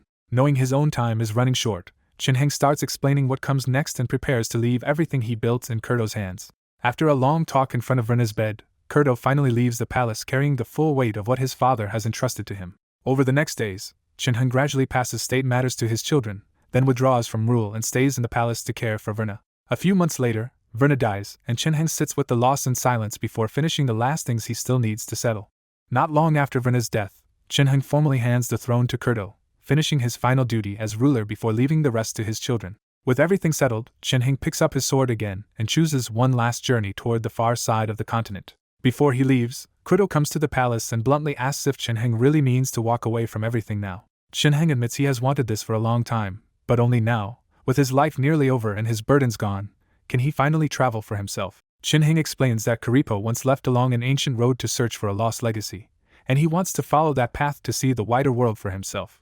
Kurdo answers with a grin and asks to come along, insisting he can still swing a sword and be useful for a few more years. The two old friends share the same easy smile they had years ago, and Chen Heng accepts him without hesitation. A few days later, Chen Heng and Kurdo finally ride out from the Nardo Kingdom together and begin the journey at last. They spend the first stretch of the trip crossing the Nardo Kingdom, stopping to look over the towns, roads, and farmland shaped by Chen Heng's rule. Watching stable towns and fuller lives where chaos once ruled, both men feel the rare satisfaction of knowing they truly changed people's lives. For Chen Heng, this journey through the kingdom confirms that even if this life was a simulation, what he did here still mattered. After that, the two veterans cross the border and head into the unknown beyond the Nardo Kingdom. Bandits and disasters keep appearing on the road, but for two old knights, most of those dangers barely slow them down. Many times, Chen Heng does not even need to draw his sword because Kurdo alone is enough to wipe out whole bandit groups. 5 years into the journey, Chen Heng and Kurdo enter a mysterious historical remnant, where puppet-like guards far stronger than past road threats finally stop them cold. The guards are monstrously strong, and in the brutal fight inside the remnant, Kurdo pushes his life's seed to protect Chen Heng. Kurdo dies in battle, and Chen Heng survives only by igniting his own life seed and tearing through the remaining guards at the edge of death. Under the massive ruin, Chen Heng clutches his chest and realizes with stark clarity that he is about to die too. He looks back at Kurdo's corpse and gives a bitter farewell, accepting that for a knight like his friend, dying in battle was a fitting end. Even with death closing in, Chen Heng refuses to stop here because this remnant may finally hold answers about the sorcerers of this world.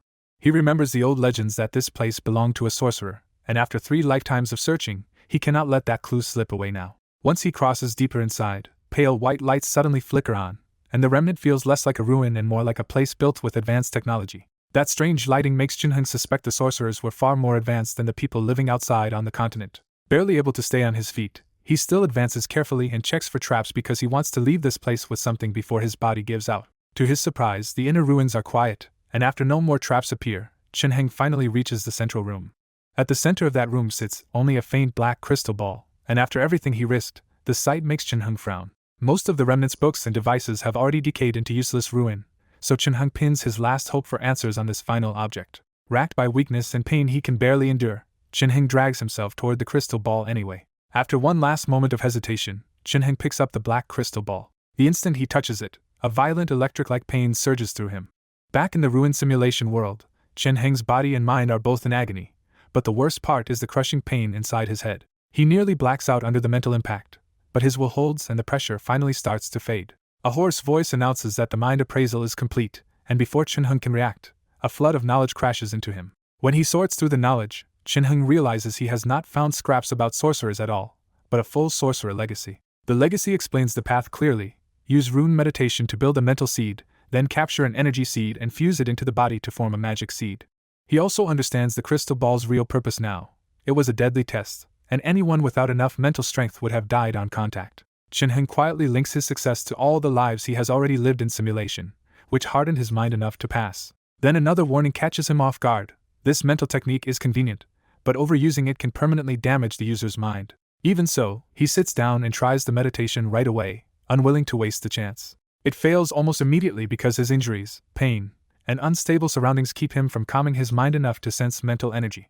When he opens his eyes again, frustration gives way to urgency, because he knows he does not have much life left. Using sheer control over his failing body, Chin-hing drags himself outside and buries Kudo before he dies himself. After finishing Kudo's burial, Chin-hing finally collapses beside the fresh grave, leaving 2 mighty knights fallen in the same lonely place. Then the simulation ends, and the system tallies his life with a cold summary of all the people he saved, doomed, ruled, and changed. The final result is brutal and impressive at once. Chin-hing receives an excellent rating and 3,210 points.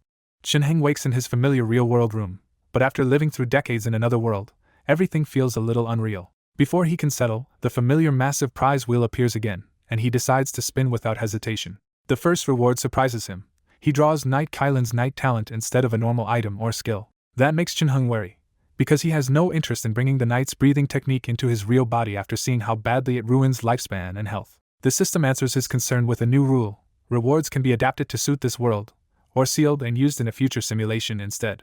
Once he understands that, Chin-hing realizes the talent draw is actually a bargain and chooses to save it for later. He spins again, and this time the wheel lands on Knight Kylan's basic body forging technique. That reward is almost useless to him now, since he has already reached basic body forging completion, so he stores this one too. On the third spin, the reward turns solid in his hand at once. Knight Kylan's personal sword appears in the real world. He instantly recognizes it as Silver Splendor, the royal sword he once had mastered blacksmith's forge in that other life. Even knowing the blade is priceless, he still feels that spending 80 points on it was a bad roll, and sets it aside with a resigned sigh. But the moment the sword exists in front of him, a deeper thought hits Chin-hing. Maybe the simulation world was never fake in the first place. The system confirms it bluntly. Aside from some special cases, the simulation worlds are real worlds just like his own. That answer lands hard, because all the people he thought were only simulation figures suddenly become real in his mind. He thinks of Verna, Kudo, his children, and old friends still living on somewhere after his death there, and the truth leaves him shaken in a way points and prizes never could. Back in the real world, Chin-hing quietly accepts the simulation's ending and tells himself he did everything he could for the people he left behind. He dismisses the prize wheel, because after 3 spins the cost has risen to 160 points, and he refuses to gamble for scraps.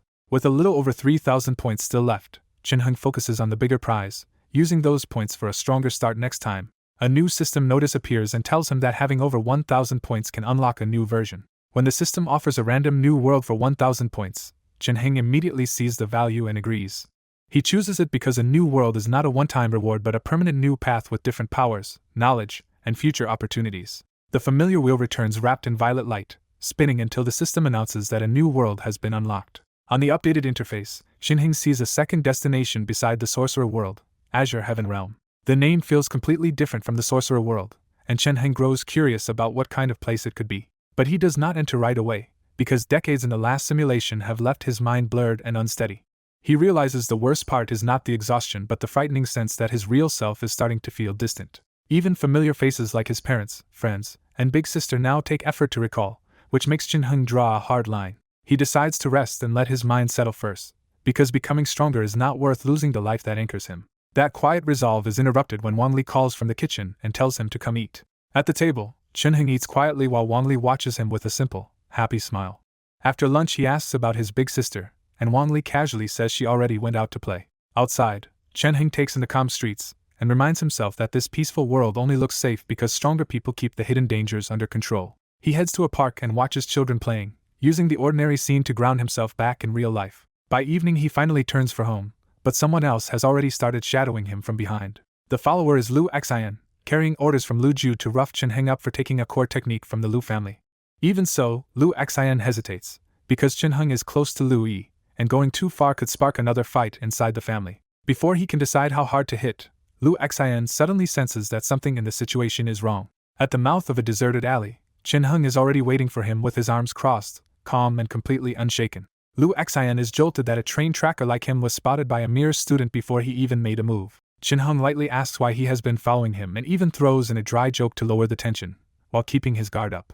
Inside, Chin-hing has to forcibly suppress the instinct to draw a sword, because this is the law-bound real world, not the brutal world he just left. Lu Xian drops the act and says someone paid him to teach Chin-hing a lesson, then decides to pass himself off as a common thug and finish the job fast. He lunges with a controlled punch, holding back just enough not to cripple Chen-hung and make trouble with Lu Yi. Chen-hung calmly catches the fist with one hand, stopping the attack dead in place. Lu Xian pours in more and more strength, but Chen-hung does not budge even a little. When even his explosive burst fails, Lu Xian realizes Chen-hung's hand feels less like a person and more like a mountain pinning him down. He tries to strike with his other hand, but Chen-hung reads every move and dodges them all with absurd ease. Cold sweat runs down Lu Xian's back as he finally understands he did not target a harmless student at all, but a monster hiding in plain sight. That shock also flips Lu Xian's assumptions, because someone this strong clearly was not using Lu Yi the way her brother suspected. Instead of punishing him, Chen-hung just asks who sent him and says he cannot think of anyone he has really offended. Lu Xian refuses to answer and braces himself for revenge, certain a beating is coming next.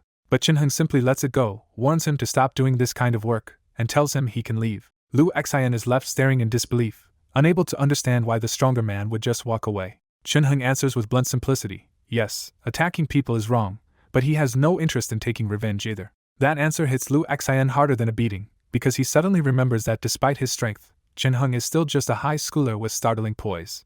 After a long pause, Lu Xian finally gives up and leaves, shaken by the encounter. Once Lu Xian is gone, Chen-hung steps back out and admits to himself that the real world's rules make this kind of trouble far more annoying to handle. In the simulation world he would have captured or killed a man like that without hesitation, but here he has to hold back because murder and retaliation both carry real consequences. He quickly connects the attack to Lu Yi, since trouble only started after meeting her and receiving the solid rock body forging technique. Because Lu Xian held back and showed no killing intent, Chen-hung judges this as family pressure and future hassle, not a real assassination attempt.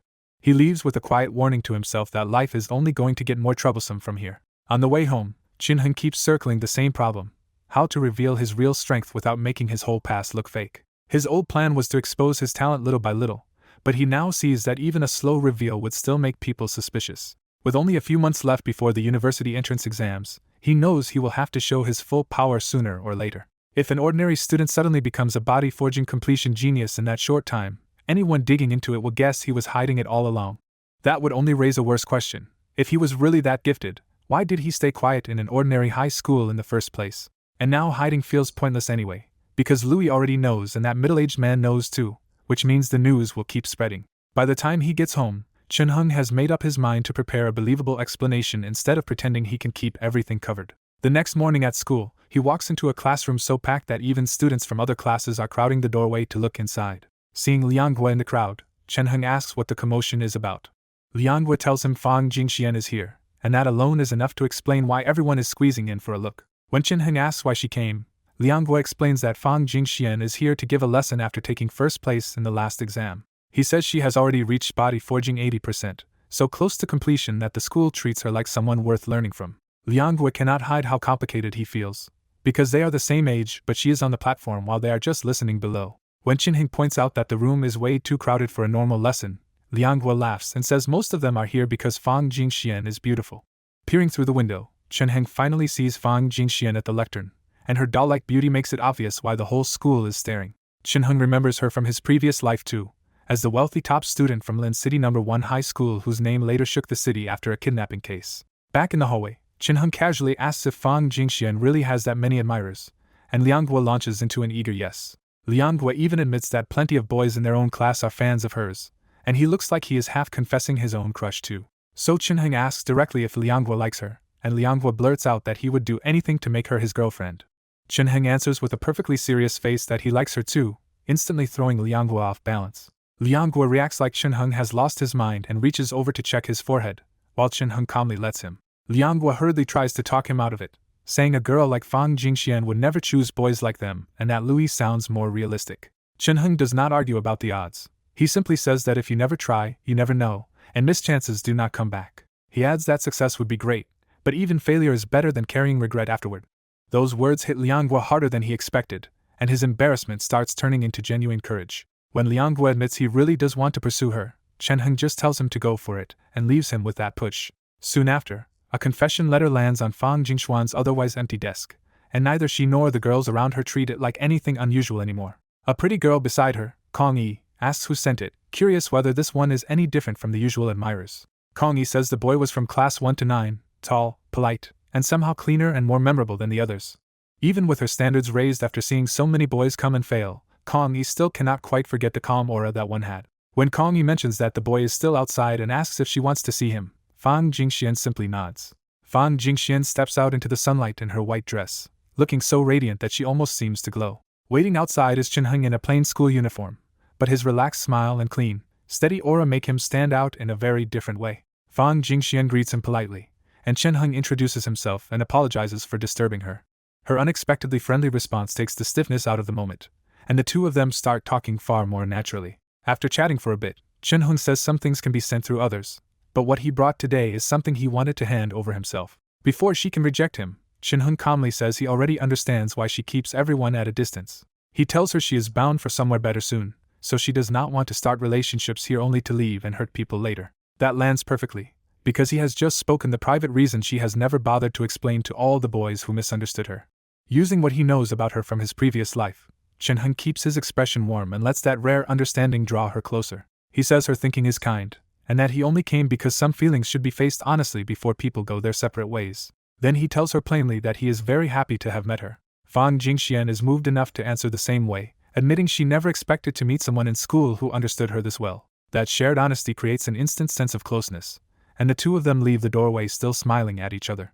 From there they stroll to the exercise field and keep talking, moving easily from cultivation to life to business, as if they have known each other longer than a few minutes. The more they talk, the more shocked Fang Jingxian becomes, because Chen-hung keeps matching her on topic after topic instead of sounding like an ordinary admirer. After talking with Chen-hung, Fang Jingxian is genuinely shaken because he keeps up with her on everything from martial arts to history and money, something almost nobody their age can do. The more they talked, the more Fang Jingxian felt strangely in sync with him, and her curiosity about Chen-hung quietly turned into real interest. When class time comes, Chen-hung politely excuses himself, and Fang Jingxian tells him she hopes they can stay friends.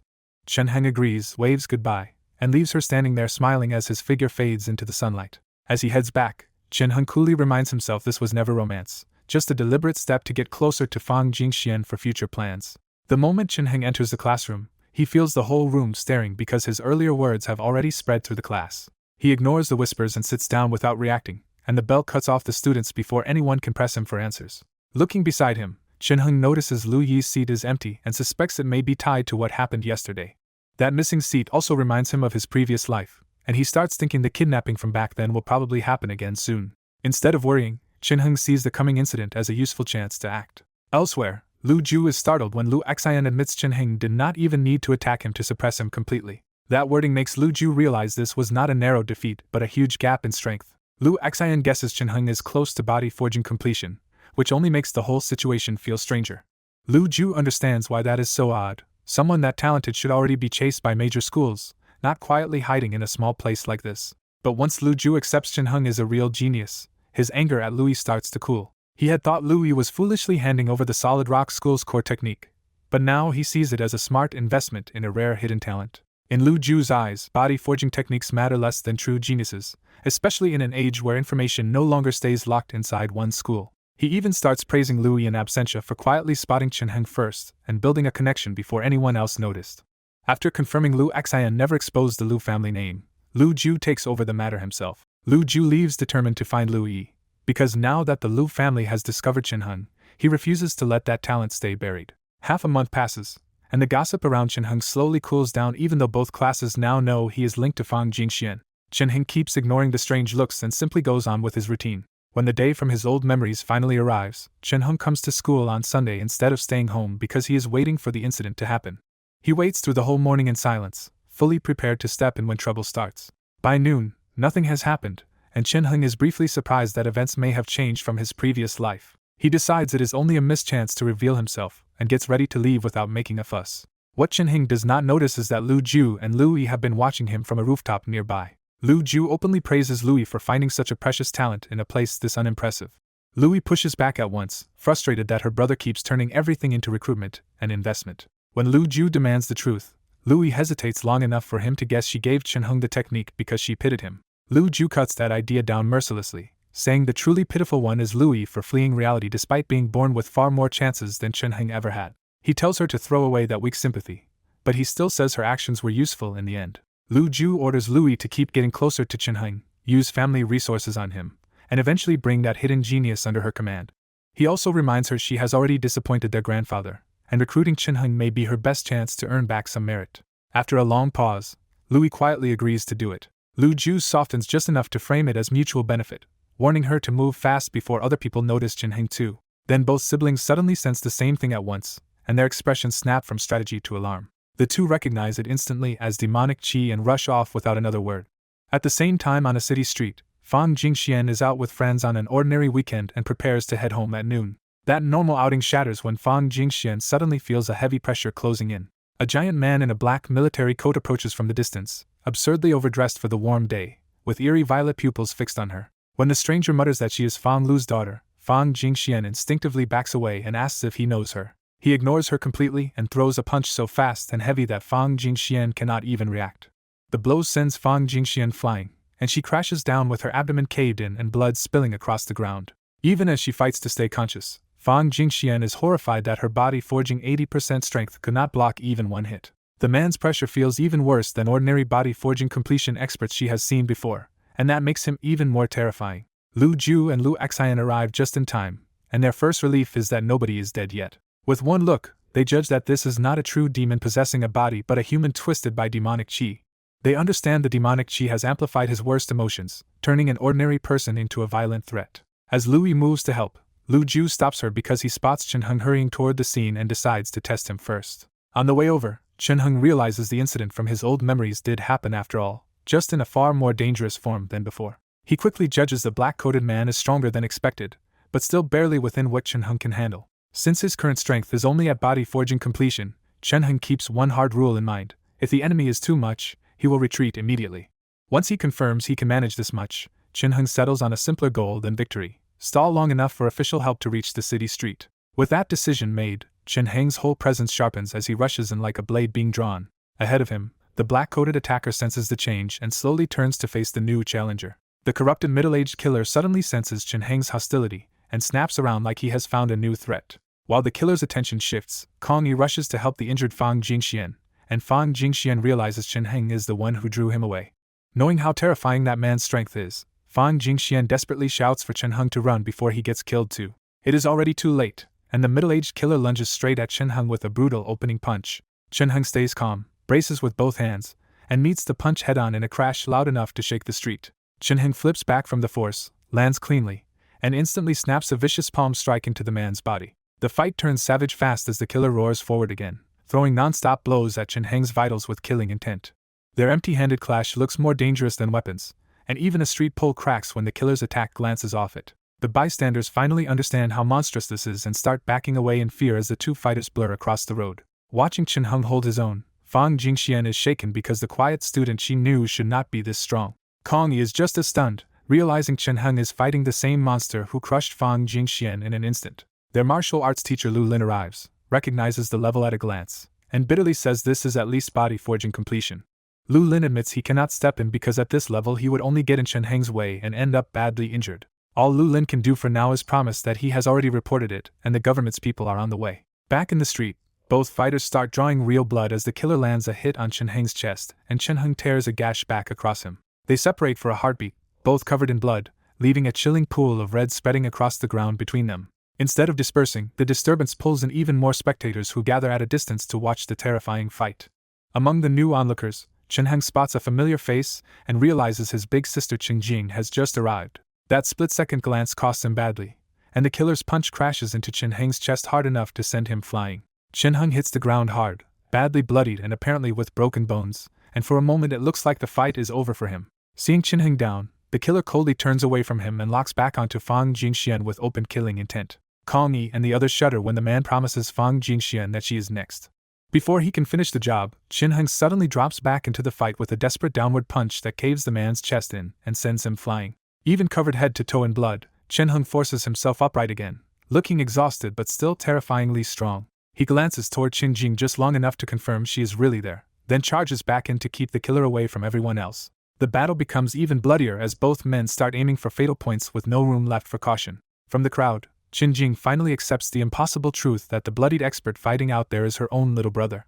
As the fight drags on, Qingjing panics and begs for the government officers to hurry because her little brother is still out there trading blows with the killer. She desperately looks for anyone strong enough to intervene, but the martial arts instructors nearby can only answer her with helpless bitter smiles.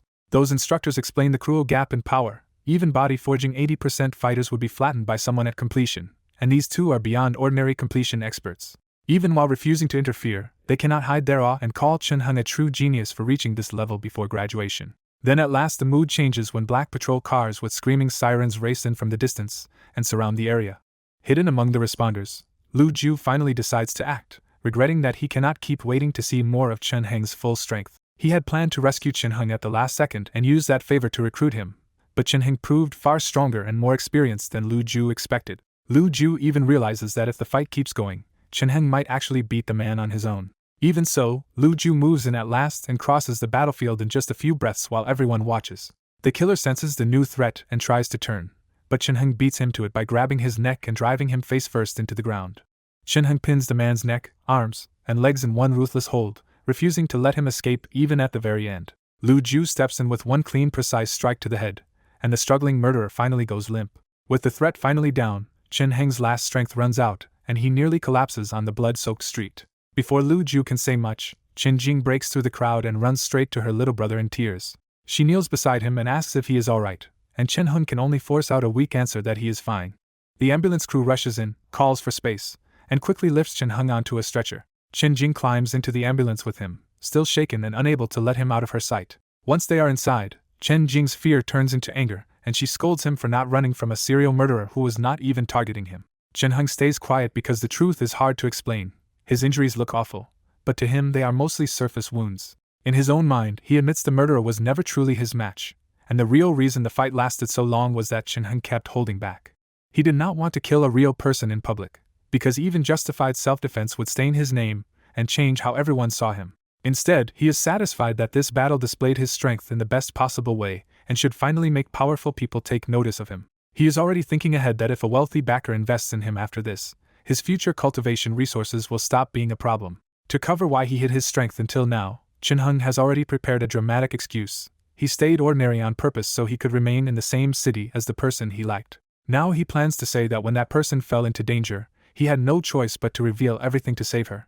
Even Chen-hung finds the story a little embarrassing, but he decides it sounds believable enough for a passionate high school boy and waits to see if everyone else buys it. Chen-hung's wounds are not serious, but Chen-jing still keeps him in the hospital for several days to recover properly. When Wang Li rushes over, she joins Chen-jing in scolding him for doing something so reckless. The two women demand to know when Chen-hung became this strong, and why he hid it from his family for so long. Once Chen-hung admits he hid his talent because of a girl, Wang Li is so stunned she nearly explodes on the spot. She berates him for throwing away huge opportunities, because a teenager at body forging completion would have had people fighting to support his future. After venting, Wang Li's anger turns into fear, and she warns him never to gamble with his life like that again because his family could not bear to lose him. Once Wang Li finally leaves, Chen-jing comes back in and jokes that geniuses clearly get much better hospital treatment than ordinary people. Chen-hing quietly sees how much his status has risen now that everyone knows how strong he really is. Friends and classmates start pouring in to visit, turning his hospital stay into a non-stop stream of attention. The rewards keep stacking up too, with free hospital care, a $100,000 school prize from Lu Lin, and another big payout from the government. In just a few days, Chen-hung goes from ordinary student to a local celebrity. While peeling him an apple, Chen-jing tells him the whole school is talking about the boy who hid body forging completion for years because of the girl he liked. Her friends are even asking to meet him, which makes the whole story feel even more embarrassingly public. Chen-hung is not that surprised, because in a modern world that respects martial artists, a story this dramatic was always going to spread fast. Their talk is interrupted by a knock, and Fang Jingxian appears in the doorway in a white dress, still pale and weak from the attack, with her parents just behind her. Seeing the well-dressed couple standing behind Fang Jingxian, Chen-hung quickly realizes they are her parents. Fang Jingshuan's father politely greets Chen-hung and Chen-jing and apologizes for disturbing his rest, setting a respectful tone right away. As they sit around the bed, Fang Jingshuan's father sincerely thanks Chen-hung and admits the attacker was probably an enemy targeting his family. On the side, Fang Jingshuan's well-dressed mother chats warmly with Chen-jing, making the visit feel unexpectedly relaxed. Before the family leaves, Fang Jingshuan's father quietly sets down an envelope of money to thank Chen-hung. After the parents step out, only Chen-hung and Fang Jingxian remain, and the room falls into an awkward silence. Fang Jingxian finally thanks him for saving her, breaking the silence first. Chen-hung downplays it, and says anyone with the strength to stop that kind of attack should have stepped in. But Fang Jingxian points out that in the end, he was the only one who actually came, and she asks when he became this strong. When Chen-hung calmly says he reached this level 1 or 2 years ago, Fang Jingxian takes a hard hit to her confidence. She cannot help comparing herself to him, because he reached body forging completion with ordinary resources while she had every advantage. Still wrestling with it, Fang Jingxian finally asked the question that matters most to her. Was all of this really because of her? Chen Heng admits it without dodging, but he immediately tells her not to feel pressured because it was his own choice. When she asks why, Chen Heng says he cannot fully explain it, only that staying in a corner and quietly watching her was already enough to make him happy. He goes further and tells her he liked her without wanting to trouble her, so seeing her every day had been enough until everything blew up like this. Fang Jingxian falls quiet, because no matter how composed she usually is, a confession like this still reaches her. Chen Heng apologizes for troubling her, and says he knows he may not be the kind of person she would choose, but he still wanted her to at least remember his feelings. Then he carefully gives her an exit by saying he does not expect any answer and should rest now. Fang Jingxian nods to leave, but at the door she turns back and quietly asks if they can still be friends. Chen Heng smiles and tells her of course, which lets her leave with at least a little warmth between them. Outside the room, Fang Jingxuan's parents immediately ask how it went, and her complicated nod tells them plenty. Her mother openly says Chen Heng seems like a rare good boy and even suggests she could try dating him if she does not dislike him. When Fang Jingxian points out that her mother used to oppose early romance, the older woman shamelessly says she also does not want her daughter to miss out. Fan Lu steps in to end the pressure, reminding them that feelings cannot be forced and the choice should be Fang Jingxuan's.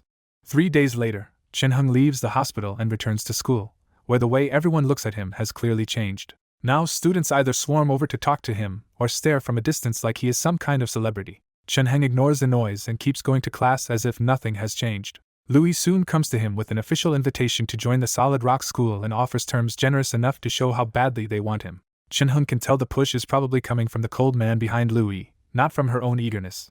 He says he needs time to think, but in truth he is already leaning strongly towards Solid Rock School. The biggest reason is practical. In the simulation world he trained the solid rock body forging technique to the brink of completion, so abandoning that path now would be wasteful. If he is going to walk that path anyway, joining the Solid Rock School will make cultivation smoother and open access to more body forging methods. He also prefers dealing with Louis, because her gentle, meek personality makes her far easier to cooperate with than a more overbearing leader would be. Still, Chen Heng waits instead of accepting immediately, because he knows his rising fame will bring more schools to compete for him. Just as he expected, more than half a month later representatives from many schools start showing up with attractive offers of their own. After comparing the deals, Chen Heng realizes the other schools are not offering anything clearly better than Solid Rock School. So once he has waited long enough, he stops hesitating and officially chooses to join the Solid Rock School. At noon, Louis brings him to a massive martial arts establishment, and Chen Heng asks if this is the place. Louis confirms it, but the familiar building leaves her with an unexpectedly complicated look. When Chen Heng asks if coming back is a good thing, Louis only says not exactly and leaves the rest unsaid. She leads him inside, where the sounds of hard training hit them immediately. Chen Heng looks around and sees many people training, including plenty of children, all pushing themselves seriously. Louis explains that most of the trainees Chen Heng is seeing belong to the Liu family, because Solid Rock School was founded by her ancestor and still mostly runs as a family school with few outsiders. As Louis led him deeper into the Solid Rock School, Chen Heng quietly pieced together the truth. This whole school belonged to the Liu family, and its head was almost certainly her grandfather. He weighed the deal on the spot. Joining this place would give him techniques, resources, and connections, even if an outsider like him could never inherit the school. That limit barely bothered him, because Chen Heng only wanted enough standing to grow stronger, not to stir up a fight over power. The moment Louis appeared, disciples all around them stiffened and bowed on instinct, making her influence inside the school impossible to miss. Watching that, Chen Heng understood why Louis had dared to hand him the solid rock body forging technique before he ever joined. She was not some ordinary disciple. They moved into the inner training area, where the disciples were older, tougher, and already around the 60 to 70% stage of body forging. One look at the sheer number of trainees told Chen Heng this school was no small outfit. The Solid Rock School had real scale and real strength behind it. Curious eyes followed the new face as they walked on, but Chen Heng kept up the act of a quietly amazed newcomer and took everything in. At the core hall, the crowd thinned to barely a dozen people, but every one of them was nearly at body forging completion. This was the school's real inner circle. Seeing so many near-completion martial artists in one place immediately hooked Chen Heng. Compared to Lin City, this place was on another level. Then Louis stopped at a large door deep inside the compound and knocked, finally bringing Chen Heng to the person who mattered most. Inside sat Lu Ruhai, an older man in a black martial robe whose ordinary appearance hid a pressure so sharp that Chen Heng's whole body tensed on instinct. Without warning, danger flashed. Chen Heng instantly dodged aside and dragged Louis with him as a long saber struck the spot where he had just been standing. Lu Ruhai finally smiled. The attack had just been a test, and Chen Heng had passed it with reactions good enough to impress him. Lu Ruhai told him the decision was already made. He knew Chunheng's background, and from now on Chunheng could cultivate at the Solid Rock School. Chunheng glanced at Lui before agreeing, catching that she was staying quiet and letting her grandfather handle everything. Once Chunheng was settled, Lu Ruhai turned on Lui and scolded her for running away from home without a word and worrying her family. Lui could only bite her lip and fall silent, and that small guilty reaction was answer enough. Seeing that, Lu Ruhai let the matter go for now and simply told her not to do it again. Lu Ruhai's tone warmed again when he faced Chunheng, saying Lu Yi's elder brother had already praised him as a good lad. Because Chunheng had already reached body forging completion, Lu Ruhai said he could skip straight to the school's third stage and begin the true solid rock body forging technique. Still, the old master did not rush him. He told Chunheng to rest first, learn the place, and then come back for personal instruction in a few days. Chunheng accepted without any arrogance, and that modest attitude earned another nod of approval from Lu Ruhai. Lu Ruhai then handed Chunheng over to Lu Qimei, his junior disciple, who would guide the new arrival through the school. Over the next few days, Lu Qimei showed Chunheng around, helping him get familiar with the Solid Rock School before real training began. When Lu Ruhai finally passed down the core technique, Chunheng immediately recognized that this was the true complete solid rock body forging technique, far deeper than the simplified version Lu Yi had given him. Once he started practicing, Chunheng's progress was so absurdly fast that even Lu Ruhai, secretly watching, was left stunned. For Chunheng, though, it felt completely natural. He had already spent decades grinding this exact technique in the simulation world, so he did not bother hiding much. As far as everyone else knew, he was just a monster of a genius, and that explanation worked in his favor. Even with talent like that, Lu Ruhai could only sigh that Chunheng had arrived too late. In his eyes, a few earlier years might have let this boy reach the martial body realm soon. Chunheng only answered with a faint smile, because he already knew this road well. In the simulation world, he had once cultivated far enough to form the solid rock body. Back in his real body, Chunheng was sure the path up to the second step would be smooth. The bottlenecks that troubled others were already solved for him. Lu Ruhai knew none of that. He only felt that the school had picked up a rare treasure. After that, life at the school settled into a steady rhythm, and Chunheng trained every day with almost brutal discipline. He also stayed humble and polite, never leaning on his talent, so he gradually got along well with everyone in the Solid Rock School. By the time 2 or 3 months had passed, Chunheng was fully used to life inside the school and had hardly stepped outside once. He finally left the martial arts establishment for a reason. Someone had invited him to a gathering reserved for real martial artists from the local schools. Since only people at body forging completion could attend, Chunheng knew the gathering would be worth it. This was a chance to learn more than the school alone could tell him. The city center was bustling and lively, but one thing suddenly stood out to Chunheng: an old narrow alley sitting in the middle of a flourishing district where it should not have existed. The more Chunheng looked, the stranger it felt. In the busiest part of the city, an untouched old alley made no sense at all. When Lu Qimei noticed him staring and asked what was wrong, Chunheng pointed straight at the alley and asked why it was there. Lu Qimei followed his gesture and looked genuinely confused, because from where she stood there was no alley at all. To Lu Qimei, that spot was just an empty plot of land. Her answer hit Chunheng like a jolt. Lu Qimei even started musing about why an empty lot would be left in such a prime area, while Chunheng was left staring at the same place with a very different problem. At the alley entrance, Chunheng finally trusts his unease, because what he sees is not an empty lot at all but a deserted old lane with architecture that feels strangely mixed and wrong. Remembering Lu Qimei calling it empty land, Chunheng plays along and lightly suggests they go take a look, testing whether she really sees something different. Lu Qimei agrees without hesitation, showing the easy trust and good impression she already has of this junior apprentice brother. As they walk closer, Chunheng quietly asks passers-by what they see, and every answer is the same, just an ordinary empty plot. That answer repeating from everyone only deepens Chunheng's suspicion, because the hidden alley is clearly there in front of him. Then Lu Qimei walks straight toward what should be a wall, and Chunheng holds himself back at the last second so he can see what happens. To Lu Qimei, the barrier is nothing at all, and she passes through the wall naturally as if it never existed. Her expression stays completely normal, convincing Chunheng that she is not pretending and truly cannot see what he sees.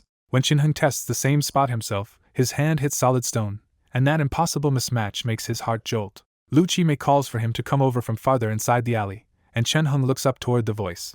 The people waiting inside now look like grinning corpses, their faces dark, their bodies torn open with blood and wounds, and Lu Qimei's eyes are filled with red. At the same time, a cold girl's song drifts through the alley, beautiful and mournful enough to make Chunheng break into sweat. The corpse-like figures keep smiling and calling him closer, but Chunheng forces himself steady and refuses to step in. He calmly says it is almost time to leave and turns away first, choosing retreat over whatever trap is waiting inside. Behind him, the eerie group follows with cold laughter, keeping just close enough to make the exit feel dangerous. The moment they come back out, Lu Qimei and the others look normal again, though Chin-hung still thinks he can faintly see the corpse image clinging to her. Lu Chi-mei only wonders why he suddenly wanted to leave so fast, proving she noticed none of what he just saw. Chin-hung brushes it off and insists they should go, ending the visit before anything stranger can happen. That same night, Chin-hung comes back alone, because fear has not beaten his need to understand what this place is. Now the alley feels slightly larger than it did in the day, and Chin-hung immediately realizes that unsettling detail is probably real. He decides to stop guessing and run a test instead, preparing himself for the worst before he gets any closer. After leaving briefly, Chin-hung returns with 2 drunk men as unwilling test subjects. At the alley boundary, he gives them a light push and sends them stumbling inside. As soon as they cross in, the same horror appears again. Their bodies turn bloodied, mangled, and corpse-like before Chin-hung's eyes. That confirms the daytime vision was not unique, but it still leaves Chin-hung with the bigger question of what would happen if he himself stepped inside. Because he can already see the alley when others cannot, Chin-hung suspects the rules for him may be different and decides to keep testing from outside. He hires more people to drag the drunks back out, turning the whole thing into a controlled experiment. Just as he suspected, anyone who enters looks like a corpse to him, and the moment they come back out the gruesome changes vanish. When Chin-hung asks the hired men what they felt, every one of them says nothing unusual happened at all. That makes the problem even worse, because either some unknown power is twisting everyone else's senses or Chin-hung is the one being targeted. He decides the only sensible move for now is to stay calm, act normal, and not enter the alley himself. Over the next several days, he keeps returning to watch the area, refusing to let the phenomenon out of his sight. His suspicion proves right. The strange alley is slowly getting bigger. Even while it grows, ordinary people still cannot see or touch it, passing through its walls and space as if the whole place does not exist. That silent growth leaves Chin-hung more uneasy by the day, because a hidden thing that keeps expanding is not going to end well. He starts imagining the worst case, wondering what happens if this invisible alley one day swallows the entire city. As he looks for answers, Chin-hung begins to suspect the alley may be connected to demons.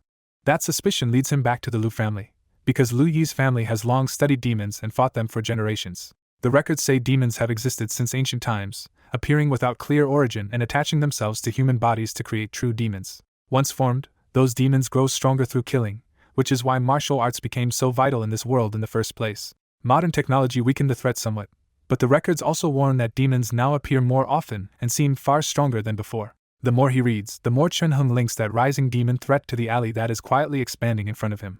He also digs into old solid rock school records and finds something even more unsettling in the writings of past grandmasters. Those grandmasters claimed that at their peak they could vaguely see the outline of another world. And in their later years, many of them ended horribly, going mad, falling into fanatic worship, or dying in grotesque ways. To Chin-hung, those records are not old jokes but warnings that something hidden has been watching the human world for a very long time. Then the pattern hits him hard. If seeing another world was the first sign of being affected, his own encounter with the alley may have put him on the same path. The possibility that he could end like those grandmasters leaves Chin-hung sitting in silence for a long time before he finally lets out a heavy sigh. At last he looks down and calls up the familiar simulator line showing his points total, 2151. If those records are true, Chin-hung sees only one real answer left. Get stronger fast enough that whatever is affecting him cannot touch him. He had wanted to stay in the real world longer, but the alley and those old warnings push him to give up that plan. Since he has already spent months readjusting after the last return, he decides now is the right time to enter another simulation anyway. Once he makes up his mind, Chin-hung stops hesitating and opens the simulation interface again. The familiar Sorcerer World option is still there, but this time a new destination has appeared beside it, Azure Heaven Realm. Chin-hung unlocks the Azure Heaven Realm as his second simulation world and decides this is the perfect time to test it. The new world costs 20 points to enter, but this time that price barely bothers him. When the identity menu opens, Chin-hung sees ordinary, aristocratic, and cultivator family starts, each with wildly different price ranges. Then a new option catches his eye. For 500 points, he can gamble on a random identity. He hesitates for a moment, then leans into the gamble and spends the 500 points. A giant roulette wheel appears, mostly white with rarer colors taking up less space, and Chin-hung quickly figures out it is a pure luck test. The wheel finally stops on a red gold result, and Chin-hung immediately senses he got a strong opening draw. He confirms the simulation, and the world around him dissolves into light. When Chin-hung wakes up, he is already riding through a vast plain inside a fleeing carriage convoy.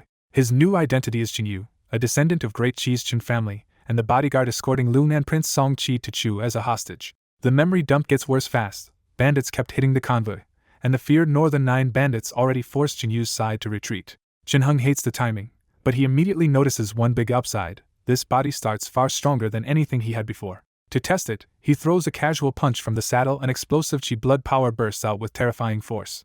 From that one strike, He judges this body is in the martial illumination realm, strong enough to crush the peak he reached in his last simulation. That good luck comes with a brutal catch, because the Northern 9 bandits are all even stronger than he is. Once he realizes Song Chi is the real target, Chin-heng coldly considers abandoning the prince and slipping away while the bandits chase bigger prey. He does not act yet, deciding he still needs the right moment if he wants to betray the mission cleanly. Before he can make a move, a young attendant named Miss Lee rides up to tell him the prince has finally woken up and wants to see him. Chin-heng checks the surroundings, gets off his horse, and heads to the carriage with his guard mask firmly back on. Inside, Song Chi appears pale and weak in his golden robe, but the moment Chin-heng sees him, he senses this prince is somehow no longer the same person from the memories. Song Chi skips the usual weakness and asks directly about the convoy's situation, sounding calm and serious. Chin-heng answers like a loyal commander, saying the recent attacks were beaten back and the rout has been quiet for now. Song Chi immediately shuts that optimism down and warns that the Northern 9 bandits probably already know where they are and may strike tonight. Chin-heng pushes back, pointing out that there are no scouts nearby and the plains are too huge for the enemy to find them so easily. Song Chi coughs, fixes him with a cold look, and reveals the real problem. He believes there is a spy inside their own procession. The idea of a spy jolts Chin-heng, because Chin-yu had only suspected it before, while Song Chi speaks as if he already knows. Then Song Chi asks the real question, can he trust Chin-heng completely? Chin-heng answers with perfect formality, and says he will obey whatever orders the prince gives. Song Chi accepts that answer, tells him to come closer, and prepares to risk something secret. The instant Chin-heng steps close, Song Chi presses a hand to his head and pours a mysterious technique straight into his mind. As the chaos of symbols settles, Chin-heng recognizes the Bright Moon Foundation technique and realizes this is not ordinary martial arts at all. Song Chi explains that this is an ancient cultivator inheritance he received when he was young, and now he is handing over his most valuable secret. That revelation makes the world snap into focus for Chin-heng. Just like sorcerers and knights before, this realm has both martial artists and cultivators. Song Chi admits he is taking a huge gamble, because giving away this treasure is his way of buying Chin-heng's full loyalty before disaster hits. After a long pause, Chin-heng gives his answer and swears he is willing to serve Song Chi to the death. Song Chi finally smiles, convinced that this crucial step of his plan has succeeded. When Chin-heng leaves the carriage, his face is perfectly calm again, hiding the new alliance and the secret technique he just received. After leaving the carriage, Chin-heng keeps replaying Song Chi's strange behavior and realizes this prince is acting nothing like the timid man he remembers. What troubles him most is how calm and calculating Song Chi was, even pulling out a precious cultivation technique at exactly the right moment to win him over. Chin-heng wonders if Song Chi really is some immortal's disciple, but the story still feels wrong because a man with that backing should not have looked so helpless before. He finally suspects Song Chi may be putting on an act, yet the prince's transmission method and confidence with the foundation technique keep that doubt from settling cleanly. Inside the carriage, Song Chi is just as tense, because he knows everything now depends on surviving this night. The truth is that Song Chi carries decades of future memories, and in that ruined future he was captured tonight and dragged into 15 years of torture. During those lost years, Great Chi fell, and Song Chi later learned the attack had been arranged by the Queen of Chi for reasons he still does not understand. That is why Song Chi gambles everything on Chin-heng, the one man he remembers surviving this attack and rising into a major figure later on. If Chin-heng can get him out alive, Song Chi believes his knowledge of the future will let him rebuild his cultivation and seize every chance he missed last time. And when he thinks about losing 15 years to the Queen's scheme, Song Chi's eyes turn openly hateful. Then Chin-heng's voice calls from outside, politely urging the prince to rest as darkness settles over the camp. Song Chi immediately understands the hint, and once the others fall asleep, the two of them quietly move into position by the campfire. As the night grows murky, Chin-heng suddenly hears distant hooves and shouting, and he knows the attack has begun exactly as Song Chi warned. Song Chi comes to stand beside him, and together they watch the disaster unfold from a hidden distance after slipping away from the procession unnoticed. Chin-heng admits the warning was right, but he cannot help mourning the people they left behind, because many of them were probably innocent. Song Chi can only answer that they had no choice, since spies were mixed in with the group and taking everyone would have doomed them too. He explains that one of the Northern 9 bandits personally leads this assault, a martial illumination expert at great accomplishment, so staying behind would have changed nothing. In the future, Song Chi remembers, only Chin-yu escaped that massacre, while everyone else was captured without any real chance to fight back. So Song Chi cuts the moment short and urges Chin-heng to keep moving, because even now they are only temporarily safe and could still be tracked down later. Days pass after the escape, and the two of them keep crossing the empty plains alone with no pursuers in sight, though Chin-heng never relaxes completely. Another night arrives, and under the bright moon Chin-heng stands alone to cultivate the Bright Moon Foundation technique. He draws fine silver spirit chi into his body, and a new power begins gathering beneath his chest, showing the technique is truly taking root. Chin-heng quickly understands why his progress is so fast, because this technique needs both a strong body and a strong soul, and he happens to have both. With his martial illumination physique and unusually powerful mind, he masters the early stage of the Bright Moon Foundation technique far faster than he expected. After just a few days, he has already internalized spirit chi, and the speed is so outrageous that Chin-heng starts crediting the rare red gold identity he rolled for this life. The same thing happens when he tests the body forging technique, because this body learns everything frighteningly fast. Song-chi acts completely unsurprised by Chin-heng's progress, which only makes Chin-heng more certain the prince's current self is hiding something huge. Chin-heng keeps circling the same conclusion: no normal person changes this much overnight, so Song-chi may have been possessed by some cultivator with strange techniques. Chin-heng's guess is close, because the prince's current self carries memories from his future life, even if Chin-heng still does not know that truth. For Chin-heng, the important part is practical. Since he finally reached a world with both martial arts and cultivation, Song-chi has become a living source of techniques and information. He decides staying close to the prince is a safe investment, because even if the man is possessed, a figure like that should know far more than he has already revealed.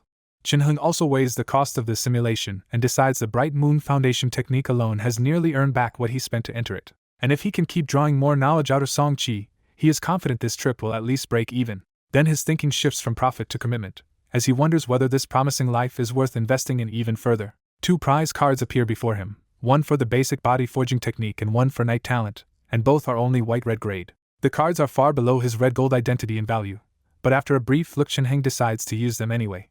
With a faint smile towards Song-chi's side of the camp, Chin-heng silently hopes this prince will be worth the extra cost. As soon as he commits, both cards sink into his body and the basic body forging technique reacts first. A wave of force washes through him like a physical baptism, and his already powerful chi blood immediately swells even further. The fusion restores his real-world body forging completion, and that return triggers another deeper change in this already exceptional body. Body forging completion is not overwhelming compared to this body's current strength, but its more complete training method starts strengthening the neglected parts of him all at once.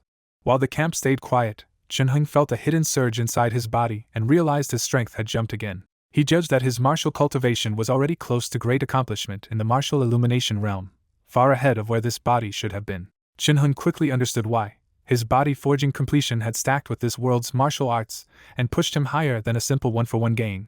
Then he looked at the second reward as the night talent card kept descending and a conversion notice appeared before his eyes. He was not alarmed, because he already knew items from other worlds had to be reshaped to fit local rules, so he just waited to see what this talent would become. As the conversion continued, a new force burst near Chin-heng's heart, and his heartbeat pounded so hard it felt like another power system was waking up inside him. The converted talent settled into a new state like life energy but different, and Chin-heng sensed that he could now ignite his chi blood just like a knight's life ignition. That made him quietly pleased, because even if the form had changed, the battle value of this ignition ability was obvious. With the plains peaceful around him, Chin-heng sat through the night on guard and looked ahead to whatever came next. At sunrise, Song-chi woke up and found Chin-heng still sitting there covered in dew, having guarded them the entire night without rest.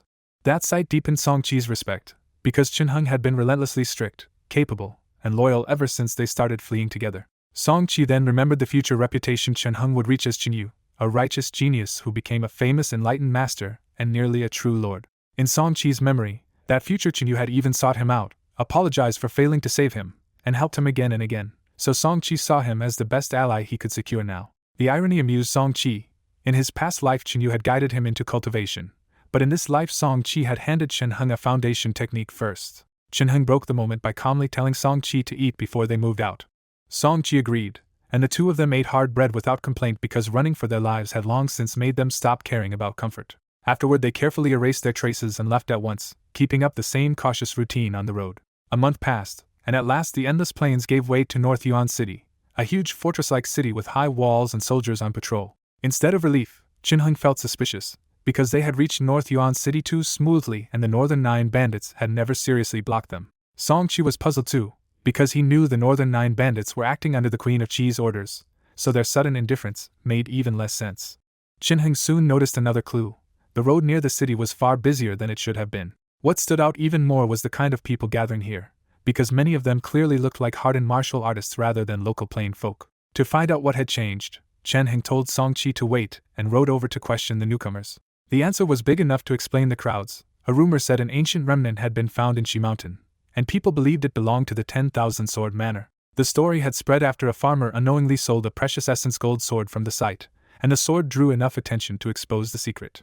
When Chin-heng brought the news back, Song-chi immediately remembered that this exact upheaval had happened in his previous life. He finally understood why the pursuit had weakened. The northern 9 bandits had likely been redirected toward the remnant, and even the Queen of Qi no longer considered him important enough to prioritize. The public frenzy made sense, because the 10,000 Sword Manor was famous as an ancient martial holy land whose priceless swords could let ordinary people overpower stronger fighters. But Song Qi also knew the crowd was chasing the wrong name, because this was not a remnant of the 10,000 Sword Manor at all. In truth, he remembered, the place came from the 10,000 Wave Sword sect, the deeper cultivator origin behind the later 10,000 Sword Manor. That hidden truth mattered because in Song Qi's previous life the remnant eventually drew real cultivators and changed the entire situation around Great Qi. For Song Qi, that danger also meant a narrow window, because right now only ordinary martial artists had gathered and the true monsters had not arrived yet. He decided the remnant was an opportunity worth taking now, because once the truth spread and stronger people arrived, he would lose any chance to profit from it. Still, Song Qi knew his current strength was not enough, so his thoughts turned straight to Qin Heng as the one partner who could make this gamble possible. He began weighing how to persuade Qin Heng, knowing he would need a good reason to pull a strong but cautious protector into a dangerous remnant. Before Song Qi could even start, Qin Heng calmly asked if he wanted to go see the remnant himself. Song Qi dropped the pretense and admitted it outright. Yes, he saw the remnant as a real opportunity for them. Qin Heng answered with caution, arguing that the safer move was still to return Song Qi to the palace first, and use royal power later instead of walking into danger now. But inside, Qin Heng was not really trying to stop him. He was testing him, because he suspected the person inside Song Qi was some old monster with reasons he had not revealed yet. Qin Heng figured Song Qi needed his protection badly enough that a refusal would force more truth out of him, so he deliberately kept his answer measured and hard to read. Song Qi drops a bigger secret on Qin Heng. The so-called 10,000 Sword Manor remnant is actually tied to an ancient cultivator sect. Song Qi presses the advantage and says he even knows the remnant's layout, and that true cultivators have not arrived yet, making this their best chance to move first. Then Song Qi asks the real question, challenging Qin Heng to come with him into the remnant. Qin Heng stays quiet for a long moment, clearly weighing the risk instead of answering on impulse. At last, Qin Heng accepts and vows that if Song Qi dares to go, he will protect him to the death. Song Qi hides his satisfaction, because with Qin Heng's strength and his own knowledge, the remnant suddenly looks like a real chance to get ahead. He knows cultivators are much harder to compete with, and what he lacks most right now is not techniques or experience, but spirit materials. That is why the remnant matters so much to him. If he can seize its treasures before real cultivators arrive, his early cultivation will become far easier. Qin Heng has his own reason to agree, because after touching real cultivation, he has realized how badly he also needs spirit materials. Even with outstanding talent and a martial illumination body, he has been stuck for months at the very first step, foundation building. If the opening stage is already this slow, Qin Heng knows the next round will be even worse without outside resources. He still stays wary of Song Qi, though, because this invitation could be genuine help or a way to use him as a pawn. In the end, Qin Heng decides the risk is worth taking, and if Song Qi really has another plan, he will adapt when the moment comes. With the decision made, Qin Heng and Song Qi head toward the remnant, while crowds of martial artists swarm Qi Mountain after the spreading rumor. What shocks Qin Heng is not the crowd, but how Song Qi keeps searching with purpose as if he already knows exactly what should be hidden here. After searching around for days, Song Qi finally leads Qin Heng to a massive hidden stone doorway in another corner of Qi Mountain. This is not just any entrance either, but a direct path into the remnant's inner region, while everyone else is still digging blindly at the outside. Watching all this, Qin Heng realizes Song Qi probably never visited this place before, which makes his knowledge even stranger. Song Qi takes their good fortune at face value and says it looks like nobody has entered the true core yet. As they step into the ruin, Song Qi quietly knows he has slipped into the remnant's true core half a year before the future wave of cultivators would ever find it.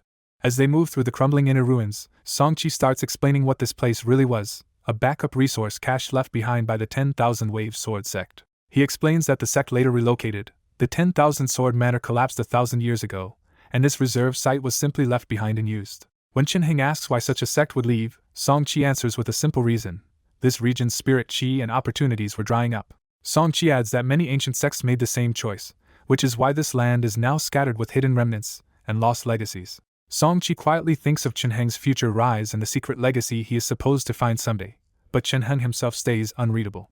A medicinal field finally appears inside the core, and both men stop when they see it packed with thriving spirit grass. Song Qi is delighted, because these grasses have grown for thousands of years and are almost king medicines, even if neglect has weakened them a little. Qin Heng cuts straight to the point and asks if they should start harvesting right away. Song Qi steps into the field first and carefully pulls the herbs with a special gathering method that uses spirit energy to preserve their effects. Noticing Qin Heng watching, Song Qi briefly explains the gathering technique and passes it on to him. Qin Heng picks it up almost immediately, but the technique burns through spirit energy so fast that he has to stop again and again to recover before continuing. Even so, Chunheng becomes skilled so quickly that Song-chi can only marvel at how monstrous his talent really is. That comparison stings a little, because Song-chi knows his own natural talent is only average and that without his rebirth, he would be far behind Chunheng. After a long harvest, Song-chi finally calls a stop, and the two of them have already made a huge gain from the field. But just as they are about to move on, Chunheng suddenly freezes and turns toward a ruined corner after sensing a faint gaze on them. He quietly warns that someone was there, even though the presence vanished so fast it might have looked like nothing at all. Song-chi looks where Chunheng points and sees only broken ruins, but he does not dismiss the warning because Chunheng's senses are better than his. That leaves Song-chi deeply unsettled, because by everything he remembers, this core area should still belong to them alone. With a full haul of spirit grass already in hand, Chunheng asks the crucial next question: do they keep going or leave now while they are still ahead? Song-chi refuses to back off and insists they keep exploring, convinced a rare remnant full of treasure is worth the risk. Chunheng says nothing more and follows, letting Song-chi lead them deeper into the remnant. They enter a barren open section and find it filled with swords that still shine as if time never touched them. One glance tells Chunheng these are essence gold swords, treasures so valuable that even one should be worth a city. But amid the treasure, Chunheng feels that eerie gaze again, and this time it is much stronger. He looks to Song-chi for a moment, but Song-chi is completely absorbed in admiring a gold sword and notices nothing wrong. Just as Chunheng is about to warn him, his attention is pulled to one dusty silver sword hanging off to the side. The shabby blade looks ordinary next to the essence gold weapons, but the sense of being watched is clearly coming from it. Following that instinct, Chunheng steps in front of the silver sword and reaches out to take it. The instant he grips it, a warm current and a flood of ancient sword knowledge crash into his body. For a heartbeat, Chunheng sees a terrifying vision of countless swords tearing through a collapsing world under a silver blade. He snaps back to himself just as a calm voice speaks directly inside his mind and tells him not to panic. Realizing a powerful consciousness has awakened inside the blade, Chunheng quickly steadies himself and demands to know who it is. The unseen voice praises his composure and reveals that it is both the sword's spirit and its former owner. When Chunheng questions that strange claim, the spirit explains that everything can awaken a spirit, and after dying, it turned itself into one. That answer only sharpens Chunheng's caution, so he cuts straight to the real question and asks what the sword's spirit wants from him.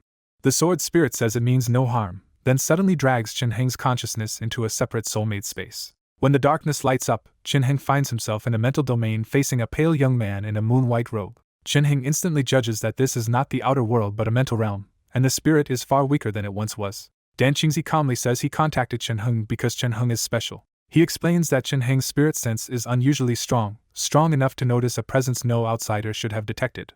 Dan Qingzi goes further and praises Chunheng's extraordinary talent and complete spirit root, which immediately makes Chunheng suspicious. Remembering Song-chi's change, Chunheng briefly fears this old spirit might be sizing him up for possession. Instead of showing that fear, he plays dumb and says his talent seems poor because he still has not finished foundation building. Dan Qingzi laughs that Chunheng's problem is not talent at all, just a lack of spirit materials. Then the real offer comes. Dan Qingzi asks Chunheng if he is willing to join the 10,000 Wave Sword sect.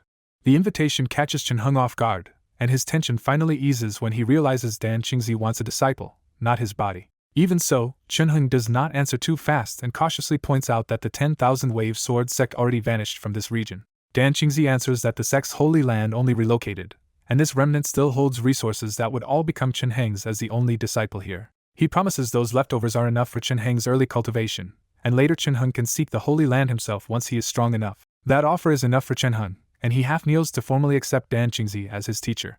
Pleased, the sword spirit gives his name at last, Dan Qingzi. The mental world collapses, and Chunheng snaps back to the sword hall with the silver sword still in his hand. Song-chi is still happily inspecting swords nearby, completely unaware that Chunheng just gained a secret master. To make sure it was real, Chunheng calls to his new teacher in his mind, and Dan Qingzi answers in a much weaker voice. Dan Qingzi tells him the blade is the Silver Splendor sword, his true vessel, and orders Chunheng to keep it by his side. Inside the ancient remnant, Dan Qingzi suddenly speaks in Chunheng's mind and tells him to stop using his old method now that he has joined the 10,000 Wave Sword sect. A flood of knowledge brands itself into Chunheng's mind as Dan Qingzi gives him the 10,000 Spirit Foundation technique. Dan Qingzi explains that this technique can build a proper foundation in 3 months with spirit materials, and that foundation decides a cultivator's future strength. Dan Qingzi warns him even more bluntly, if Chunheng learns the sect's secrets without forming a 10,000 spirit foundation, the sect could treat him as a thief and hunt him down. Chunheng agrees on the surface, not because he cares about joining the sect, but because he can tell Dan Qingzi may turn on him if he refuses. He quickly works out a cover for Song-chi too, since foundations are private and other people usually cannot tell which one someone built unless they inspect it directly. After passing on the technique, Dan Qingzi goes silent again, as if the transmission drained him into hibernation. Left alone with his thoughts, Chen Heng admits his situation is getting dangerous, with Song Qi on one side and Dan Qingzi on the other, and neither of them fully trustworthy. He even considers the worst case with a strangely calm mindset, telling himself that if this body dies in the simulation, he only loses points. That thought flips his mood completely, because to Chen Heng, 2 lurking old monsters also means 2 treasure troves of techniques, knowledge, and cultivation experience. Nearby, Song Qi stares regretfully at the stacks of essence gold swords and laments that they have no spatial bags to carry everything out. Chen Heng pulls himself back to the moment, and calmly suggests that Song Qi's men can just return later and haul the treasure away piece by piece. Dan Qingzi cuts in with open disdain, saying these essence gold swords were nothing special inside the 10,000 wave sword sect. When Chen Heng asks why there are so many here, Dan Qingzi reveals they were only standard weapons for the sect's lowest sword slaves, while real disciples used magic tools. That answer makes the sect feel even more terrifyingly rich, and Chen Heng immediately asks if the deeper areas hold actual magic tools. Dan Qingzi confirms it and adds that the inner areas mainly store spirit materials, so Chen Heng finally brings up the biggest thing bothering him, Song Qi's sudden personality change. When Chen Heng describes how Song Qi changed overnight and somehow produced a foundation technique, Dan Qingzi sounds genuinely startled. Dan Qingzi admits body possession does exist, but says it is usually extremely difficult and rare for cultivators to pull off. He cannot fully explain Song Qi, but he warns that strange opportunities can sometimes let even weaker cultivators do impossible things. The answer is frustratingly vague, but it confirms the key point for Chen Heng: possession is real in this world. Song Qi pushes on with obvious excitement, and Chen Heng immediately goes back to playing the perfect subordinate by moving ahead to protect him. Behind that loyal act, Chen Heng is actually using Dan Qingzi as a guide, because a true sect insider can quietly steer him past traps meant for outsiders. Song Qi watches Chen Heng's steady, respectful leadership and values him even more, seeing exactly why a future powerhouse like this is worth investing in. With Chen Heng leading, the two of them cross the remnants smoothly, and even the occasional surprise never turns into a real disaster. At the end of that search, Song Qi stops at one last hidden door and reveals that everything they found before was only the outer layer of the remnant. He tells Chen Heng the truly valuable items are in the inner region beyond the second hidden entrance. Chen Heng keeps his face neutral, but Dan Qingzi is rattled, because outsiders should not know this inner region exists at all. That mystery only deepens Chen Heng's suspicion, so he says nothing and follows Song Qi into the newly opened inner area. Inside, they find a wide treasure room lined with crystal shelves holding preserved items that still shine with spiritual light. Song Qi's eyes light up when he spots spatial bags at once, because that solves the problem of carrying treasure out. He takes all 4 items from the shelf, revealing 2 spatial bags, a white jade treasure, and a gold-colored sword, each one obviously precious even to a beginner like Chen Heng. Instead of getting greedy, Song Qi quickly decides on an even split, knowing he is still weaker than Chen Heng and should keep their cooperation steady. Song Qi hands Chen Heng 2 of the treasures and makes the split explicit, choosing a clean partnership over a risky grab for more. Chen Heng accepts with the same respectful front as before, and the split settles cleanly with 1 spatial bag each. The last 2 items are divided next, with Song Qi taking the white jade treasure and Chen Heng claiming the golden sword. When Chen Heng looks at the sword, it is obviously a true treasure, far beyond the silver splendor sword he has been carrying until now. He straps the new sword onto his back and silently updates his gear on the spot. Pleased with the result, Song Qi says they have already taken the most valuable prizes in the whole remnant. Chen Heng is about to respond when Dan Qingzi's voice suddenly returns again in his mind and cuts the moment short. When Chen Heng asks what Song Qi really knows, Dan Qingzi drops a bigger secret. This historical remnant does not have 2 levels, it has 3. Dan Qingzi explains that the outer levels were mostly bait, even the magic tools, while the truly valuable pills and legacies are hidden in the 3rd level. Chen Heng keeps his face calm, lets Song Qi leave first, and quietly follows along with the plan instead of exposing what he just learned. Using their new spatial bags as an excuse, Chen Heng volunteers to make extra trips for the leftover loot, and Song Qi agrees without suspicion. After they set a meeting point and split up, Chen Heng heads back alone, following Dan Qingzi's hidden directions deeper into the remnant. Dan Qingzi leads Chen Heng to a strange sacrificial site with stone statues and an altar, and confirms that this is the entrance to the hidden 3rd level. There is no visible doorway, so Dan Qingzi explains the rule: only someone with the special seal can enter the secret realm at all. A seal pattern and its method suddenly flood into Chen Heng's mind, giving him the exact rune he needs to form with spirit energy. Chen Heng quickly condenses the seal, and the altar answers him as light spreads through the statues and forms a door out of thin air. Warned that the temporary gate will vanish fast, Chen Heng steps straight through before the chance disappears. In the next instant, Chen Heng appears in a completely different space and is visibly shaken by how cleanly the teleportation worked. Curious instead of just greedy, Chin-heng immediately presses Dan Qingzi for answers about how this kind of instant transport is even possible. Dan Qingzi says it is only a basic teleportation setup, activated through a rune formation already built into the altar. When Chin-heng asks if rune formations can be learned, Dan Qingzi sounds pleased and says sect disciples are all expected to study the basics. Then Dan Qingzi goes even further and directly stuffs a huge divine rune collection into Chin-heng's mind, leaving him stunned by the overload. When Chin-heng asks whether a true lord created this place, Dan Qingzi says yes and no, because building a secret realm is a long, massive process, not a casual trick. The full explanation leaves Chin-heng quietly dumbfounded, because cultivators suddenly feel far more technical and terrifying than the simple sword-flying legends he imagined. After taking in all of that, Chin-heng follows Dan Qingzi's guidance toward a secret room, expecting the real spoils to finally be inside. But the moment he enters, the place is a disaster for anyone hoping to get rich. The giant treasure room is completely empty. Even Dan Qingzi is rattled by the sight, and Chin-heng listens in the empty room as the old sword spirit cannot believe every tool, pill, and legacy item is gone. Chin-heng recovers faster than his unseen teacher and starts inspecting the room, finding traces that someone came in openly and cleared it out with ruthless thoroughness. Dan Qingzi gets more disturbed as he thinks it through, because anyone entering the remnant should have been noticed unless they somehow reached this secret realm by another route. Ignoring the muttering for now, Chin-heng keeps searching and notices something more important than the missing loot: a wall covered in carved pictures. The first mural startles him immediately, because it shows a confused young figure waking in a carriage while an older identical figure approaches and merges into him. The next images hit even harder, showing Song-chi speaking to armored Chin-heng in the carriage and then fleeing with him during the night exactly as it happened. As Chin-heng reads on, the mural keeps following their real path into the city and the historical remnant, right down to the treasures they collected. Then the final mural breaks the pattern, because it shows Song-chi reaching this room alone and staring at these same murals in shock. That difference gives Chin-heng his first answer. The mural was not wrong, but his own arrival changed the path that Song-chi was supposed to walk. He pieces it together step by step. Without him entering this life, this body's soul would never have sensed Dan Qingzi, and Chin-heng would never have become the old sword spirit's disciple. That means some powerful cultivator predicted Song-chi's future long ago and carved it here, which leaves Chin-heng wondering why someone so important cared about Song-chi at all. When Chin-heng studies the first mural again, the image of an older and younger Song-chi merging clicks into place with eerie familiarity. Because Chin-heng himself came from another world and returned to his younger body, he makes a startling guess that Song-chi may have gone through the same kind of return.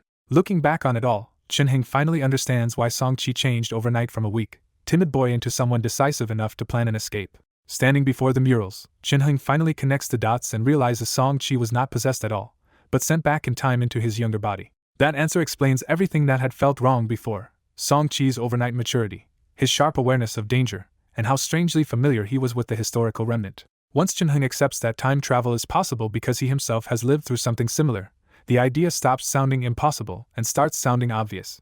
But that leads to a bigger mystery. Someone powerful enough to foresee Song-chi's arrival deliberately left these murals here for a reason. Chin-heng asks Dan Qingzi if the 10,000 Wave Sword sect made the murals, hoping his teacher might know who arranged this trap or message. Dan Qingzi angrily denies it and blames the same thief who looted their resources and damaged the secret realm, making it clear the murals were left by an outsider. That only makes Chin-heng more uneasy, because a figure strong enough to predict the future should have no reason to steal ordinary resources from this place. When Chin-heng looks back at the murals, the painted scenes blur and break apart into floating runes right in front of him. A hidden rune formation suddenly completes itself and locks onto Chin-heng before he can retreat. The formation drags him away in a flash, and the murals fade out behind him as if they had never existed at all. In the dark blur of teleportation, Chin-heng quickly realizes he probably triggered something that had been prepared for Song-chi instead of for him. The next instant, the darkness breaks and Chin-heng arrives in a completely different secret realm made of blazing golden fire. At the only clear spot in this sea of fire, Chin-heng sees a lone altar with a small violet gold crystal resting on top. He calls for Dan Qingzi, but the old sword spirit does not answer at all. Checking the sword, Chin-heng sees its silver light has dimmed and realizes the teleportation, or this realm's repelling force, has injured Dan Qingzi into silence. With no guide, no exit, and deadly flames blocking every other path, Chin-heng has only one real option left: the crystal on the altar. After a long, cautious approach, Chin-heng finally reaches the altar and places his hand on the violet gold crystal. The crystal turns scorching hot in his palm, so intense that it feels less like a jewel and more like a burning fireball. Then violet gold flames erupt from the crystal and race across Chin-heng's entire body until he is completely wrapped in fire. The pain is brutal, but Chin-heng forces himself to stay calm because he believes whoever built this place would not go through all this trouble just to kill a visitor instantly. As the burning drags on, even Chin-heng starts to wonder if the setup was meant for Song-chi alone, and whether he is about to die for taking the wrong person's place. Even at the edge of collapse, Chin-heng stays strangely steady, more annoyed about losing 500 points than frightened of dying again. Just before he breaks, a cold voice rings out above him and declares that the appraisal has passed. The violet gold fire vanishes at once, leaving Chen-hung half kneeling on the ground, drenched in sweat and gasping for air. A pale fog gathers over the altar and condenses into a white-robed, masked man who looks down at Chen-hung with calm surprise. The stranger remarks that the one who came is not the king but the general, and Chen-hung immediately understands he means Song-chi and himself. When Chen-hung asks what difference that makes, the man calmly reveals that this altar was built to choose someone worthy to inherit his legacy. The masked man says talent and background do not matter much to him, because the real requirement is something far rarer than raw potential.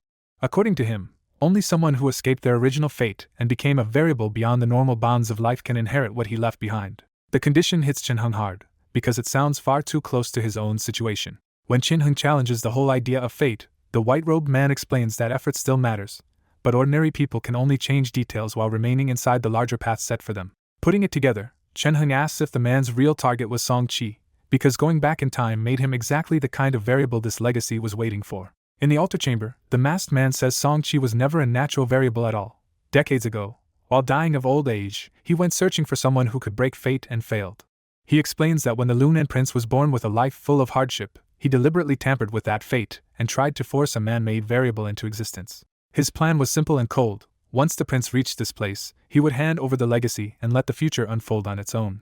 Then he gives the real twist with a dry laugh. He never met a true outsider to fate while alive, but after death he found Chen-hung instead. The chain of cause and effect flips in Chen-hung's head, and he realizes Song-chi did not return on his own. Tian Xingzi was the one who pulled Song-chi's future self back and changed his fate first. Shaken but still steady, Chen-hung asks the only practical question left. Now that he is here, will Tian Xingzi keep him trapped or let him leave? The masked man is pleasantly surprised by that calm and says Chen-hung already proves he is a far better choice than Song-chi's original weak-willed self. He admits he fused future memories into the Lunan Prince to overwrite that weak personality, but says Chen-hung needs no such forcing. Before Chen-hung can press further, golden fire suddenly ignites across the white-haired man's body on the altar. His body breaks apart into glowing runes, and the whole remnant rushes straight into Chen-hung before he can react. The instant the runes hit, Chen-hung is dragged into a dream so vivid it feels like he has fallen into another full lifetime. In the dream, Chen-hung lives as Chen-yu, a gifted branch family youth of great Cheese Chen clan who quickly rises among his generation. Because of that talent, Chen-yu is sent to guard the Lunan Prince and escort him away as a hostage to another kingdom. Then the dream splits from his current memories. On the plains, the Northern Nine bandits ambush the convoy and seize the Lunan Prince. Chen-yu barely escapes the slaughter, wounded and defeated, while the captured prince is carried farther away. When he limps back to Great Qi, the furious court strips Chen-yu of rank and reduces him to a commoner, and only the Chen family saves him from death. Sheltered by his family and cut off from the world, Chen-yu buries himself in cultivation instead of chasing power or revenge. Years later he stumbles into a historical remnant, receives a cultivation legacy, and stays hidden there long enough for the outside world to completely change. When he finally emerges, Great Qi has already fallen, and the once proud Chen family has declined with it. After emerging to a ruined world, Chen-yu answers with overwhelming force, crushing an army of 10,000 and dragging the whole Chen family out of Great Qi's collapse. After rebuilding the clan and cultivating in peace, Chen-yu is stirred again when news reaches him that Song-chi survived the bandits after all. By then he has become an enlightened master, so he wipes out the Northern Nine bandits and takes Song-chi away to repay the failure that ruined both of their lives. To make up for the past, he personally teaches Song-chi to cultivate and hands him the feather scripture he wrote himself. Then the long vision snaps shut, and Chen-hung staggers back awake in front of the same altar, breathless from a life that felt completely real. He understands the terrifying truth. If Song-chi had never gone back and Chen-hung had never arrived, this body's original life would have followed that exact path as Chen-yu. What rattles him even more is that he did not just watch those events. He remembers the emotions and cultivation of that whole lifetime as if he truly lived it. Standing before the altar, Chen-hung feels the payoff immediately. He is still at the same cultivation level, but now he carries the near True Lord experience of an entire reincarnated life. That means his road to True Lord has effectively been cleared, and he realizes Song-chi's strange personality shift must have come from the same kind of inherited lifetime. That comparison makes Chen-hung look back at himself and wonder for a moment whether some hidden expert also arranged his own return to youth. He quickly rejects that idea, because unlike Song-chi, he did not simply rewind this life. He crossed into a completely different world and carries the simulator with him. With that thought unresolved, he checks himself more carefully and notices a new power stirring inside his body. When he looks up, he can actually see a faint golden light above his head, and he realizes it is this body's fortune made visible. The sight fits everything he just learned. This body had enough fortune to find a legacy, become a cultivator, and almost reach true lord in its original future. That sparks another connection in his mind, and he suspects the golden fortune here may be related to the red gold identity he drew before entering this world. As he keeps searching inward, he finds the legacy's real core, a violet mark engraved on his soul. The inherited knowledge names it the fortune mark, and Chen Heng understands this is the true heart of Tian Xingzi's legacy. The remaining information also finally identifies the masked man, Tian Xingzi, sole disciple and saint lord of the One Lineage Heavenly Star sect. The legacy traces the sect's origin all the way back to an ordinary farmer who was struck by a fallen meteor and obtained the first fortune mark. From there, each generation passed the mark to a single successor, until it reached Tian Xingzi and now Chen Heng. Chen Heng grasps the mark's first clear use right away. It lets him see through fortune itself. Once he finishes sorting through the inheritance, Chen Heng turns back to the altar and realizes it is the hidden place's only exit. So Chen Heng reaches out toward the altar and tests the path Tian Xingzi left behind. The altar answers at once, flashing with complex runes and building a door in front of him with a heavy rumble. In the dying secret realm, Chen Heng stands before the glowing golden door and realizes the place is collapsing now that Tian Xingzi's core legacy is gone. With no reason to stay, he steps straight into the door before the whole realm falls apart behind him. The familiar teleportation dizziness hits again, but after so many forced jumps lately, Chen Heng endures it without panicking. When his vision clears, he finds himself surrounded by blue seawater and immediately realizes he is nowhere near North Yuan City. Then the fortune mark gives him a grim warning as a blood-red cloud of killing intent rises in the distance, hinting that slaughter is about to erupt there. He understands this is one of the fortune mark's new instincts, not full prophecy like Tian Xingzi had, but enough to tell danger from safety. Trusting that warning, Chen Heng turns away from the bloody direction and leaves at once. After days of travel, he finally reaches a small village and learns where the portal threw him, the Bohai Sea, far east of Great Qi. The name shocks him, because Qin Yu's lifetime memories left him unusually familiar with this region and far more informed than Song Qi ever was. He heads on to a proper city, and Bohai's reputation becomes obvious the moment he enters. Inside, Chen Heng sees fish-scaled islanders, horned figures, and black-robed cultivators with bloody auras, making it clear this place shelters all kinds of outsiders and dangerous people. Instead of recoiling, he studies the crowd with interest, comparing these Bohai outlanders to the non-human races he once saw in the sorcerer world. As he settles in, Chen Heng accepts that Bohai has cut him off from Great Qi for now, and Dan Qingzi is still sleeping from the injuries he suffered in the secret realm. That also means his path has changed. With Qin Yu's memories and Tian Xingzi's inheritance, Chen Heng no longer needs to rely on Dan Qingzi's guidance. His real goal now is not just rebuilding cultivation, but digging into the Heavenly Star Sect's fortune arts, which he sees as his most valuable prize. While walking the city, he tests that inheritance again and suddenly sees every person connected by countless threads stretching into a massive invisible web over the world. Looking at that Skynet, he grasps the core of fate arts. Nothing in this world stands alone, because every life and every living thing keeps shifting the web. He finally understands why Tian Xingzi's inheritance needed someone who could step partly outside fate, because only an outsider can study the net without being completely trapped inside it. He also discovers another hard truth: everyone has fate, but true fortune is rare, and none of the people around him carry that heaven-favored glow. After that, Chen Heng rents a modest place in Bohai City and starts laying low while he builds a steady life there. To avoid drawing trouble with his still modest strength, he quietly sells only a few essence gold swords first, and uses the money to buy spirit materials. Then he turns those materials into simple magic tools, using Qin Yu's refining experience to make even crude items tougher and more useful than usual. His work quickly finds buyers, and this low-profile refining business gives him a stable foothold in the dangerous Bohai Sea. 5 years pass in that steady rhythm of earning resources and cultivating in secret. In his large Bohai residence, Chen Heng now sits before a massive furnace holding the silver splendor sword and feeling its spirit energy finally becoming active again. After 5 years of feeding its spirit energy in stones, the shabby blade has recovered enough that Dan Qingzi inside seems on the verge of waking up. He puts the sword away and looks outside, where silver flowers drift into mist as the world around him starts resonating with his own calm, deepening aura. 5 years in the Bohai region turned Chen Heng into a famous refining master, and his cultivation climbs all the way to the peak of spirit transforming.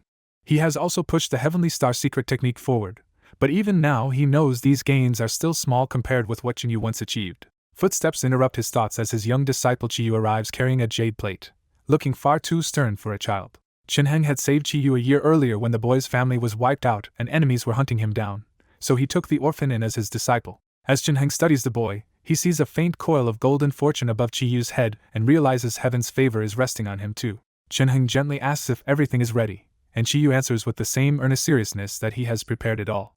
Chen Heng tells him they will leave tomorrow, and the boy finally reveals what is really bothering him. They are truly going to the eastern continent. Chen Heng confirms it with a calm smile, saying the eastern continent is where he was born and that it is time for him to return to his roots. Chiyu immediately says he will go wherever his teacher goes, because he cannot bear the thought of being left behind again. To steady the moment, Chenheng asks about Chiyu's progress, and the boy reports that he has already reached Chi refining level 3. That answer is no small thing, because Chiyu is not even 12 and has already reached Chi refining level 3 after completing foundation building, making him a clear genius in the Bohai Sea.